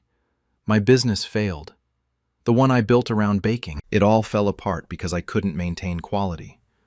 Customers started returning orders, leaving bad reviews. I lost my reputation." I said calmly, "The Heritage Family Kitchen business, the one built on my recipes that you were selling as century-old family heirlooms." Her face went pale. "You knew?" I said, "I've known for 3 months, since the day my neighbor showed me your website and I saw you were selling my original recipes as ancient family heritage that doesn't exist." Monica tried to explain. "I was going to tell you eventually. I thought you'd be proud that I was building something around family tradition." I said, "What family tradition? Those recipes aren't traditional or ancient. I created every single one of them myself over the past 50 years. They're my creative work, not heritage from fictional great-great-grandmothers." She said, "But we're family. I thought family recipes were shared, that I could use them." I said, "Use them for your own family, yes. Sell them for profit while claiming they're something they're not? While never telling me you were building a business on my work? That's theft." Monica looked defensive. "You gave me those recipes. I asked and you shared them." I said, "Because you told me you wanted to make them for your own children. You lied about why you wanted them. If you'd asked permission to use my recipes commercially, we could have discussed it. Instead, you took them under false pretenses and built a business without my knowledge or consent." She said, "I didn't think you'd mind. You always shared your recipes freely." I said, "I shared them for personal use, not commercial exploitation, and certainly not to be rebranded as fake family heritage." Monica was quiet, then said, "But what happened these past few months? Why did everything suddenly stop working?" I said, "Because every time you asked me for recipe clarifications, I gave you deliberately sabotaged versions. Wrong measurements, incorrect techniques, ingredient ratios that wouldn't work. I destroyed your business from the inside by making sure the recipes you stole would fail." She looked shocked. "You sabotaged me on purpose?" I said, "You stole my creative work and lied to me about it. I took it back the only way that felt proportionate, by making sure it didn't work for you anymore." Monica said, "But I lost everything. All the money I invested, the business I built, my reputation with customers. You destroyed it all." I said, "You built it on stolen property and lies. It deserved to be destroyed." She said, "How can you be so cold? I'm your daughter." I said, "And you used that relationship to steal from me. You asked for recipes as my daughter wanting family connections, then used them as a businesswoman seeking profit. You can't have it both ways." Monica tried to argue that family recipes should be communal property, that she hadn't technically done anything wrong, that I was being petty. But the truth was clear. She'd built a profitable business by stealing my original creative work, lying about its origins, and selling it without my permission or knowledge. When I'd discovered the theft, I'd reclaimed my work by making it unusable to her. Her business collapsed not because of bad luck or skill issues, but because I deliberately made the recipes fail. Every quality complaint, every returned order, every bad review was a direct result of me taking back what she'd stolen. Monica hasn't spoken to me since that conversation. She's told other family members I destroyed her business out of spite, and that I'm cruel and vindictive. But I don't feel vindictive. I feel like I protected my own creative work after it was stolen by someone who used our family relationship as a weapon. Those recipes represented 50 years of my experimentation, creativity, and skill. They weren't ancient family heirlooms. They were my intellectual property. Monica had no right to them commercially. When she took them without permission and built a business on lies, she made a choice. I simply made the choice to take them back. She lost her business, but I reclaimed my work. And I learned that my daughter saw me as a resource to exploit rather than a person whose creativity and consent mattered. That betrayal hurts more than any business loss could. I found out my family takes credit for skills I taught them while never mentioning me. I'm 72 million, and 12 weeks ago I attended my daughter's TEDx talk, where she presented herself as a self-taught woodworking expert who learned everything through trial and error and determination. I taught her woodworking in my garage every weekend for 8 years. When I looked into my other children's professional presentations and bios, I discovered they've all been taking credit for skills I taught them, while erasing me completely from their origin stories. Instead of confronting them, I've started demonstrating my own expertise publicly and watching them scramble to explain where they really learned everything. I'm a retired craftsman.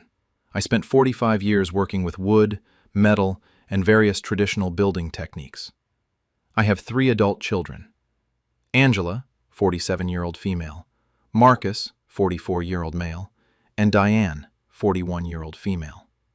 I taught all of them various skills throughout their childhoods and into their adult years, sharing my knowledge freely because I loved spending time with them and passing on what I knew. 12 weeks ago, Angela invited me to her TEDx talk. She's a furniture designer who's built a successful business creating custom pieces. I was proud and excited to see her present.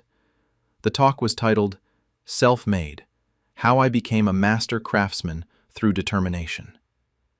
Angela spoke about her journey learning woodworking, describing years of trial and error, mistakes that taught her lessons, figuring out techniques through experimentation. She talked about specific projects: a dining table that taught her about joinery, a bookshelf that helped her understand wood movement, a chair that showed her the importance of proper finishing. I'd been there for all of those projects. I'd taught her the joinery techniques for that table in my garage. I'd explained wood movement when we built that bookshelf together. I'd shown her finishing methods when she made that chair. Every self-taught skill she described, I had taught her. Every trial and error lesson came from my instruction. Every technique she'd figured out through experimentation was something I'd demonstrated. But in her 20-minute talk, she never mentioned me. Not once. She presented herself as entirely self-made, as if the hundreds of hours I'd spent teaching her had never happened. After the talk, I said, "That was great, honey, though I was surprised you didn't mention our time in my garage learning those techniques together." She looked uncomfortable.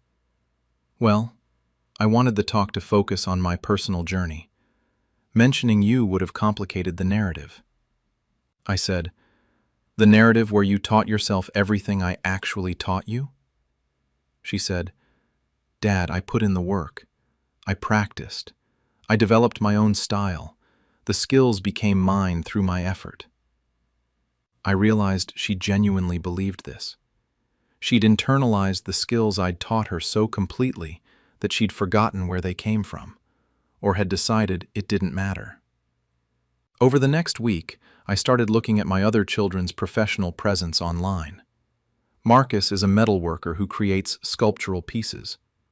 His artist statement on his website described him as entirely self-taught, learning through experimentation and determination to master techniques others spend decades in formal education to acquire. I'd taught Marcus metalworking starting when he was 16. For 6 years, he spent summers in my workshop learning welding, forging, metal shaping. Every self-taught technique in his portfolio came from my instruction. Diane is a restoration expert who works on historic buildings. Her professional bio described her as having independently developed expertise in traditional building methods through hands-on learning and research. I'd taught Diane traditional building techniques throughout her 20s.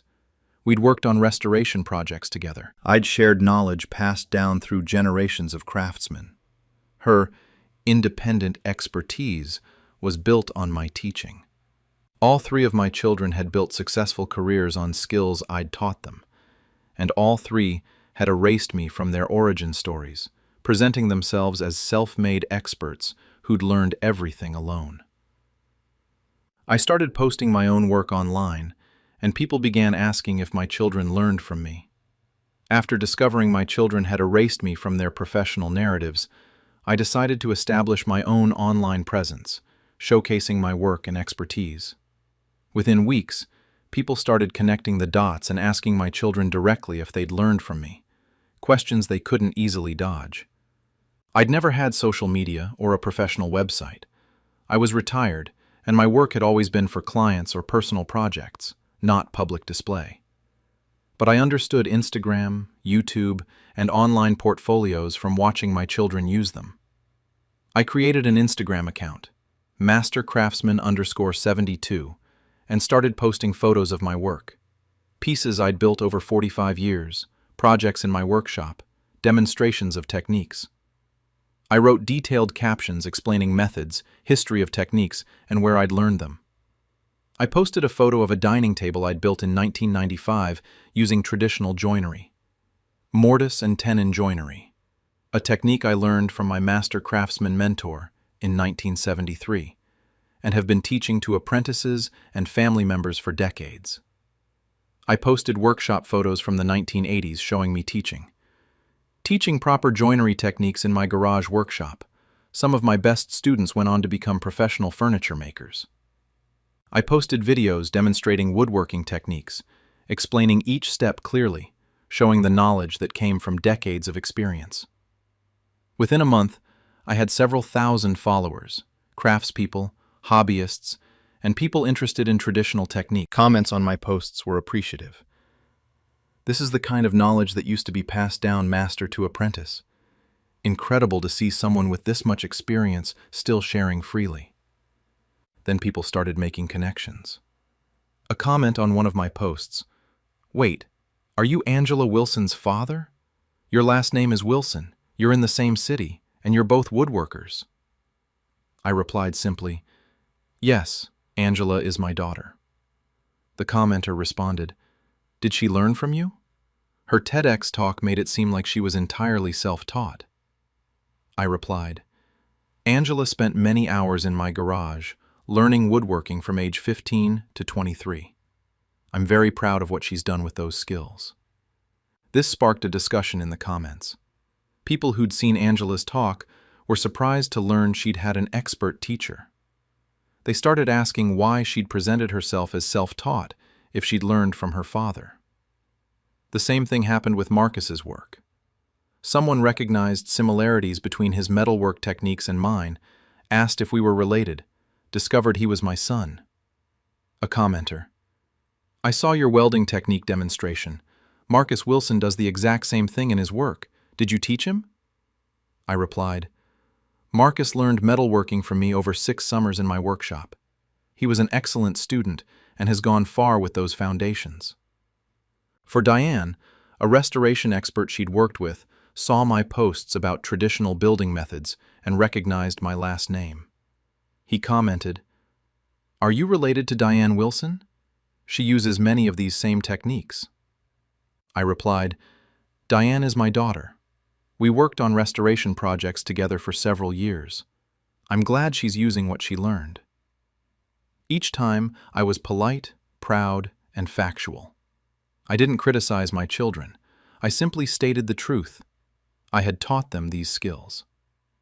But the internet did the rest. People started asking my children directly, did you learn from your father? Why did you say you were self-taught if your dad taught you? Your dad's work is incredible. How much of your technique comes from him? Angela called me upset. Dad, why are you posting all this stuff online? People are commenting on my work saying I wasn't actually self-taught. I said, I'm sharing my own work and my own story. If that makes people question your narrative, maybe your narrative wasn't accurate. My children admitted they'd erased me because my expertise made them feel less accomplished. After 10 weeks of me posting my work online, my children could no longer maintain their self-made narratives.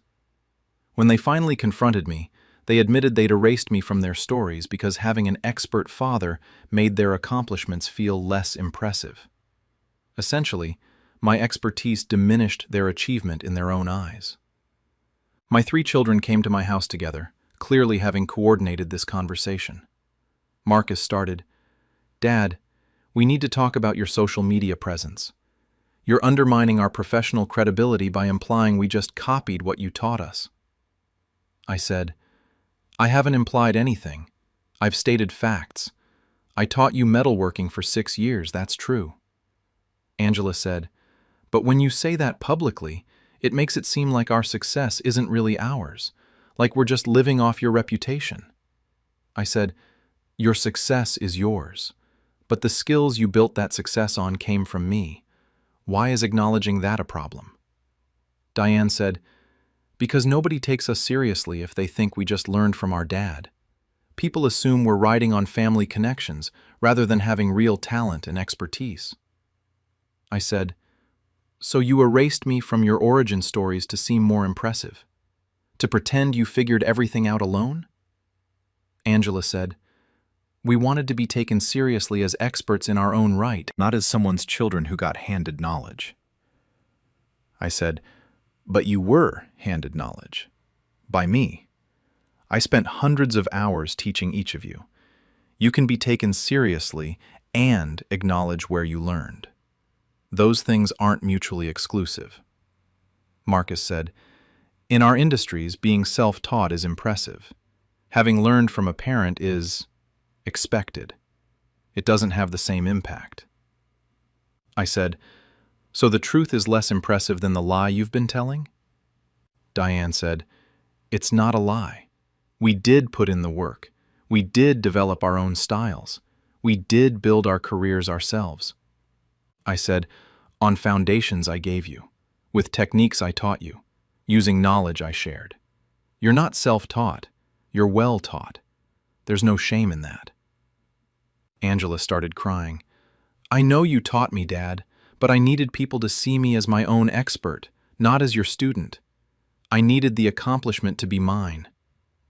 I said, "The accomplishment is yours, but the origin of the skills isn't.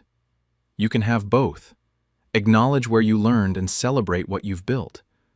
Why did you think you had to choose?" Marcus said quietly, "Because your work is so good. If people knew we learned from you, they'd always compare us to you. They'd see us as lesser versions of you rather than our own craftspeople." That was the core of it. My children felt that acknowledging my teaching would diminish their own expertise. They'd rather be seen as self-made amateurs who figured things out than trained professionals who learned from a master. I said, "I posted my work online because I'm proud of it and wanted to share knowledge. I'm also proud of you three. I always have been. But I'm not going to erase myself from history to make your origin stories sound better." Diane said, "Can you at least not mention us in your posts? Can you just do your own thing without connecting it to us?" I said, "I post about my work and my teaching. Sometimes that involves mentioning students, including my children. I'm not going to pretend I didn't teach you to protect your false narrative." Angela said, "So you're choosing to damage our reputations by telling everyone we're not really self-taught?" I said, "I'm choosing to tell the truth about my own life and work. If that contradicts lies you've been telling, that's your problem, not mine. We haven't resolved it.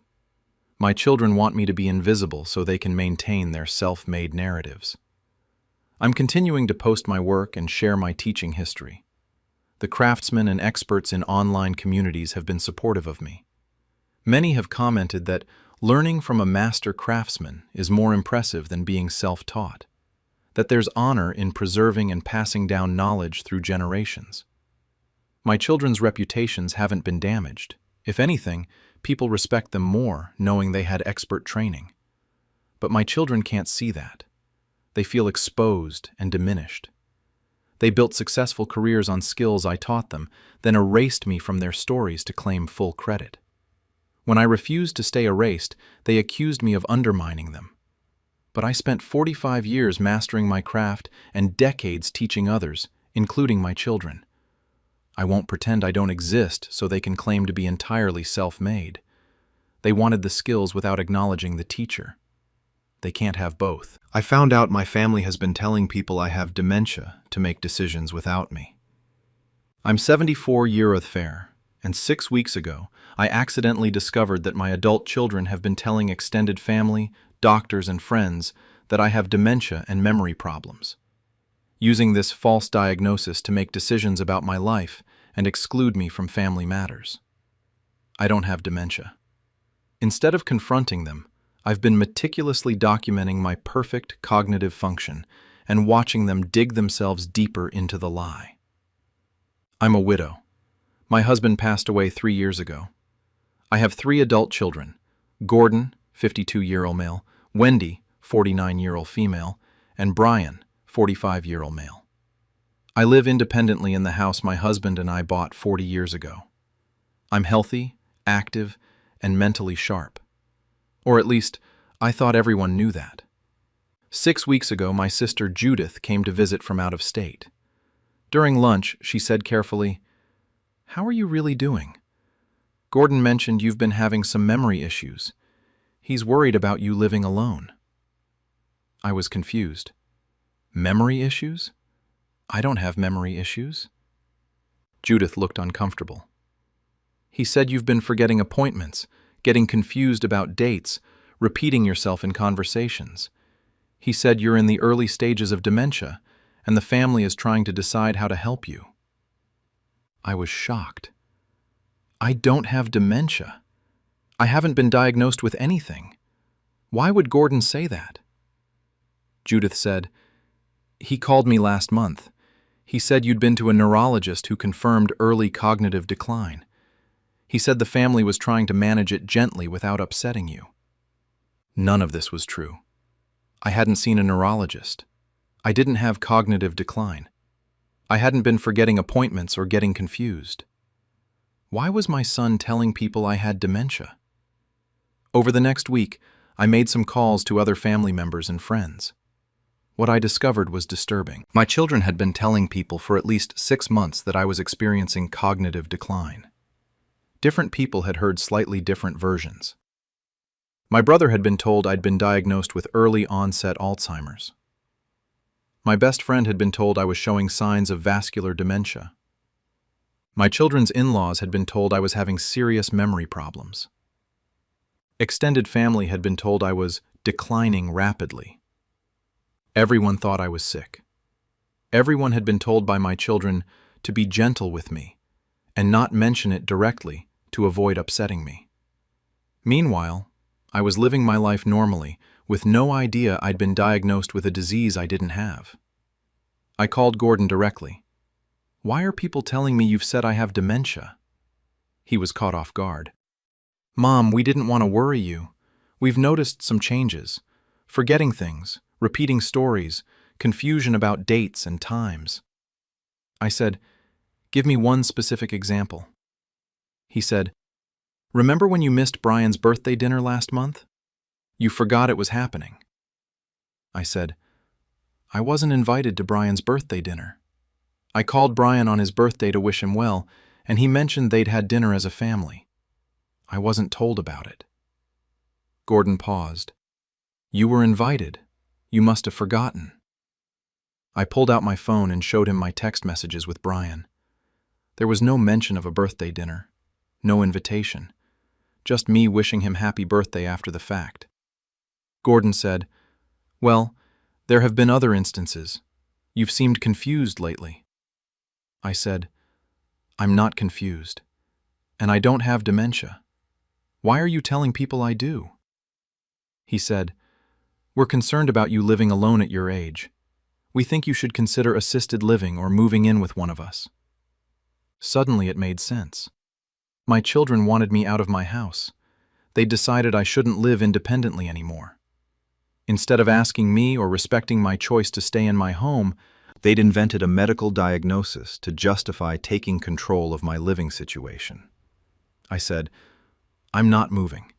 I'm healthy and capable of living independently." Gordon said, "Mom, you're in denial. That's common with cognitive decline." He was using the fake diagnosis to dismiss my own assessment of my health. If I disagreed that I had dementia, that was just denial, proof that I did have it. I started to understand the trap they'd created. By telling everyone I had dementia, any time I contradicted them or asserted my own competence, it could be framed as me being confused or in denial. I started documenting everything to prove my cognitive function was perfect. After discovering my children had been telling people I had dementia, I realized I needed evidence that I was cognitively healthy. I started documenting everything: daily activities, conversations, appointments, tasks, creating an undeniable record that I had no memory or cognitive problems. I bought a small notebook and started writing detailed daily logs. June 14th. Made breakfast at 7 a.m., scrambled eggs, toast, coffee. Read newspaper and completed crossword puzzle in 23 minutes. Called Judith at 10 a.m. to discuss her grandchildren's graduation schedule. She mentioned the ceremony is June 28th at 2 p.m. at Lincoln High School. Michael graduating with honors. Drove to grocery store, used list I'd prepared, remembered all items without checking list. Balanced checkbook. All entries correct. Called Dr. Martinez's office to schedule annual physical for July 10th at 2:30 p.m. Every day, I documented everything demonstrating cognitive function. Completing puzzles, managing finances, remembering details from conversations, handling complex tasks, keeping appointments. I also started recording conversations with my children. My phone had a recording feature. I didn't tell them I was recording. I just wanted evidence of what was actually being said. In one conversation, Wendy called, "Mom, did you remember to take your medications today?" I said, "Yes, I took them this morning with breakfast, same as always. Why?" She said, "We just worry about you remembering. It's a lot to keep track of." I said, "I've been taking the same medications for 3 years. I have a routine. I've never forgotten." She said, "Well, as we get older, routines become harder to maintain." I was 74, not ancient, and I hadn't shown any signs of not maintaining routines. I recorded another conversation with Brian. "Mom, have you thought about what we discussed? About maybe looking at some assisted living options?" I said, "We didn't discuss that. You mentioned it once and I said I'm not interested. I'm capable of living in my own home." He said, "But with your memory issues, living alone is becoming risky." I said, "What memory issues? Be specific. What have I forgotten?" He said, "You seem to get confused sometimes about dates and conversations." I pulled out my daily log. On June 10th, you called at 2 p.m. to ask about Thanksgiving plans. I told you I'd be hosting like always, and you said you'd bring your family if your wife's work schedule allows. On June 12th, Wendy texted about her son's soccer tournament schedule. Games are every Saturday in July at 9 a.m. at Riverside Park. On June 13th, Gordon asked about Great Aunt Marie's mailing address for a sympathy card, and I provided it from my address book. 1847 Maple Street, Apartment 4B, Springfield. I'd rattled off detailed memories from the past week. Brian went quiet. I said, "I'm not confused. I'm not having memory problems. So why are you telling people I am?" He said, "We're just worried about you." Over the next few weeks, I accumulated evidence. Daily logs showing complex activities, detailed memories, consistent routines. Recorded conversations where I demonstrated perfect recall. Medical records from my recent physical showing no cognitive concerns. Letters from my doctor confirming I'd never been diagnosed with dementia. Crossword puzzles, Sudoku, and other cognitive activities I completed daily. I also contacted the neurologist Gordon claimed had diagnosed me. No record of me as a patient. I'd never been evaluated by a neurologist. Gordon had invented a medical diagnosis from a doctor I'd never seen. I gathered family together and exposed that there's no dementia diagnosis, and they've been lying. After 8 weeks of documenting my perfect cognitive function, I organized a family gathering where I confronted my children in front of witnesses, presenting evidence that I have no dementia, and they'd been lying to manipulate control of my life.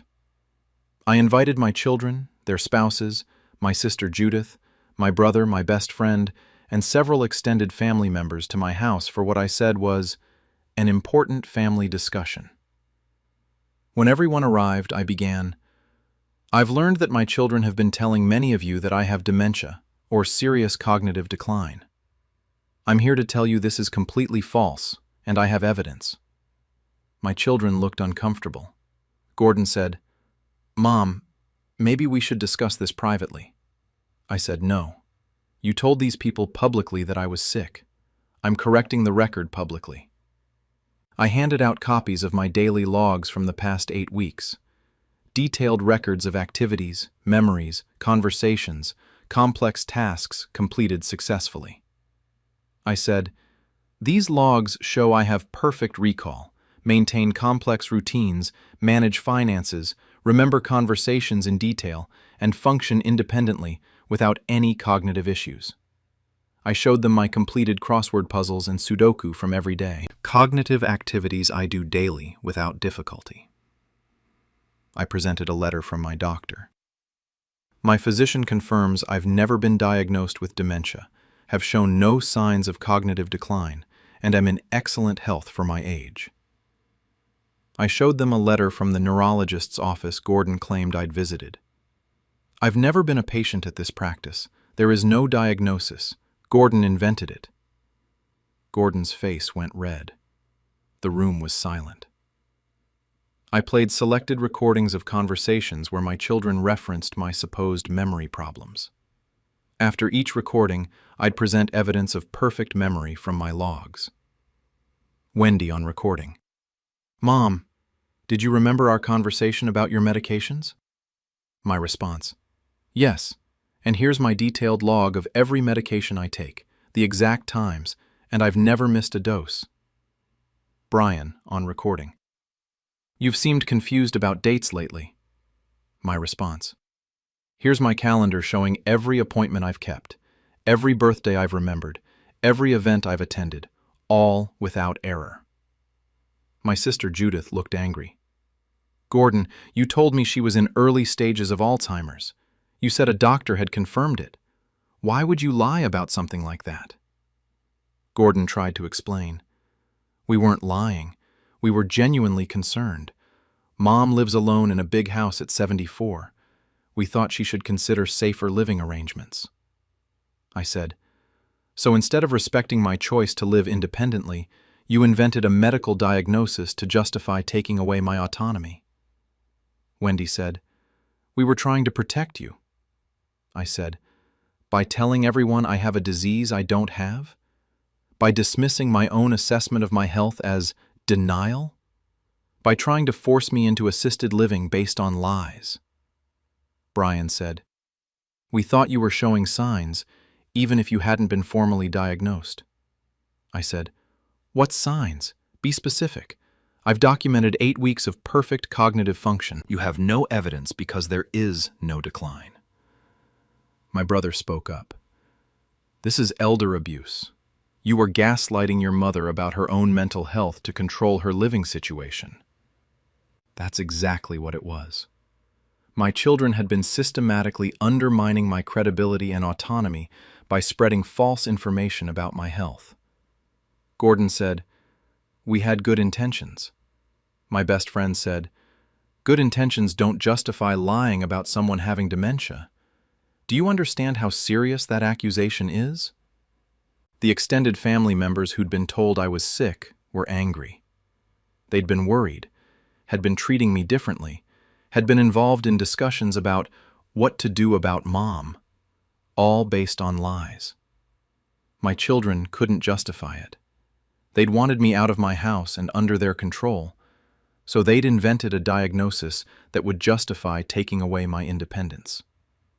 I said, "I'm 74, healthy, and cognitively sound. I'll continue living in my house independently. If you ever try to tell anyone I have dementia again, or attempt to take control of my medical or living decisions based on false claims about my health, I'll pursue legal action for elder abuse."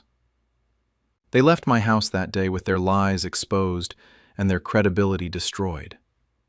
I still live independently. My sister checks on me regularly, not because I need supervision, but because we're close. My brother has become more involved, making sure I'm protected from any future manipulation attempts. My children have apologized, but the trust is broken. They tried to gaslight me about my own mental health to control my life. They told friends, family, and professionals I had a serious disease I didn't have. When I demonstrated I was perfectly healthy, they claimed my competence was denial. They would have succeeded in forcing me into assisted living based on a fake diagnosis if I hadn't discovered the lie and fought back with evidence. I'm grateful I'm actually cognitively healthy, so I could document my own competence. I think about elderly people who might be in similar situations without the ability to defend themselves.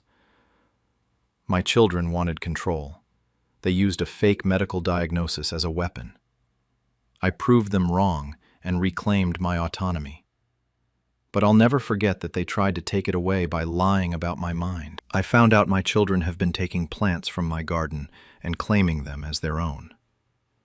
I'm 71F per mil, and 10 weeks ago, I discovered that my daughter and son have been systematically taking cuttings, seeds, and plants from my award-winning garden for years, entering them in competitions and posting about them online as if they created these varieties themselves, never mentioning that everything came from my 40 years of breeding and cultivation work. Instead of confronting them, I stopped giving them access to my garden and watched their prized plants die, because they don't actually know how to care for what they stole. I'm a widow. My husband passed 4 years ago. I have 2 children, Pamela, 48-year-old female, and Greg, 45-year-old male. For the past 40 years, I've been an avid gardener, specializing in breeding unique varieties of roses, heirloom tomatoes, and rare succulents. My garden has won regional awards. I've developed several unique cultivars that other gardeners seek out. It's been my life's work and passion. My children both live nearby and have always been welcome in my garden. They'd visit, I'd give them cuttings or seeds to try growing themselves, share tips about care. I thought I was passing on knowledge and sharing what I loved. 10 weeks ago, I was at a regional garden show where I'd entered several of my rose varieties. While walking through exhibits, I saw an entry from my daughter. Pamela's Sunset Rose, bred and cultivated by Pamela Chen. I stopped cold. That was my rose. I'd spent 7 years developing that specific hybrid, combining a David Austin variety with a wild rose to create those unique coral pink petals with the cream center. I'd given Pamela a cutting 3 years ago so she could enjoy it in her own garden. She'd entered it in the competition under her own name, claiming she'd bred it herself. I looked at the other entries in her section. 3 more roses, all from my garden, all varieties I'd developed, all attributed to Pamela, as if she'd created them. I walked to the tomato section. Greg had an entry. Greg's Heritage Blend, unique heirloom variety developed through careful seed selection and cultivation. Those were my tomatoes.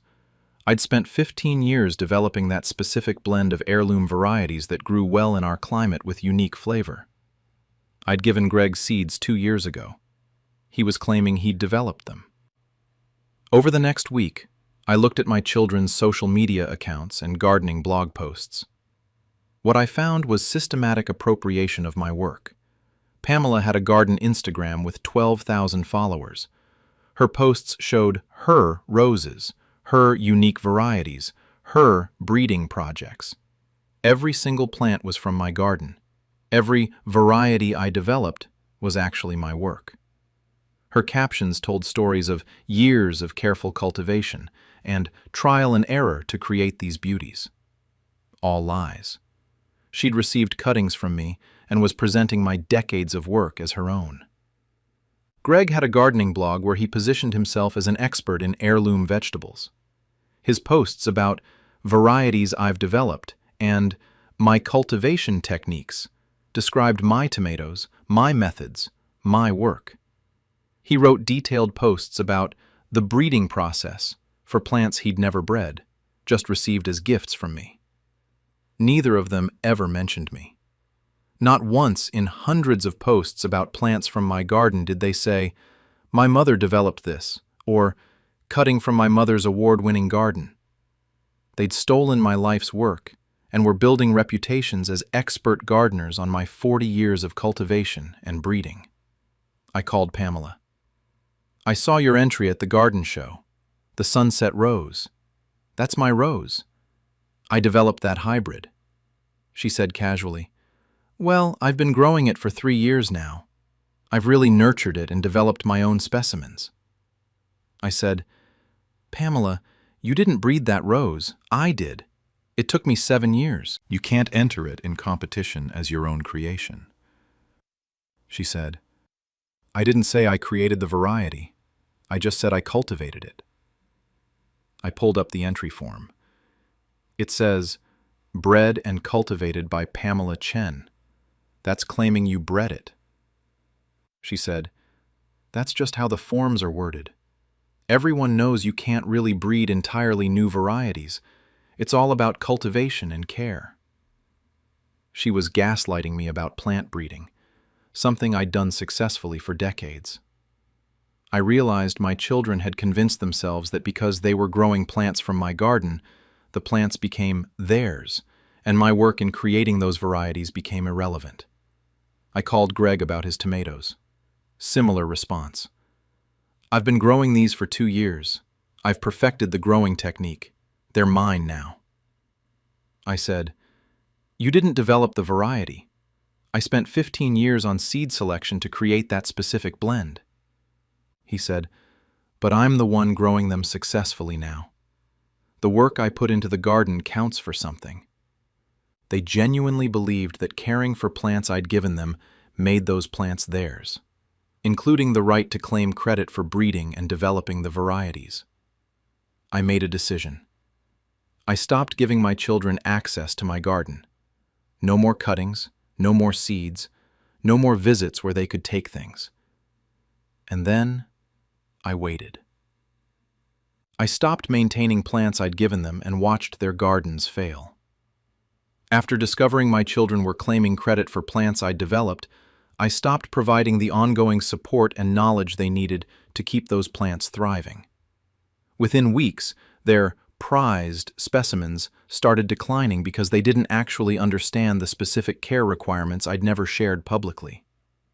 My rare and hybrid plants require specific care. Particular soil compositions, precise watering schedules, specific pruning techniques, specialized feeding. I'd spent decades learning what each variety needed. This knowledge wasn't written down anywhere. It was in my head from years of observation and experimentation. When I'd given plants to my children, I'd assumed they'd ask me for care instructions. They rarely did.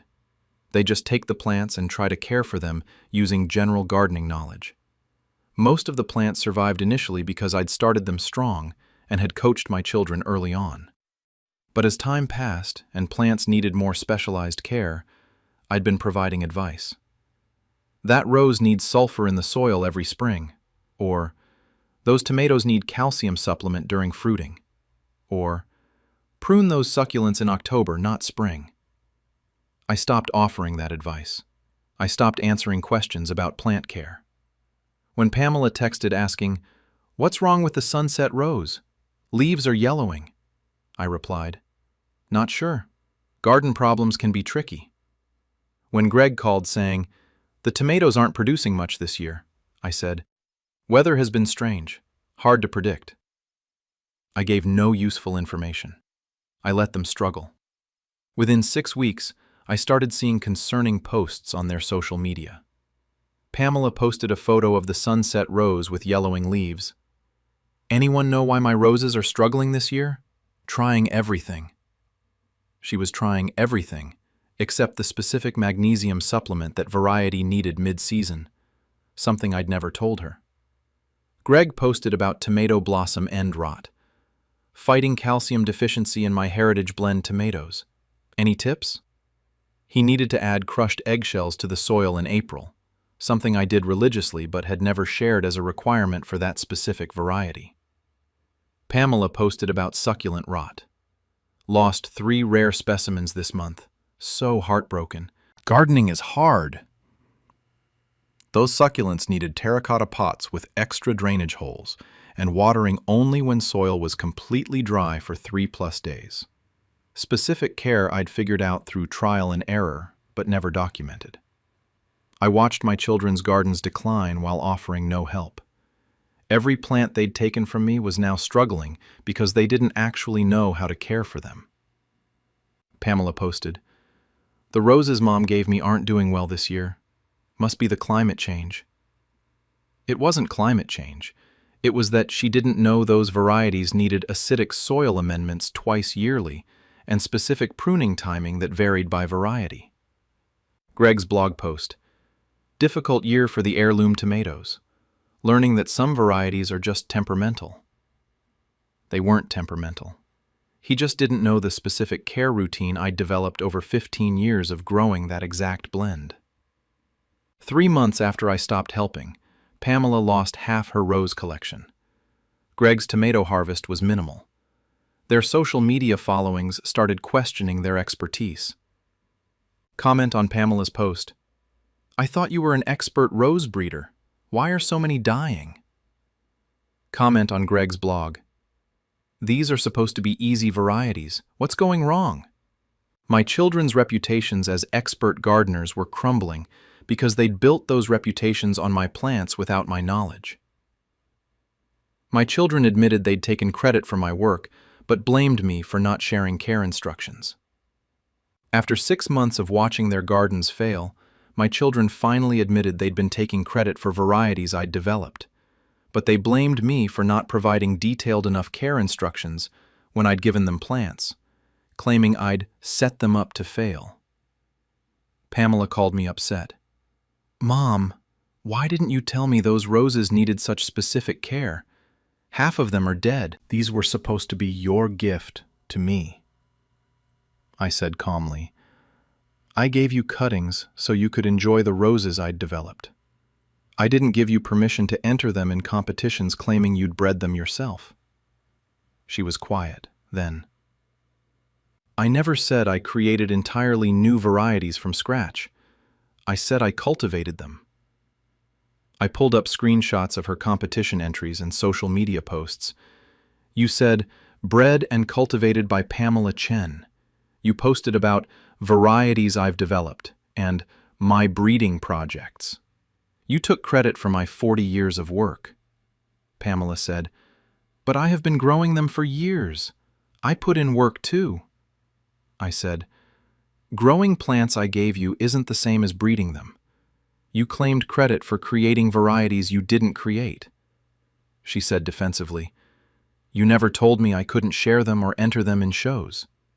I said, I never told you that you could claim you'd bred plants I'd spent decades developing. Greg had a similar conversation. Mom, you should have given me detailed care instructions for those tomatoes. They barely produced this year. I said, I gave you seeds as a gift to enjoy in your own garden, not to claim you'd develop the varieties yourself on your blog. He said, I've put 3 years into growing those tomatoes. That counts for something. I said, it counts for being a gardener. It doesn't count for being the breeder of those varieties. I spent 15 years developing that specific blend. You grew them for 3 seasons.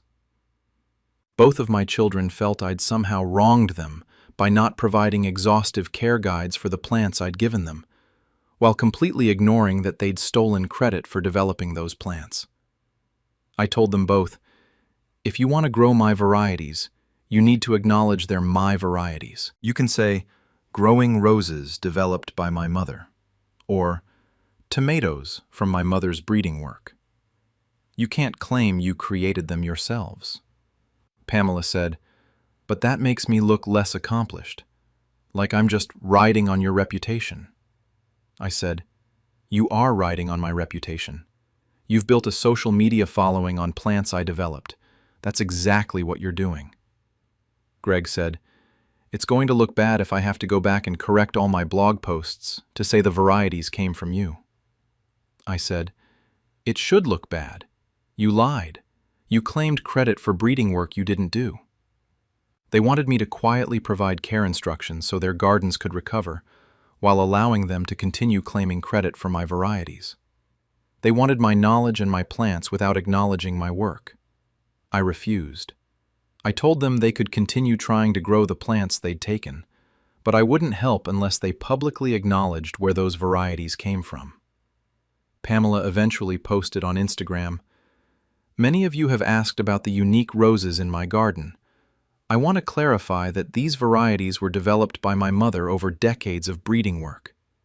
I'm grateful to grow them, but credit for creating these cultivars belongs to her. Her followers were surprised. Many had thought Pamela was a master breeder. Her credibility as an expert took a significant hit. Greg updated his blog with similar corrections. His readers felt misled. Both of my children lost the reputations they'd built on my work. Their gardens continue to struggle because they don't have my decades of specialized knowledge.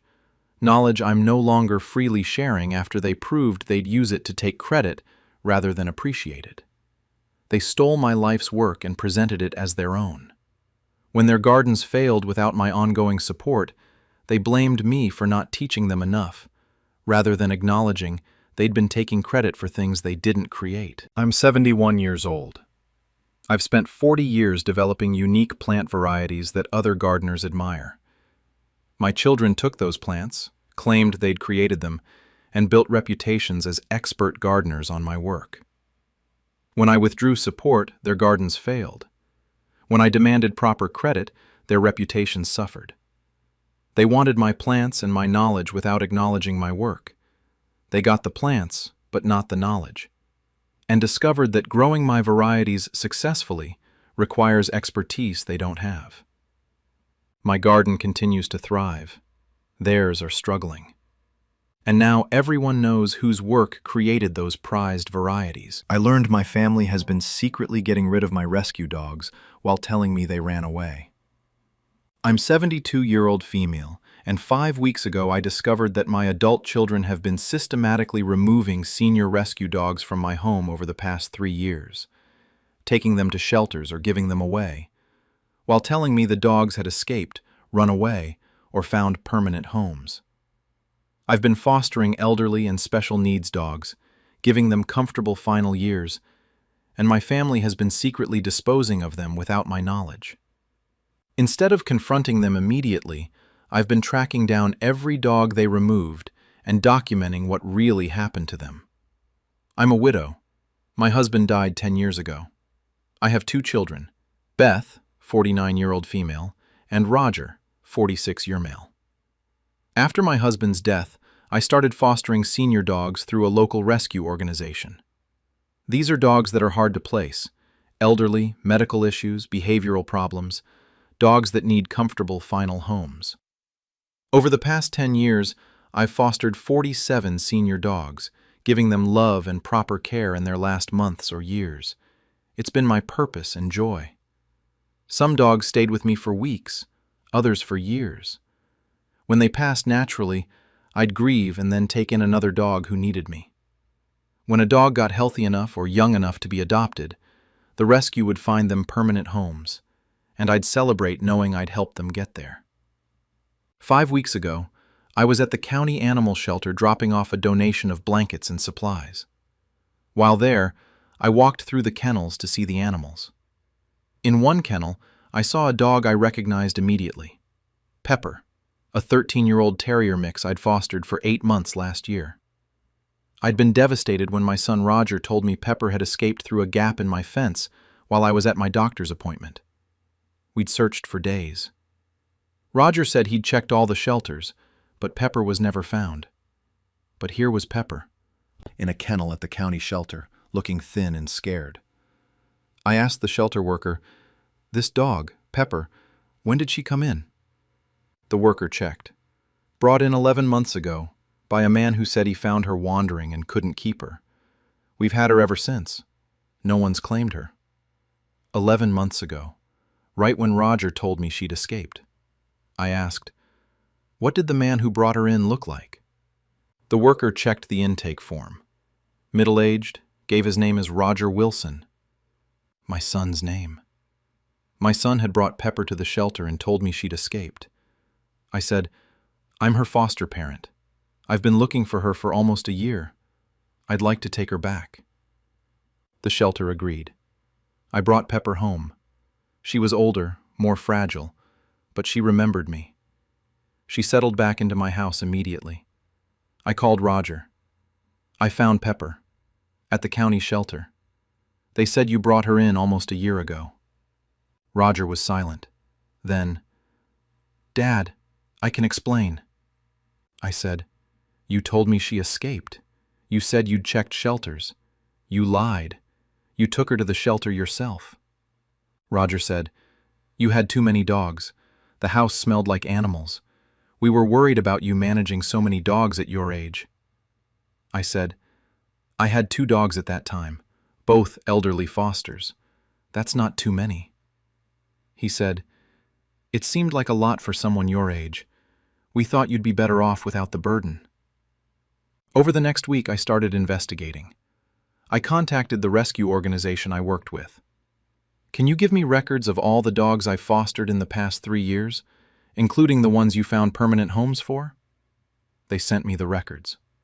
According to their files, only 3 dogs I'd fostered in the past 3 years had been officially adopted through their organization. But I'd been told that 9 dogs had been adopted during that time. My children would tell me, "The rescue called while you were out. They found a permanent home for Rex. They picked him up already. Isn't that wonderful?" I'd been so happy thinking these dogs had found their forever homes. But if the rescue had only arranged 3 adoptions, where were the other 6 dogs? I started checking shelters in the county. I found 2 more of my former foster dogs, Duke, a 15-year-old hound, and Misty, a 12-year-old shepherd mix. Both had been brought in by people matching Beth's or Roger's descriptions, claiming they'd found them as strays. Duke had been at the shelter for 18 months, Misty for 14 months. My children had taken these dogs while I was out, brought them to shelters claiming they were strays, and told me they'd been adopted to loving homes. I tracked down every dog my family removed and found most had been abandoned or euthanized. After finding 3 of my foster dogs in shelters, I expanded my search to every shelter and rescue within 50 miles. What I discovered was heartbreaking. My family had been systematically removing my senior foster dogs and abandoning them at shelters, where several had already been euthanized due to age or medical issues. I created a spreadsheet of every dog my children told me had been adopted or had escaped in the past 3 years. 9 dogs total. I'd already found 3 alive in shelters. I started searching for the other 6. I called shelters with descriptions and approximate dates. "I'm looking for an elderly lab mix, brought in about 2 years ago, possibly by someone claiming to have found her as a stray." The 4th shelter I called had records of Sadie, a 14-year-old lab I'd fostered. She'd been brought in 2 years ago by a woman matching Beth's description. Sadie had been at the shelter for 3 months before being euthanized due to severe arthritis and lack of adoption interest. Sadie hadn't been adopted to a loving home like Beth told me. She'd been taken to a shelter, held for 3 months in a kennel, and then euthanized. I felt sick. Sadie had been comfortable in my home, managing her arthritis with medication and a soft bed. She could have lived out her final year with me in comfort. Instead, she'd spent her last months confused and alone in a shelter kennel before being euthanized. I kept searching. Of the 9 dogs, 3 were alive in shelters: Pepper, Duke, Misty. I retrieved all 3. 2 had been euthanized at shelters after months of being unclaimed: Sadie and Bruno. 1 had died at a shelter from stress-related illness after 2 weeks: elderly Coco. 2 had been brought to rural shelters over an hour away and had no records after intake, likely euthanized, but records were incomplete. 1 had been given to a random person via Craigslist and I couldn't trace further. None of the dogs had been adopted through proper channels. None had gone to loving homes. My children had been disposing of my foster dogs like unwanted furniture and lying to me about it. I documented everything. Shelter intake records with my children's names or descriptions. Photos of the dogs I'd retrieved. Euthanasia records for Sadie, Bruno, and Coco. Dates my children told me dogs were adopted versus actual shelter intake dates. The rescue organization's adoption records showing the truth. I called Beth. "I've been to 6 shelters in the past 2 weeks. I found Duke, Misty, and Pepper, dogs you told me were adopted. I also found records showing Sadie, Bruno, and Coco were euthanized in shelters after you brought them there. Beth went quiet, then, "Mom, we were trying to help you." I said, "Help me? You took dogs I was caring for, dumped them at shelters where they were terrified and alone, and some were euthanized. How is that helping?" She said, "You're 72. You can't keep taking care of sick elderly dogs. It's too much work. We were protecting you from taking on too much." I said, "Those dogs needed me. They had nowhere else to go. I was giving them comfortable final homes." "And you took that away from them and lied to me." Roger, when confronted separately, said, "We thought you'd have a breakdown if we told you the truth. It was kinder to let you think they were adopted." I said, "Kinder? Sadie died alone in a shelter because you took her from my home. That's not kindness, that's cruelty." I exposed what they did to the rescue community, and they're now blacklisted from adopting. After documenting everything my children had done, I reported them to every rescue organization, animal shelter, and foster network in the region, resulting in them being permanently blacklisted from adopting or fostering animals and facing investigation for animal abandonment. I compiled my documentation and sent it to the rescue organization I volunteer with, the county animal control, local shelters where my children had dumped dogs, regional rescue networks, online foster/rescue communities. My report. My adult children have been systematically removing senior foster dogs from my care over 3 years, falsely claiming they were strays, and abandoning them at shelters. Multiple dogs were subsequently euthanized. Others spent months in kennels. This is deliberate animal abandonment and interference with foster care. The rescue organization I worked with was horrified. The director called me. "We had no idea this was happening. If we'd known your foster dogs were being removed without authorization, we would have intervened immediately." They added Beth and Roger to their do not adopt/foster list permanently. The county animal control investigated. Deliberately abandoning animals by falsely claiming they're strays is illegal in my county. My children faced fines and were added to a county registry prohibiting them from adopting animals. Local shelters shared the information with regional rescue networks. Beth's and Roger's names were circulated as people who had interfered with foster care and caused harm to vulnerable animals. Beth called me crying, "Mom, you reported us to animal control?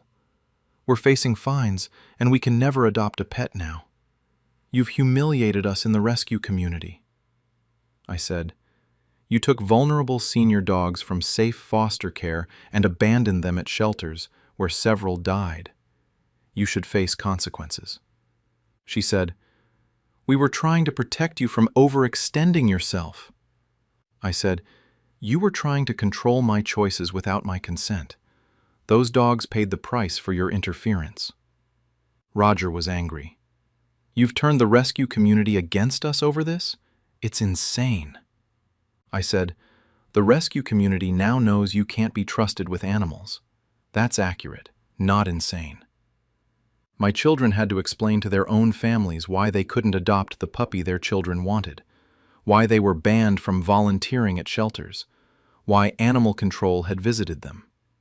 They blamed me for overreacting and destroying their reputations over dogs. But I was thinking about Sadie, spending her last 3 months in a concrete kennel before being euthanized, when she could have died peacefully in my home.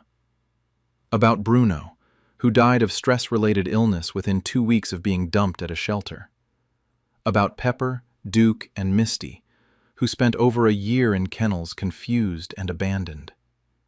My children saw elderly, sick dogs as burdens they could dispose of to simplify my life. Those dogs were living beings who deserved dignity and comfort in their final time. I was providing that. My children took it away. Now they face permanent consequences in the animal rescue community. They can never adopt. They can never foster. Their names are known as people who harmed vulnerable animals, Our relationship is destroyed. They feel I chose dogs over them. I feel they showed me who they are. People who view elderly, needy beings as disposable burdens rather than lives deserving care. I'm 72 years old. I continue fostering senior dogs. I now have security cameras and have made it clear to the rescue organization that my children are not authorized to remove dogs from my care under any circumstances. The 3 dogs I retrieved from shelters, Pepper, Duke, and Misty, are back with me, comfortable and safe. They'll spend their remaining time in peace. My children wanted to protect me from the work of caring for elderly dogs. Instead, they caused suffering to animals and destroyed their own reputations. I'll always remember that they were capable of taking Sadie from her comfortable bed in my home and dropping her at a shelter where she died alone 3 months later. That knowledge of who they are can't be undone. They valued their convenience and their judgment of what's best for me over the lives and dignity of vulnerable animals. The rescue community now knows that too. I realized my son has been telling my life stories as if they happened to him. I'm 78 male, and 11 weeks ago, I discovered that my son has been running a popular personal memoir blog where he tells stories from my life, my military service, my marriage, my travels, my career struggles, as if they were his own experiences. He's built an audience of 50,000 followers and has a book deal, all based on my stories that he's claiming as his personal history. Instead of confronting him immediately, I started my own blog, telling the same stories with proof they're mine, and watched his credibility collapse. I'm a widower. My wife passed 5 years ago after 52 years of marriage. I have one son, Dennis, 51 male, who lives across the country in Oregon. We talk on the phone weekly, and Dennis has always been interested in my life stories, asking me to repeat tales from my Navy service in the 1960s, my years working on cargo ships, my early marriage struggles, my wife's illness and death. I thought Dennis was just interested in family history. I'd spend hours on our calls telling him detailed stories.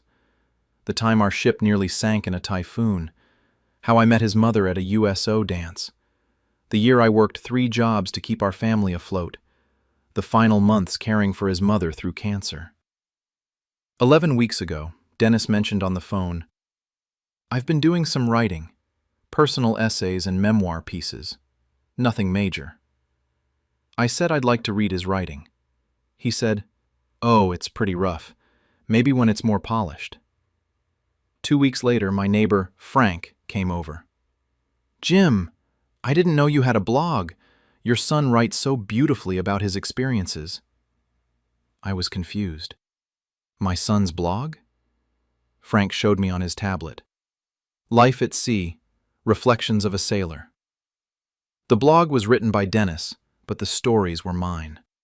The first post I read, "I'll never forget the typhoon of 1967. I was 19, working on a cargo ship in the Pacific. The waves were taller than buildings." That was my story. I was 19 in 1967, working on a cargo ship. Dennis wasn't born until 1973. I scrolled through the blog, post after post. My Navy stories, my marriage to his mother, my career experiences, my grief journey after losing her. Every major story from my life, written in first person as if Dennis had lived them. The blog had 50,000 followers. Comments on each post praised Dennis for his incredible life experiences and beautiful storytelling about his military service and long marriage. My son had stolen my entire life and was presenting it as his own. I kept reading. A post titled, "The Day I Met Her." The exact story of how I met his mother at a USO dance in 1964, but written as if Dennis had met her, as if it was his love story. Another post, 3 jobs and a prayer. My story of working as a dock worker, night security guard, and weekend mechanic in 1971 to support my family during hard times. Dennis wrote it as his own struggle. A post about caregiving. The last 6 months. Detailed, intimate stories about caring for my wife during her final months of cancer. My grief, my exhaustion, my love for her. All written as if Dennis had been the husband and caregiver. Dennis was 3 states away during his mother's illness, visiting occasionally.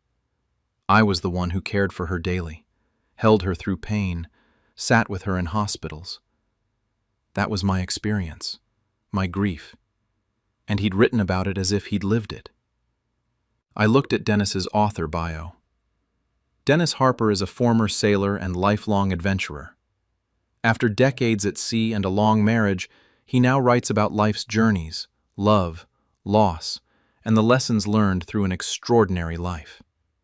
Former sailor. He'd never served. Decades at sea. He'd never worked on ships.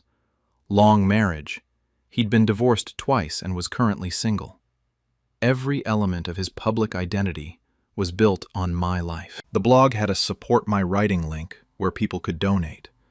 The profile showed Dennis had 500+ monthly supporters donating $5 to $20 each.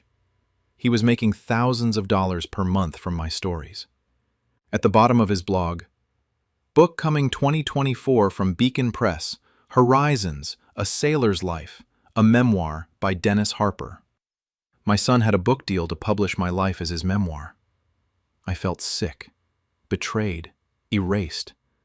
Dennis had taken every significant experience of my 78 years, the adventures, the struggles, the love, the loss, and claimed them as his own.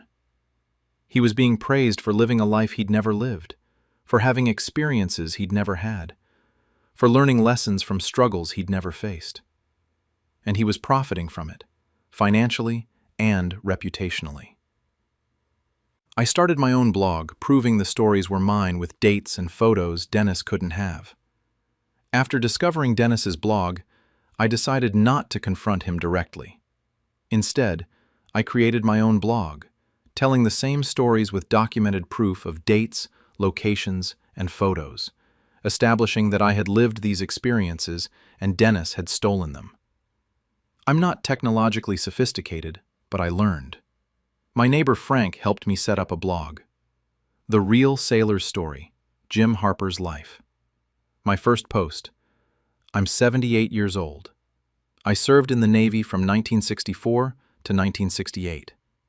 I've recently discovered that my son has been writing a popular blog telling my life stories as if he lived them himself. This blog will tell those same stories, with proof that they're mine. I started posting the same stories Dennis had written, but with documentation. My post about the 1967 typhoon included my Navy discharge papers showing my service dates and ship assignment. Posted photos of me on the ship in 1967. I was clearly young, matching the time frame. Included my ship's log entry about the storm. Dennis couldn't provide any of these documents because he'd never served in the Navy. My post about meeting my wife. Posted our actual wedding photos from 1965, showing me and my wife as young people. Posted the invitation to the USO dance from 1964. Shared our marriage certificate. Dennis had written about meeting her, but had no wedding photos from the 1960s because he wasn't born until 1973. My post about working 3 jobs in 1971 included pay stubs from that year with my name on them. Posted photos of me at the dock where I worked. Shared a newspaper clipping from 1972 that mentioned me by name as a dock worker. Dennis had no employment records from 1971 because he was a toddler. My post about caring for my wife during cancer. Posted photos of us in her final year. Included her obituary listing me as her husband. Shared medical documents with my name as her caregiver and medical decision maker. Dennis had visited his mother 3 times during her illness. I had the visitor logs from the hospice showing the dates of his visits. I was there every single day. Each of my posts directly paralleled Dennis's blog posts, but mine had proof.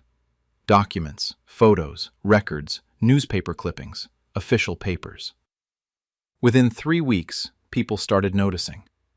Someone commented on Dennis's blog, Your dad has a blog with the same stories, but with photos proving he lived these experiences. Which one of you is lying? Another comment. Dennis, your dad posted Navy discharge papers from 1967. You weren't born until 1973. How did you serve in the Navy before you were born? Dennis initially tried to claim we'd both lived similar experiences, that his Navy service was in a different era, that we'd both married women at USO dances, that we'd both worked multiple jobs. But the details were too identical. The typhoon date, the specific ship name, the exact location of the USO dance, the same year of working 3 jobs, the same timeline of his mother's illness. Someone did the math and posted, Dennis, you claim you met your wife in 1964 at a USO dance, married her in 1965, and she died after 52 years of marriage in 2017. You were born in 1973. This is mathematically impossible. These are your father's stories. Frank showed me the comments piling up on Dennis's blog. People felt betrayed. They'd been following what they thought was Dennis's personal memoir, donating to support his writing, praising his life experiences. Now they knew he'd stolen his elderly father's life and presented it as his own. Book reviewers, who'd received advance copies of Dennis's memoir, started pulling their positive reviews. One wrote, "This memoir claims to tell the author's naval experiences and 52-year marriage. The author was born in 1973 and has never served in the military. These appear to be his father's stories presented as his own. My son's book deal was canceled, and he admitted he stole my life because his own wasn't interesting." After 8 weeks of me posting documented proof that Dennis's stories were mine, his book deal was canceled. His blog following collapsed, and he finally admitted he'd stolen my life because he felt his own experiences weren't compelling enough to attract an audience. Dennis's publisher, Beacon Press, released a statement. "We have canceled our contract with Dennis Harper for Horizons, A Sailor's Life, after discovering the memoir contains stories from the author's father's life presented as the author's own experiences. This does not meet our standards for factual memoir." Dennis lost his book deal, his advance, and his reputation in the publishing world. His blog followers abandoned him. From 50,000 followers, he dropped to under 5,000 in a matter of weeks. The remaining followers were people demanding explanations or criticizing him for fraud. His monthly supporters on the donation platform canceled their subscriptions. His income from the blog disappeared. Dennis finally called me. "Dad, we need to talk. I know you've been posting your own blog." I said, "You mean I've been posting the truth about my own life that you stole?" He was silent for a long moment, then said, "I didn't think of it as stealing. You'd told me those stories so many times. I started writing them down and people loved them. It grew from there." I said, "You wrote them in first person, as if you'd lived them. You claimed to be a Navy veteran. You said you'd been married for 52 years. You wrote about caring for your wife through cancer as if you were the widower, not the son who visited 3 times. Dennis said quietly, "I know. I knew it was wrong, but I couldn't stop. People were so impressed with this life. My own life felt boring compared to yours. I've never done anything remarkable. 2 divorces, mediocre career, no adventures. Your life was the kind of story people wanted to read." I said, "So you took it. You erased me from my own experiences and inserted yourself." He said, "I thought you'd never find out. You're not online. I didn't think you'd see the blog." I said, "So it was acceptable as long as I didn't know. You were fine stealing my life as long as I was ignorant about it." Dennis started crying. "I'm sorry, Dad. I wanted to be interesting. I wanted people to think I'd lived a remarkable life. Your stories were right there and they were so good. I convinced myself it was okay because you'd shared them with me, like they belonged to both of us." I said, "They don't belong to both of us. Those are my experiences, my service, my marriage, my grief. You don't get to claim them because you wish you'd lived a different life." Dennis said, "I've lost everything. The book deal, the blog following, my reputation. Publishers won't touch me now. Readers think I'm a fraud." I said, "You are a fraud. You built an entire public identity on lies." He said, "What do I do now?" I said, "Tell the truth.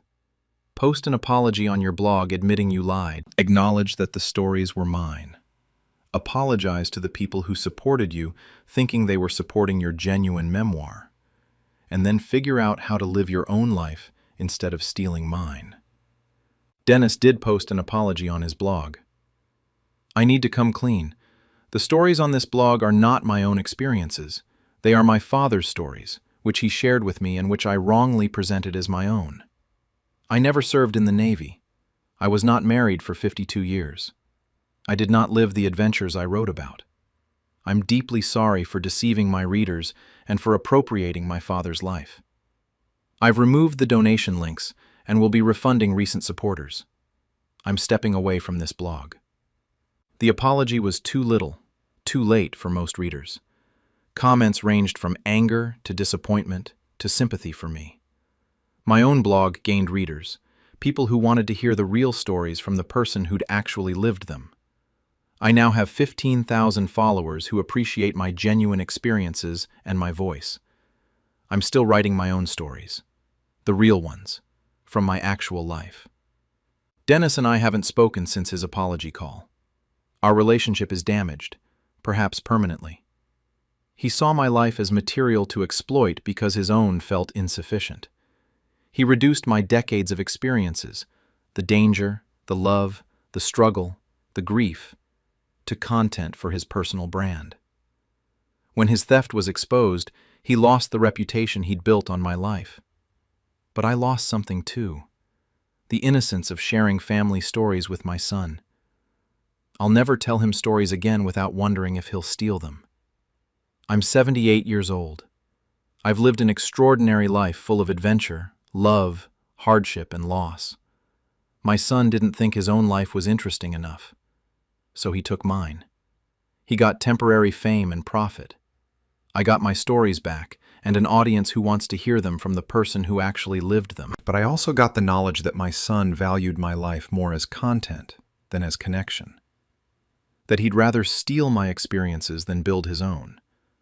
That's the betrayal I'm still processing. My son saw my life as something to exploit rather than something to learn from. I realize my family has been slowly emptying my house while calling it helping.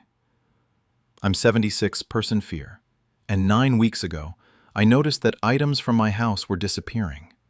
Not valuable things, but personal belongings, books, clothes, decorations.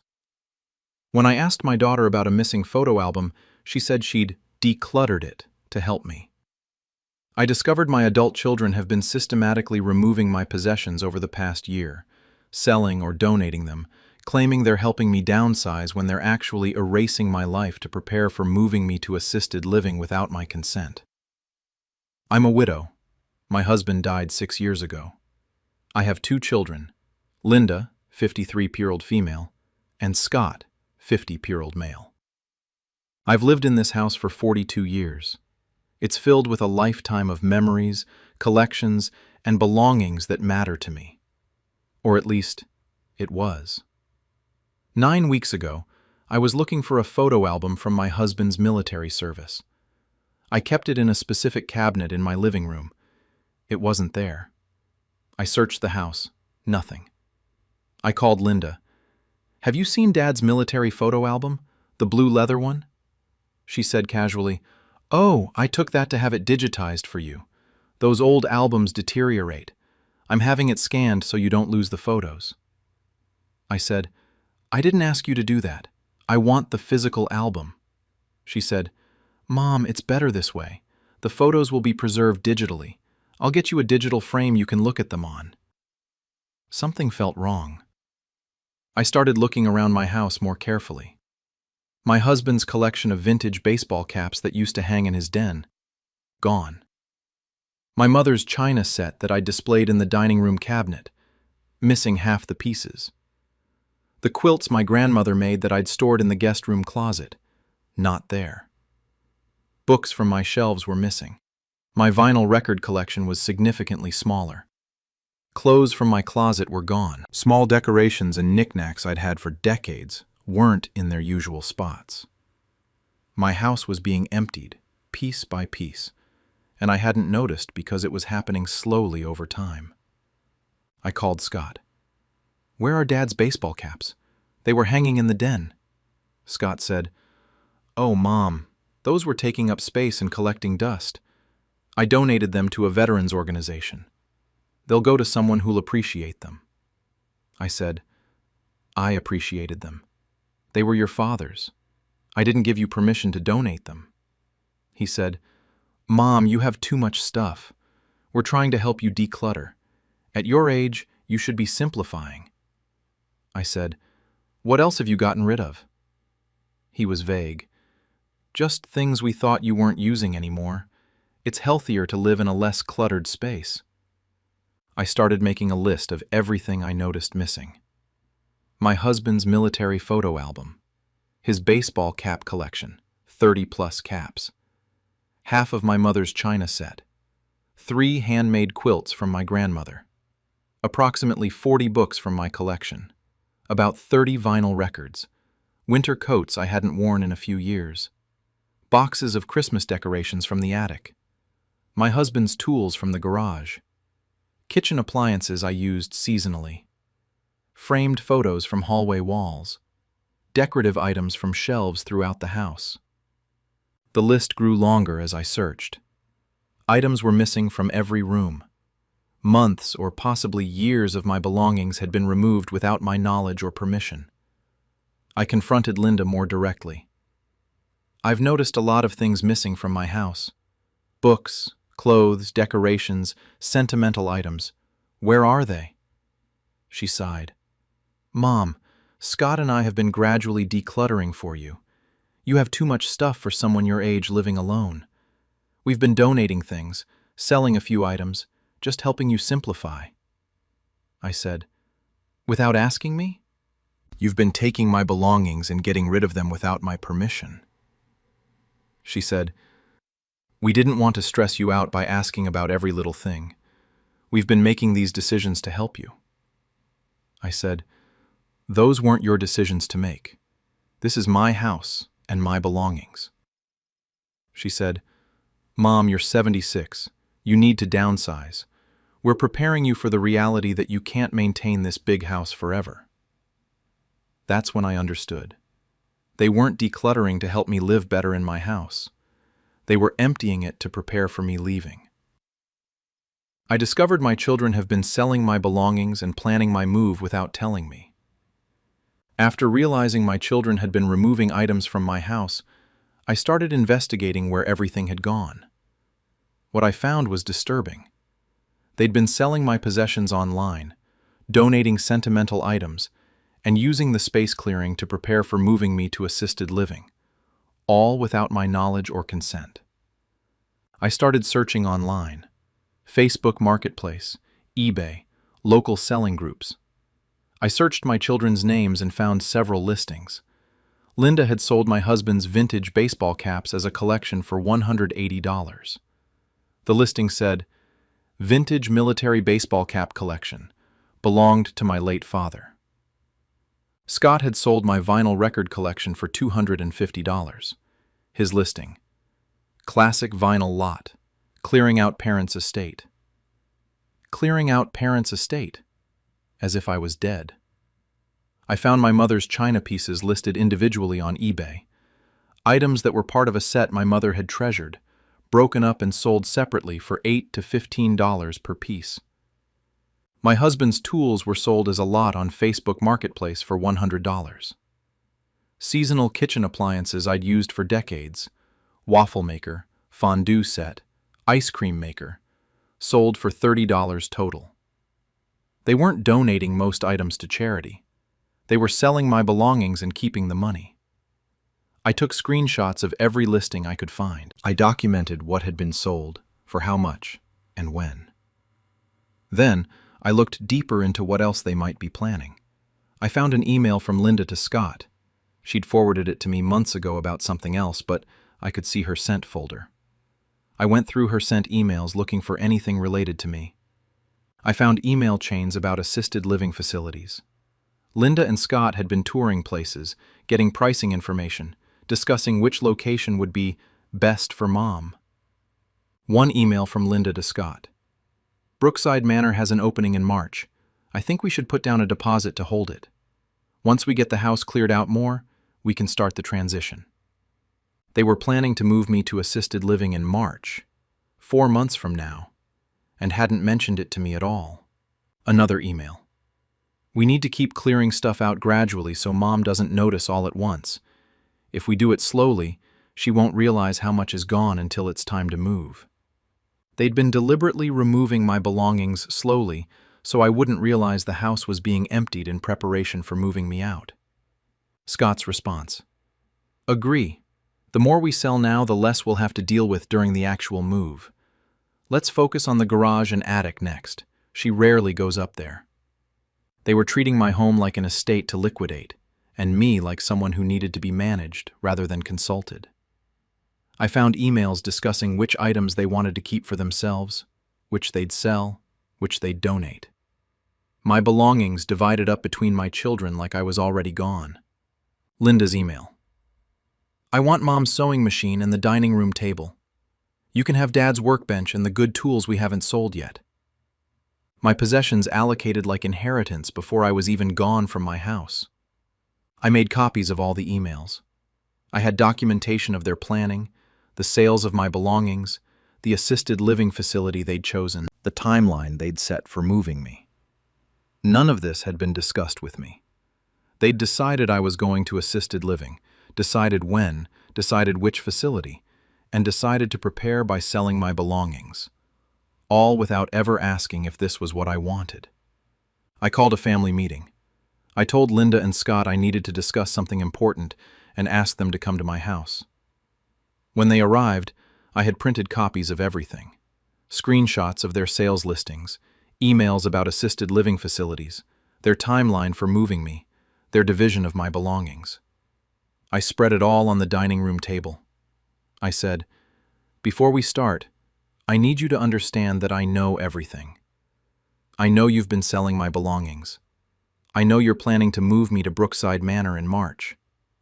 I know you've been dividing up my possessions between yourselves. And I know you've been doing all of this without ever consulting me. They looked at the evidence, then at each other, then at me. Linda started. Mom, we were going to tell you, I interrupted. When? After you'd sold half my belongings and put a deposit on assisted living? Scott said, we were waiting for the right time. We didn't want to upset you. I said, so instead you've been stealing from me, selling my belongings and planning my life without my input. How is that better? I reported them for theft and demanded everything back or I'd press charges. After discovering my children had sold my belongings and were planning to move me to assisted living without consent, I contacted a lawyer who explained this was theft and elder abuse. I gave my children one chance to return everything or replace the value, and when they refused, I filed a police report that led to criminal charges. After the confrontation where I showed them the evidence of their planning, Linda and Scott tried to justify their actions. Linda said, Mom, we were doing this for you. You can't maintain this house alone at 76. Assisted living makes sense. I said, then you should have discussed it with me. Asked my opinion. Respected my choices. Instead, you've been stealing my belongings and planning my life behind my back. Scott said, we weren't stealing. We were decluttering and preparing for a necessary transition. I said, you sold my husband's baseball caps for $180 and kept the money. You sold my vinyl collection for $250. You sold my mother's china piece by piece. That's not decluttering. That's theft. Linda said, we didn't think you'd miss those things. I pulled out my list. My husband's military photo album, my grandmother's handmade quilts, my mother's china. These weren't clutter. These were irreplaceable sentimental items, and you took them without asking. Scott said, "We can't return everything. Some things have already been sold or donated." I said, "Then you'll replace the value of everything you took. I have documentation of what you sold and for how much. You'll return that money to me, plus the estimated value of items you donated." They protested that this was unreasonable, that they'd spent time and effort helping me, that I was being ungrateful. I said, "You have 1 week to return every item you took or provide compensation for its value. If you don't, I'm going to a lawyer." They didn't believe I'd follow through. A week later, they'd returned some items but claimed others were already gone and refused to provide compensation. I contacted an elder law attorney. She reviewed my documentation, the sales listings, the emails about their planning, my list of missing items, evidence they'd been taking things without permission. She said, "This is theft. It's also potential elder abuse.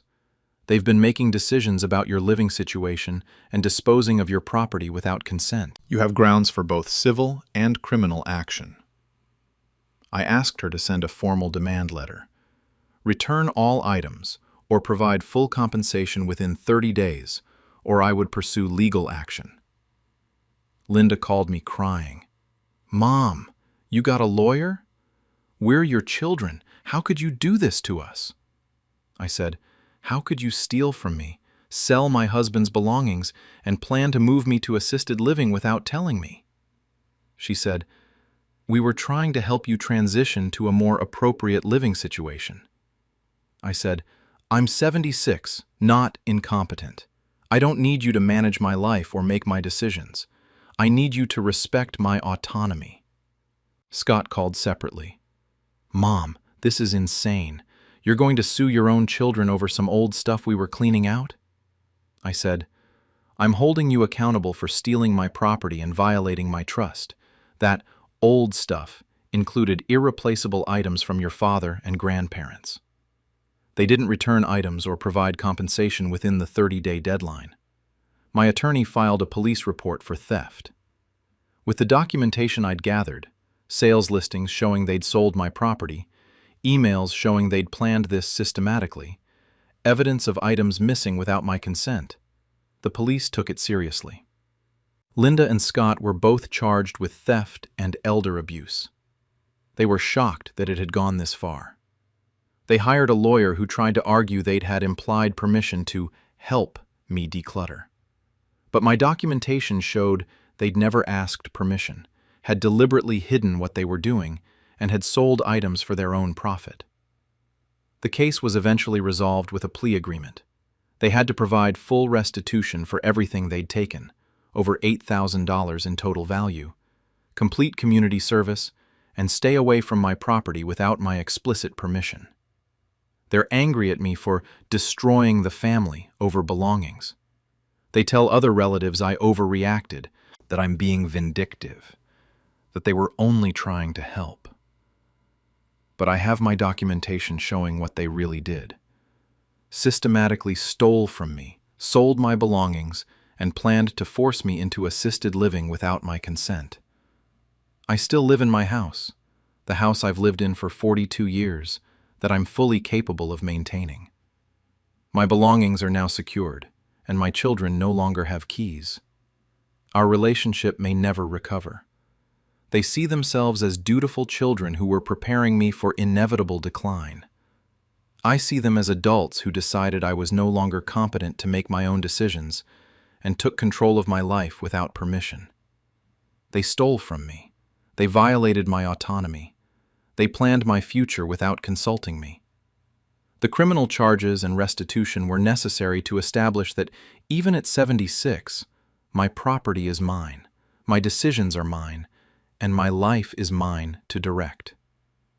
My children learned that helping doesn't justify theft, and that being elderly doesn't mean surrendering autonomy to adult children who think they know better. I realized my family uses me for childcare while the other grandparents get all the fun. I'm 69 years, And 5 weeks ago, I realized that my son and daughter have been systematically using me as free emergency childcare and discipline enforcement, while my grandchildren's maternal grandparents get all the vacation time, special outings, and memory-making experiences. Instead of confronting them, I simply stopped being available for childcare and watched as my children's carefully balanced system collapsed. I'm a widower. My wife passed away 8 years ago. I have 2 adult children, Derek, 41 years, and Melissa, 38 years, female. Between them, I have 5 grandchildren ranging from ages 5 to 14. I live about 20 minutes from both my children, which they've always said was so convenient for family time. For the past 8 years since my wife died, I've been very involved with my grandchildren. I thought I was being a good grandfather, staying connected, helping out my kids who both work demanding jobs. But 5 weeks ago, I had a realization that changed everything. I was picking up my 8-year-old grandson from school because he'd gotten in trouble and been sent home early. As I drove him back to my house to wait for his parents to finish work, he said, "I wish Grandma Rose and Grandpa Jim were picking me up instead. They're more fun. You're always the one who gets called when something bad happens." Grandma Rose and Grandpa Jim are his maternal grandparents, my son Derek's in-laws. I asked what he meant. He said, "Well, you come get me when I'm in trouble or sick or when Mom and Dad need help. But Grandma Rose and Grandpa Jim take us on vacations and to theme parks and fun stuff." Something clicked. I started mentally reviewing the past 8 years of being involved with my grandchildren. When did I see my grandchildren? When they were sick and couldn't go to school. When there were school discipline issues. When my kids had work emergencies and needed last-minute childcare. When they needed someone to enforce punishment or handle difficult behavior. During regular weekly childcare while parents worked. When did my grandchildren see their maternal grandparents? I started looking through my daughter-in-law and son's social media. The photos told the story clearly. Beach vacations with Grandma Rose and Grandpa Jim, Disney trips, weekend getaways, special birthday outings, holiday celebrations at their house with elaborate decorations and activities. The maternal grandparents got all the fun, memory-making, photo-worthy time with my grandchildren. I got the work. I checked my daughter Melissa's social media. Same pattern. Her in-laws, the paternal grandparents, were in vacation photos, holiday celebrations, special events.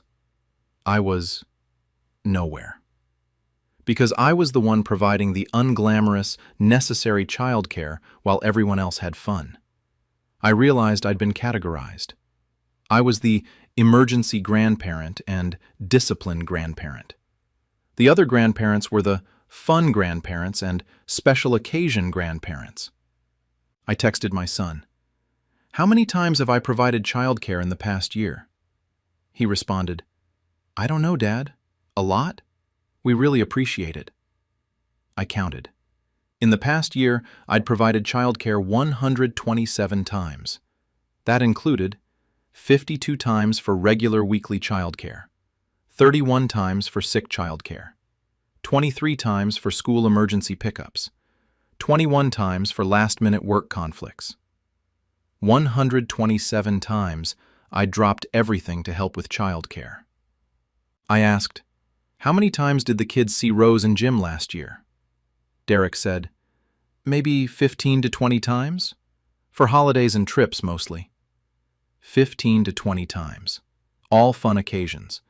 Versus my 127 times of work. I asked, "Do you see a difference in how you use me versus how you use Rose and Jim?"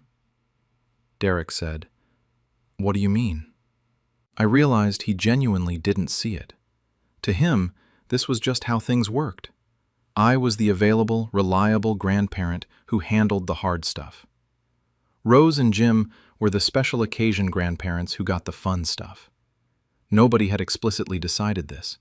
It had just evolved into a system where I was taken for granted as the worker, and they were preserved as the experience makers. I stopped being available, and my children's childcare system collapsed immediately. After realizing I'd been categorized as the emergency and discipline grandparent, while the in-laws got all the fun experiences, I decided to simply stop being available. I didn't explain or confront anyone. I just started saying no to childcare requests and watched the system fall apart. The next week, Derek called. "Dad, Marcus is sick and can't go to school. Can you pick him up and watch him today? We both have meetings." I said, "No, I'm not available today." Derek was surprised. "Really? What are you doing?" I said, "I have plans. You'll need to find other arrangements." He said, "But we both have work. You're usually available when we need emergency childcare." I said, "I was usually available. Today I'm not." Derek had to leave work early to pick up Marcus. He seemed annoyed but didn't push back. 2 days later, Melissa called. "Dad, can you do your regular Thursday childcare? I have a client meeting I can't miss." I said, "I won't be able to do Thursdays anymore. I'm changing my availability." Melissa said, "What? But you always do Thursdays. That's our schedule." I said, "I'm making some changes to my schedule. You'll need to arrange alternative childcare for Thursdays." She was flustered. "We've been counting on Thursday childcare for years. We've built our work schedules around it." I said, "Then you'll need to rebuild your work schedules. I'm not available." Over the next 3 weeks, I declined every childcare request. School pickup emergency? Not available. Sick child needs supervision? Can't help today. Regular weekly childcare? No longer offering that. Last-minute work conflict? You'll need to find another solution. My children were scrambling. They had to miss work, arrange expensive backup childcare, reschedule important meetings. The system they'd built around my constant availability was falling apart. Derek called frustrated. "Dad, what's going on? You've been our go-to for childcare for years and suddenly you're never available. Are you angry about something?" I said, "Not angry. Just reevaluating how I spend my time." He said, "But we need your help. You're the kid's grandfather." I said, "Yes, I am. And Rose and Jim are also their grandparents. Have you asked them to help with emergency childcare?" Derek said, "They're not really set up for that kind of thing. They live farther away and have their own commitments." I said, "They live 30 minutes away. I live 20 minutes away. The difference is 10 minutes, but they never get called for emergency childcare, do they?" Derek was quiet. I said, "They get called for vacations and fun outings. I get called for sick days and discipline issues. That's an interesting pattern." He said, "They offer to take the kids on trips. You offer to help with childcare. It's just how it worked out." I said, "I've been helping with childcare 127 times last year. They saw the kids 15 to 20 times, all for fun activities. I'm the worker. They're the fun. I'm reconsidering that arrangement." Melissa had a similar conversation with me. "Dad, we're really struggling without your regular childcare help. This is putting a lot of stress on us." I said, "Call the paternal grandparents. I'm sure they'd be happy to help." She said, "They're busy with their own lives. They're not available for weekly childcare." I said, "Neither am I anymore." She said, "But you've always been there for us." I said, "Being there has apparently meant being the emergency backup and discipline enforcer, while the other grandparents get all the memory-making experiences with my grandchildren. I'm stepping back from that role." My children finally admitted they'd been using me while reserving fun activities for the other grandparents. After 6 weeks of me being unavailable for childcare, my children's lives had become significantly more complicated. When they demanded a family meeting to address my abandonment, I finally explained that I'd realized they'd been using me as free labor while giving all the meaningful experiences to the other grandparents. And I was done with that arrangement. Derek and Melissa came to my house together, clearly having coordinated this confrontation. Derek started, "Dad, we need to talk about what's been happening. You've completely withdrawn from the kids' lives. You're never available to help anymore. We don't understand what changed." I said calmly, "I realized I was being used as free emergency childcare and discipline enforcement, while my grandchildren's other grandparents got all the vacations, special outings, and fun experiences. I decided to stop participating in that arrangement." Melissa said, "That's not fair. You've always offered to help with childcare. We thought you wanted to be involved." I said, "I wanted to be involved in my grandchildren's lives. Instead, I got sick days, school pickups for discipline issues, and last-minute emergencies. The other grandparents got beach vacations and theme park trips." Derek said, "Rose and Jim offer to take the kids places. They plan trips and invite the kids along. You never offered to do that." I said, "I've been too busy providing 127 instances of childcare last year. Hard to plan a vacation when you're on call for emergencies every week." Melissa said defensively, "We never asked you to be on call. You just always said yes when we needed help." I said, "Because you're my children, and they're my grandchildren. I thought I was being a good father and grandfather. I didn't realize I was being categorized as the worker grandparent, while the others got to be the fun grandparents." Derek said, "Nobody categorized you that way. It just worked out that you were available for childcare and they were available for trips." I pulled out my phone and showed them the math. 127 childcare instances last year for me, 15 to 20 visits for them, all fun activities. You called me every time there was a problem or emergency. You called them for vacations and celebrations. That's not coincidence. That's a pattern." Melissa looked uncomfortable. "We call you for childcare because you're close by and retired and have always been willing. We don't ask for trips because we didn't think you'd want to do that kind of thing." I said, "You didn't ask because you'd already decided what kind of grandparent I was. The reliable, boring, always available one who handles the hard stuff, not the fun one who makes memories." Derek said, "That's not how we see you." I showed them their own social media, photos of their children with the other grandparents at Disney World, on beach vacations, at special birthday celebrations. Where am I in these family memories? I'm not in them because I was home being available in case of emergency." Melissa said quietly, "I never thought about it that way. But you have to understand, Rose and Jim, they offer these trips. They plan them and invite us. They have the money and time for that kind of thing." I said, "I have money and time. What I don't have is a family who thinks of me as someone worthy of making memories with. I'm the utility grandparent, the functional one, not the special one." Derek said, "So what do you want? For us to stop asking for help entirely?" I said, "I want you to understand that being used exclusively for the hard, unglamorous parts of grandparenting while someone else gets all the fun isn't being involved. It's being exploited.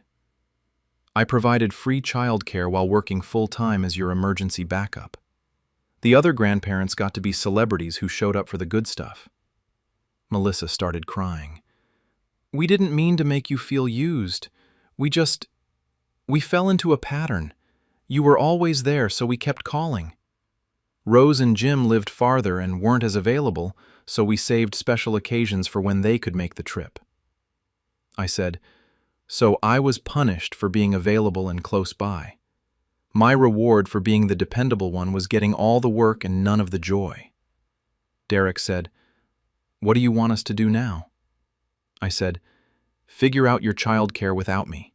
Call the other grandparents when there are emergencies and see how they respond. Build a system that doesn't rely on taking one grandparent completely for granted."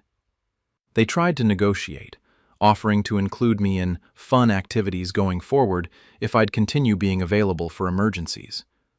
But I held firm. The dynamic had been set for 8 years. I wasn't interested in being grudgingly included in fun activities as payment for continuing to be the worker. My grandchildren have asked why I'm not around as much. I've told them honestly, Grandpa was being used for the boring stuff while other grandparents got the fun stuff. Grandpa is taking a break. The older ones understood immediately. They'd seen the pattern themselves.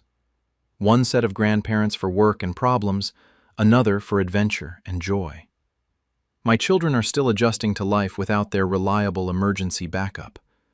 They're discovering that other childcare options are expensive and inconvenient. The other grandparents have reportedly been asked to help with emergencies more. They've declined most requests, saying they're not available for that kind of thing. Exactly what I'd suspected. They'd kept themselves positioned as special occasion-only grandparents. I'd allowed myself to become the always available utility. I'm 69 years old. I don't have unlimited years left to be a grandparent. I'm not spending my remaining time being the one who only gets called for emergencies while someone else makes all the memories. My children say I'm being stubborn and punishing the grandchildren for adult decisions. But the grandchildren will be fine. They have 2 sets of grandparents. They just don't have one set who can be taken for granted anymore. I showed up to volunteer and was told I resigned months ago without my knowledge. I'm 74 year of feme, and 9 weeks ago I arrived at the library where I volunteered every Tuesday for 12 years, only to be told by the coordinator that I'd resigned 3 months earlier via email. I never sent that email.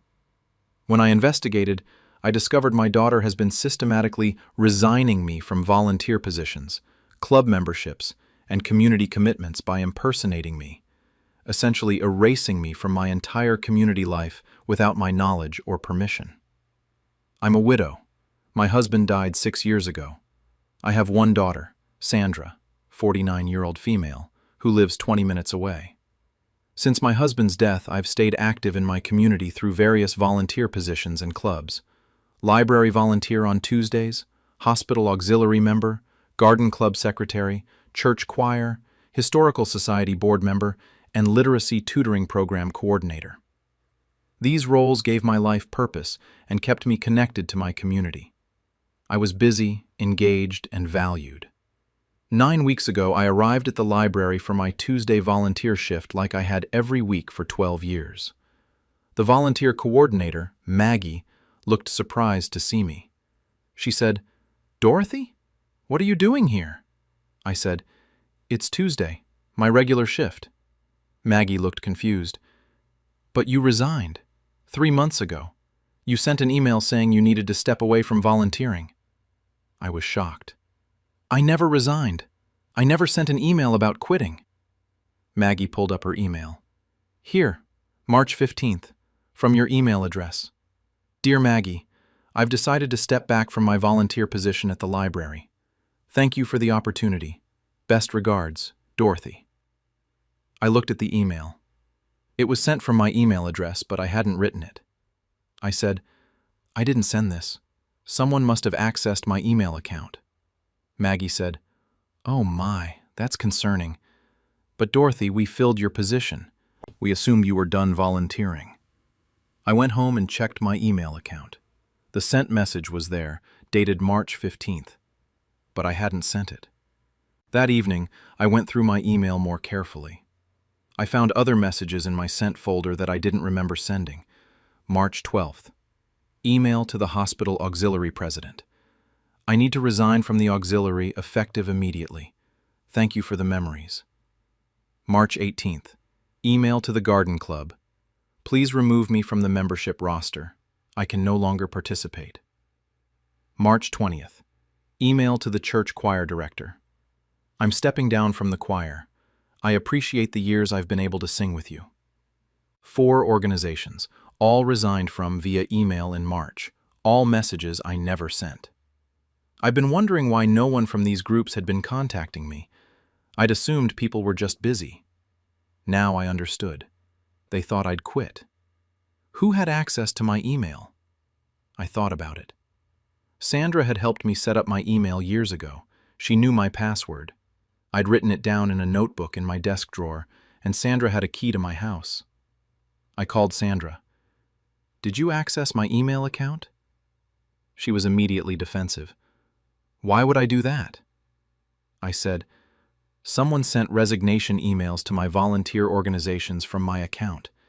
In March. Do you know anything about that?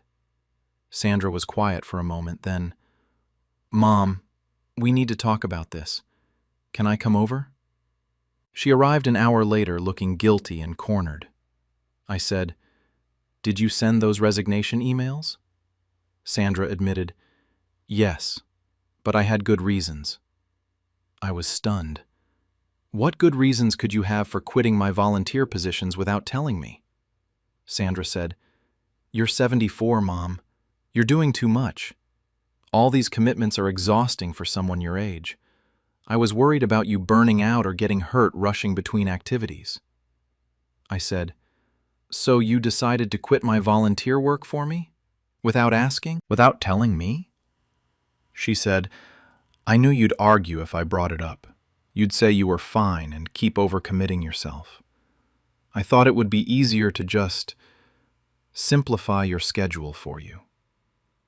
I said, By impersonating me and resigning from organizations I care about? Sandra said, I was trying to help you slow down and take care of yourself. Over the next few days, I discovered the extent of what Sandra had done. It wasn't just the 4 organizations I'd found resignation emails for. I contacted every group and organization I was part of. What I learned was systematic. Library, resigned March 15th. Hospital Auxiliary, resigned March 12th. Garden Club, resigned March 18th. She'd also canceled my membership renewal. Church Choir, resigned March 20th. Historical Society, resigned March 25th. She'd also resigned my board position. Literacy Tutoring, resigned March 28th. 6 organizations, all the major commitments and activities in my life, resigned from within a 2-week period in March. Sandra had systematically erased me from my entire community life without my knowledge. I discovered my daughter had also canceled my long-standing medical appointments and social commitments. After finding the resignation emails, I started checking other aspects of my life. What I discovered was worse. Sandra had been canceling my medical appointments, declining social invitations on my behalf, and telling people I was cutting back on activities, all without my knowledge. I called my doctor's office. I need to schedule my annual physical. I know I'm overdue. The receptionist said, Mrs. Patterson, we have a note that you canceled your March appointment and requested not to be contacted for rescheduling. You said you'd call when you were ready to resume care. I never canceled that appointment. I'd been wondering why they hadn't sent a reminder. I said, I didn't cancel it. Can you tell me how the cancellation was made? She checked. It was a phone call. The person said they were calling on your behalf because you were unable to call yourself. They gave your date of birth and address to verify. Sandra had called my doctor's office pretending to be me or representing me. I checked with my dentist. Same thing. Appointment canceled in March with a note that I'd be in touch when ready to reschedule. My optometrist. Annual exam canceled. Told not to send reminder notices. Sandra had systematically canceled my medical appointments. I started asking friends about social plans I'd missed. My friend Ellen said, I invited you to my birthday lunch in April, but Sandra called and said you weren't feeling up to social events and to please not pressure you with invitations. I'd never been invited to Ellen's birthday. Sandra had intercepted the invitation and declined on my behalf, then told Ellen not to invite me to future events. My friend Joyce from church said, Several of us have been giving you space like Sandra requested. She said you were overwhelmed and needed time without social obligations. Sandra had told my friends not to invite me to things, claiming I needed space. My neighbor Robert said, Your daughter mentioned you'd be traveling more and wouldn't be around much. She said not to worry if we didn't see you for weeks at a time. Sandra had been pre-explaining my absences from community life by claiming I was traveling, setting up a narrative where my disappearance from regular activities seemed planned rather than engineered. I confronted Sandra again. You didn't just resign me from volunteer positions. You canceled my medical appointments, declined social invitations for me, and told people I needed space. You've been systematically removing me from my entire life. Sandra said, I was creating boundaries for you. You had too many commitments. You needed rest. I said, those weren't your boundaries to create. Those were my appointments, my invitations, my life. She said, Mom, you're 74. You don't need to be running around to 10 different activities every week. You need to slow down. I said, that's not your decision to make.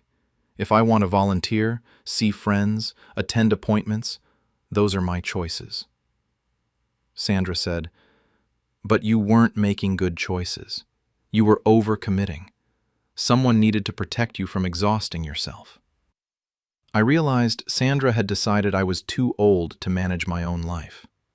Rather than talk to me about her concerns, she'd taken control by impersonating me and canceling my commitments. She'd essentially aged me out of my own life without my consent. I showed up to everything anyway, and exposed what my daughter had done to my entire community. After discovering Sandra had systematically removed me from my community life, I decided to reclaim every position, appointment, and commitment by showing up in person and explaining what had happened, exposing Sandra's actions to everyone affected. I went to the library and asked to meet with Maggie and the director. I want to clarify something. I never resigned. My daughter accessed my email account and sent that resignation without my knowledge or permission. I'd like to resume volunteering if possible. They were shocked. Your daughter impersonated you to quit your volunteer position. I showed them my email account activity log, showing the sent message came from a login at a time I wasn't home, when Sandra had been at my house, checking on me. I said, she's been trying to force me to slow down by eliminating my commitments without telling me. I'm 74, but I'm capable of deciding my own schedule. The library gave me back my volunteer position. I did the same at every organization, showed up in person, explained what Sandra had done, provided evidence when possible. Each time, the response was similar: shock, concern about elder abuse, and willingness to restore my position. The garden club president said, your daughter essentially tried to isolate you from your community. That's a serious concern. I rescheduled all my medical appointments. When the doctor's receptionist noted the pattern of cancellations, she flagged my account. If anyone other than you calls to cancel in the future, we'll require you to confirm in person. I contacted every friend Sandra had told to stop inviting me. Sandra had no authority to decline invitations on my behalf. Please continue including me in plans. Ellen was angry. She made us think you were fragile and overwhelmed. We've been avoiding you for months thinking we were helping. I called a meeting with Sandra. I've resumed all my volunteer positions, rescheduled my medical appointments, and told my friends to ignore your requests for space. You no longer have access to my email, my house, or my schedule. Sandra was upset. Mom, you're going to exhaust yourself. You're 74 years old. I said, and I'm capable of managing my own life. If I become unable to do that, it's not your decision to make unilaterally. You erased me from my community without consent. That's not concern, that's control. She said, I was protecting you. I said, you were isolating me. There's a difference.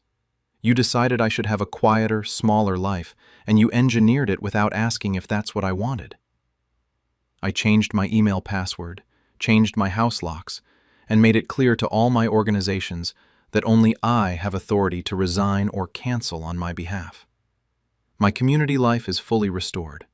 I'm back to volunteering, attending clubs, seeing friends, keeping medical appointments. Sandra sees herself as a protective daughter who was trying to help her aging mother.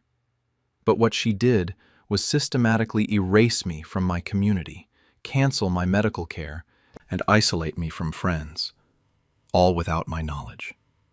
She treated my age as incompetence and my active life as a problem to solve rather than a choice to respect. I'm 74, healthy, and capable of deciding how to spend my time. Sandra tried to take that autonomy away by impersonating me and canceling my life. Our relationship may not recover. She can't undo the 6 months I lost from my volunteer positions, the social events I missed, the medical care that was delayed. But I've reclaimed my life and established boundaries. My daughter doesn't get to decide when I'm too old to be active in my community. That's my decision to make. And I'm choosing to stay engaged, active, and present, exactly as I was before Sandra tried to erase me from my own life. My family removed my paintings from the gallery exhibition I'd been working toward for 6 years. I'm 68 years old, and for the past 6 years I've been a painter. I'd never touched a paintbrush until I was 62, when my husband Raymond died suddenly from a stroke. We'd been married 40 years, and his death left me unmoored and purposeless. I'd been a homemaker our entire marriage, raising our 4 children while Raymond worked as an engineer. When he died, I suddenly had endless empty time and no idea how to fill it. A grief counselor suggested I try art therapy. I laughed at first. I'd never been creative, had no artistic background, couldn't even draw stick figures properly. But I was desperate for anything that might help process the overwhelming grief. So I signed up for a beginner painting class at the community center. That first class changed my life. Mixing colors, applying paint to canvas, creating something visual from nothing. It gave me a way to express emotions I couldn't put into words. I was terrible at first, producing muddy landscapes and clumsy still lifes that my instructor kindly called developing your personal style. But I kept practicing. 6 years later, I paint every single day. I've taken dozens of classes, studied techniques online, practiced relentlessly. I've progressed from basic acrylics to oils, from simple compositions to complex abstracts. I've developed a distinct style, expressionist landscapes with bold colors that my current instructor calls emotionally powerful. I've sold a few pieces at local art fairs, been featured in community shows, and built a modest portfolio. Painting isn't just a hobby, it's saved my life. The years after Raymond died could have destroyed me. Instead, I found purpose, community, and a form of expression that turned grief into something beautiful. My children, Bradley, 45, Stephanie, 42, Andrew, 39, and Natalie, 36, have always been dismissive of my painting. Bradley thinks I'm wasting time on art instead of spending more time with grandchildren. Stephanie has made comments about my paintings being dark and depressing with their intense colors. Andrew asked why I don't paint pretty flowers instead of weird abstract stuff.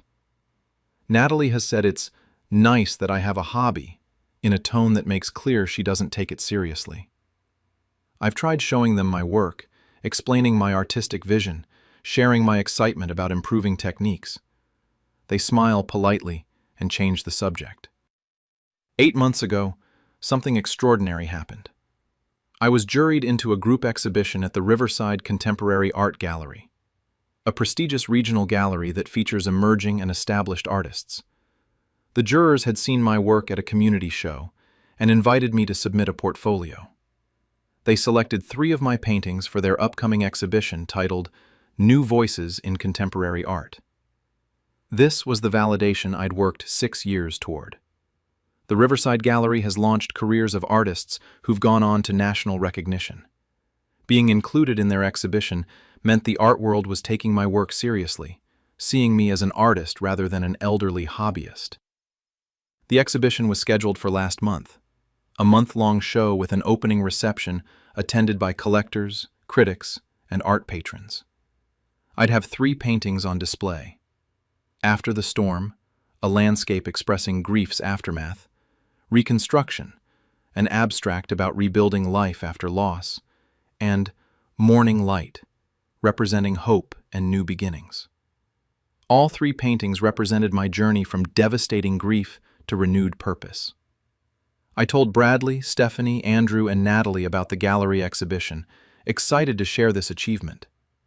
Bradley asked if the gallery was actually legitimate or just another community center show.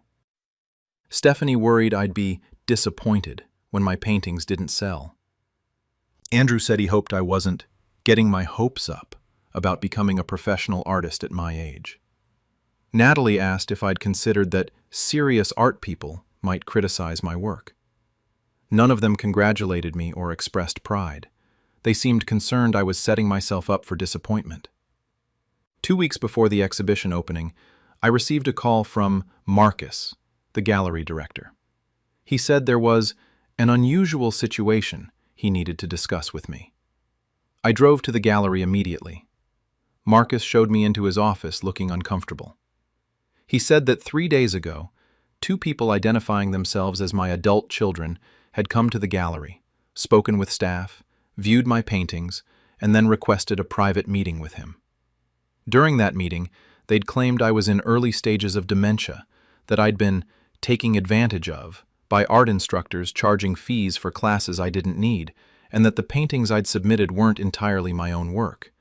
I'd supposedly had help from instructors that I wasn't acknowledging. They'd said they were concerned about me being in a public exhibition where I might be exposed as a fraud, or humiliated when people realize I don't actually understand art. They'd urged Marcus to remove my paintings from the exhibition for my own protection. Marcus said he'd been skeptical of these claims, but the visitors had been convincing. They'd provided specific details about my art education, named instructors, and expressed what seemed like genuine concern about their mother being exploited. I was stunned. I asked Marcus what he'd decided. He said he'd told my children he needed to speak with me directly before making any decisions about the exhibition. I explained that I had no dementia, that I'd created all 3 paintings entirely myself, without assistance beyond normal classroom instruction, and that my children had been dismissive of my art from the beginning, and apparently didn't want me exhibiting publicly. Marcus said he believed me and my paintings would remain in the exhibition, but he looked troubled. He asked if I could provide documentation proving the paintings were my own work, photos of the works in progress, statements from instructors confirming I'd created them independently.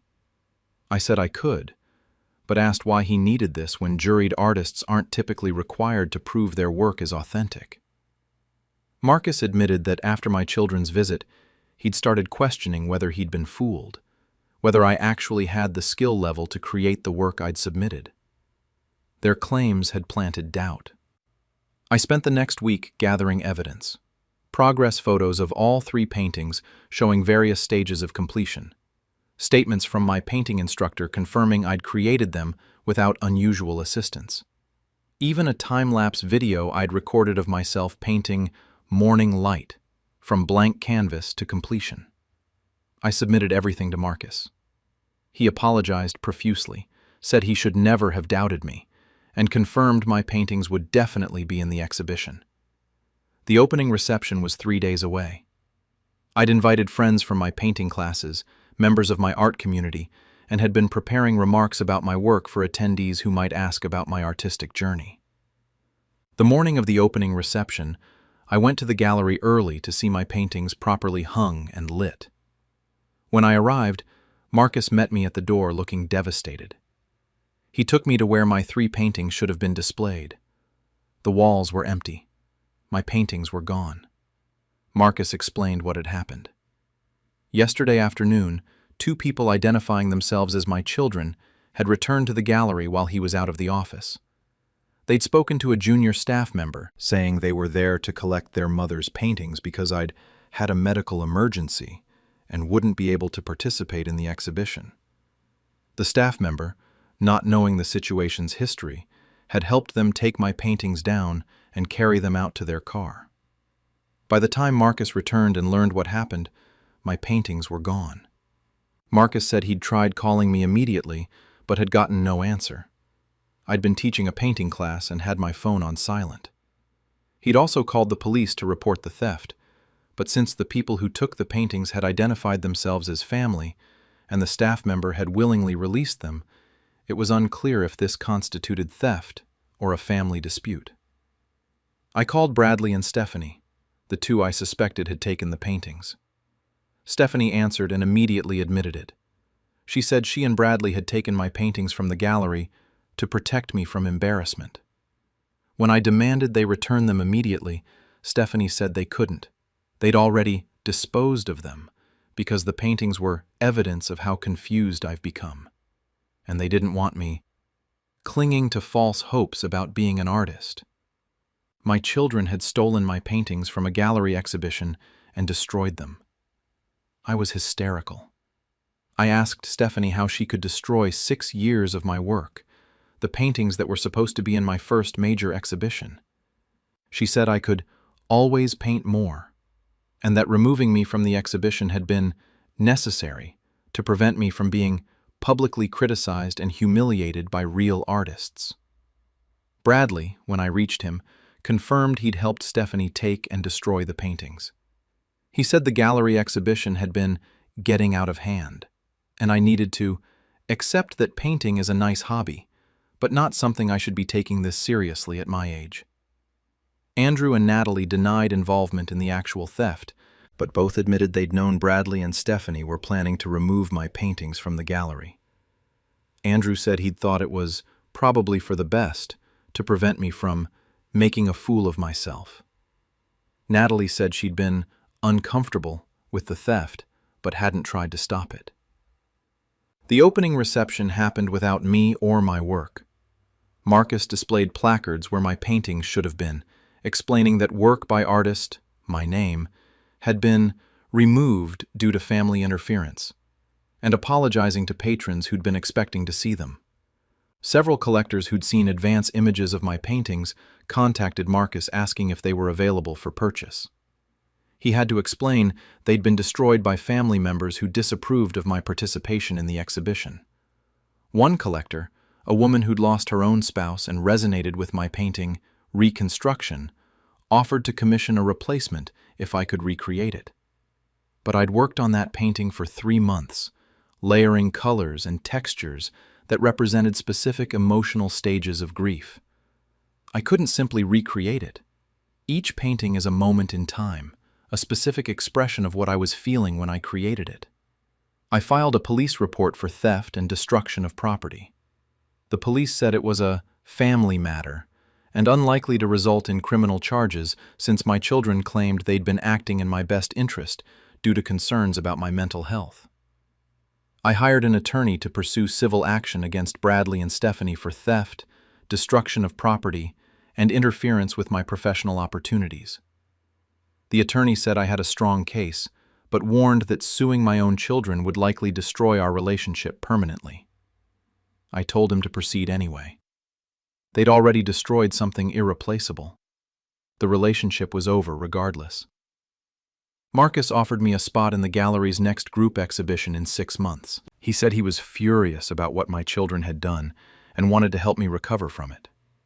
I accepted, but explained I'd need time to create new work. The 3 destroyed paintings had represented years of emotional processing and artistic development. Starting over felt overwhelming. It's been 4 weeks since my paintings were destroyed. I've been trying to paint again, but every time I stand in front of a blank canvas, I think about After the Storm, Reconstruction, and Morning Light, sitting in a dumpster somewhere because my children decided I was too old to be a serious artist. Bradley and Stephanie maintain they did nothing wrong. Bradley said the paintings weren't that good anyway, and I'm overreacting to losing amateur artwork.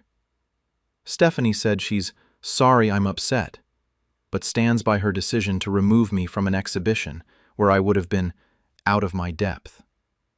Neither has offered to compensate me for the destroyed work. Neither has genuinely apologized. Both insist they were protecting me from inevitable criticism and rejection by the art world. Andrew and Natalie have tried to play mediators, suggesting I forgive and move on, since Bradley and Stephanie meant well. When I point out that destroying someone's art isn't meaning well, they say I'm being stubborn and choosing paintings over family. The paintings weren't just paintings. They were 6 years of processing Raymond's death, of finding purpose after devastating loss, of proving to myself I could create something meaningful. They were my voice, my story, my transformation from grief-paralyzed widow to functioning artist. My children literally threw that in the garbage because they were embarrassed by their 68-year-old mother being in a serious art exhibition. Some people think I should forgive Bradley and Stephanie since they claim they were protecting me from disappointment, but they weren't protecting me. They stole and destroyed my work because they couldn't accept that their elderly mother had become good enough at painting to be juried into a prestigious gallery. I'm 68. I'm an artist whose first major exhibition was sabotaged by her own children destroying her paintings, and I'm trying to create new work while processing this betrayal. Bradley and Stephanie are facing a lawsuit and permanent estrangement from me. The art community has been incredibly supportive. Fellow artists have shared stories of family members who didn't take their work seriously, galleries that faced similar interference. Marcus has been working to get press coverage about what happened, hoping to bring attention to ageism in art and family sabotage of elderly artists. But nothing brings back After the Storm, Reconstruction, and Morning Light. Those specific paintings, created during specific moments of my grief journey, are gone forever. I'm painting again, slowly. New work for the exhibition in 6 months, but it's not the same. The momentum was broken, the achievement was stolen, and the joy has been replaced with bitterness about my children's refusal to see me as anything more than an elderly hobbyist playing with paints. They destroyed my art because they were ashamed of me taking it seriously. And they destroyed our relationship in the process. I'll exhibit again. I'll create new work. I'll prove that what they destroyed wasn't the end of my artistic journey. But I'll do it without them. They made sure of that when they stole my paintings from a gallery and threw them away. That's what I'm left with. And that's what they have to live with too. The gallery walls that should have held my work were empty because my children decided I wasn't allowed to succeed as an artist at 68. I'm proving them wrong by continuing to paint. Every brushstroke is revenge.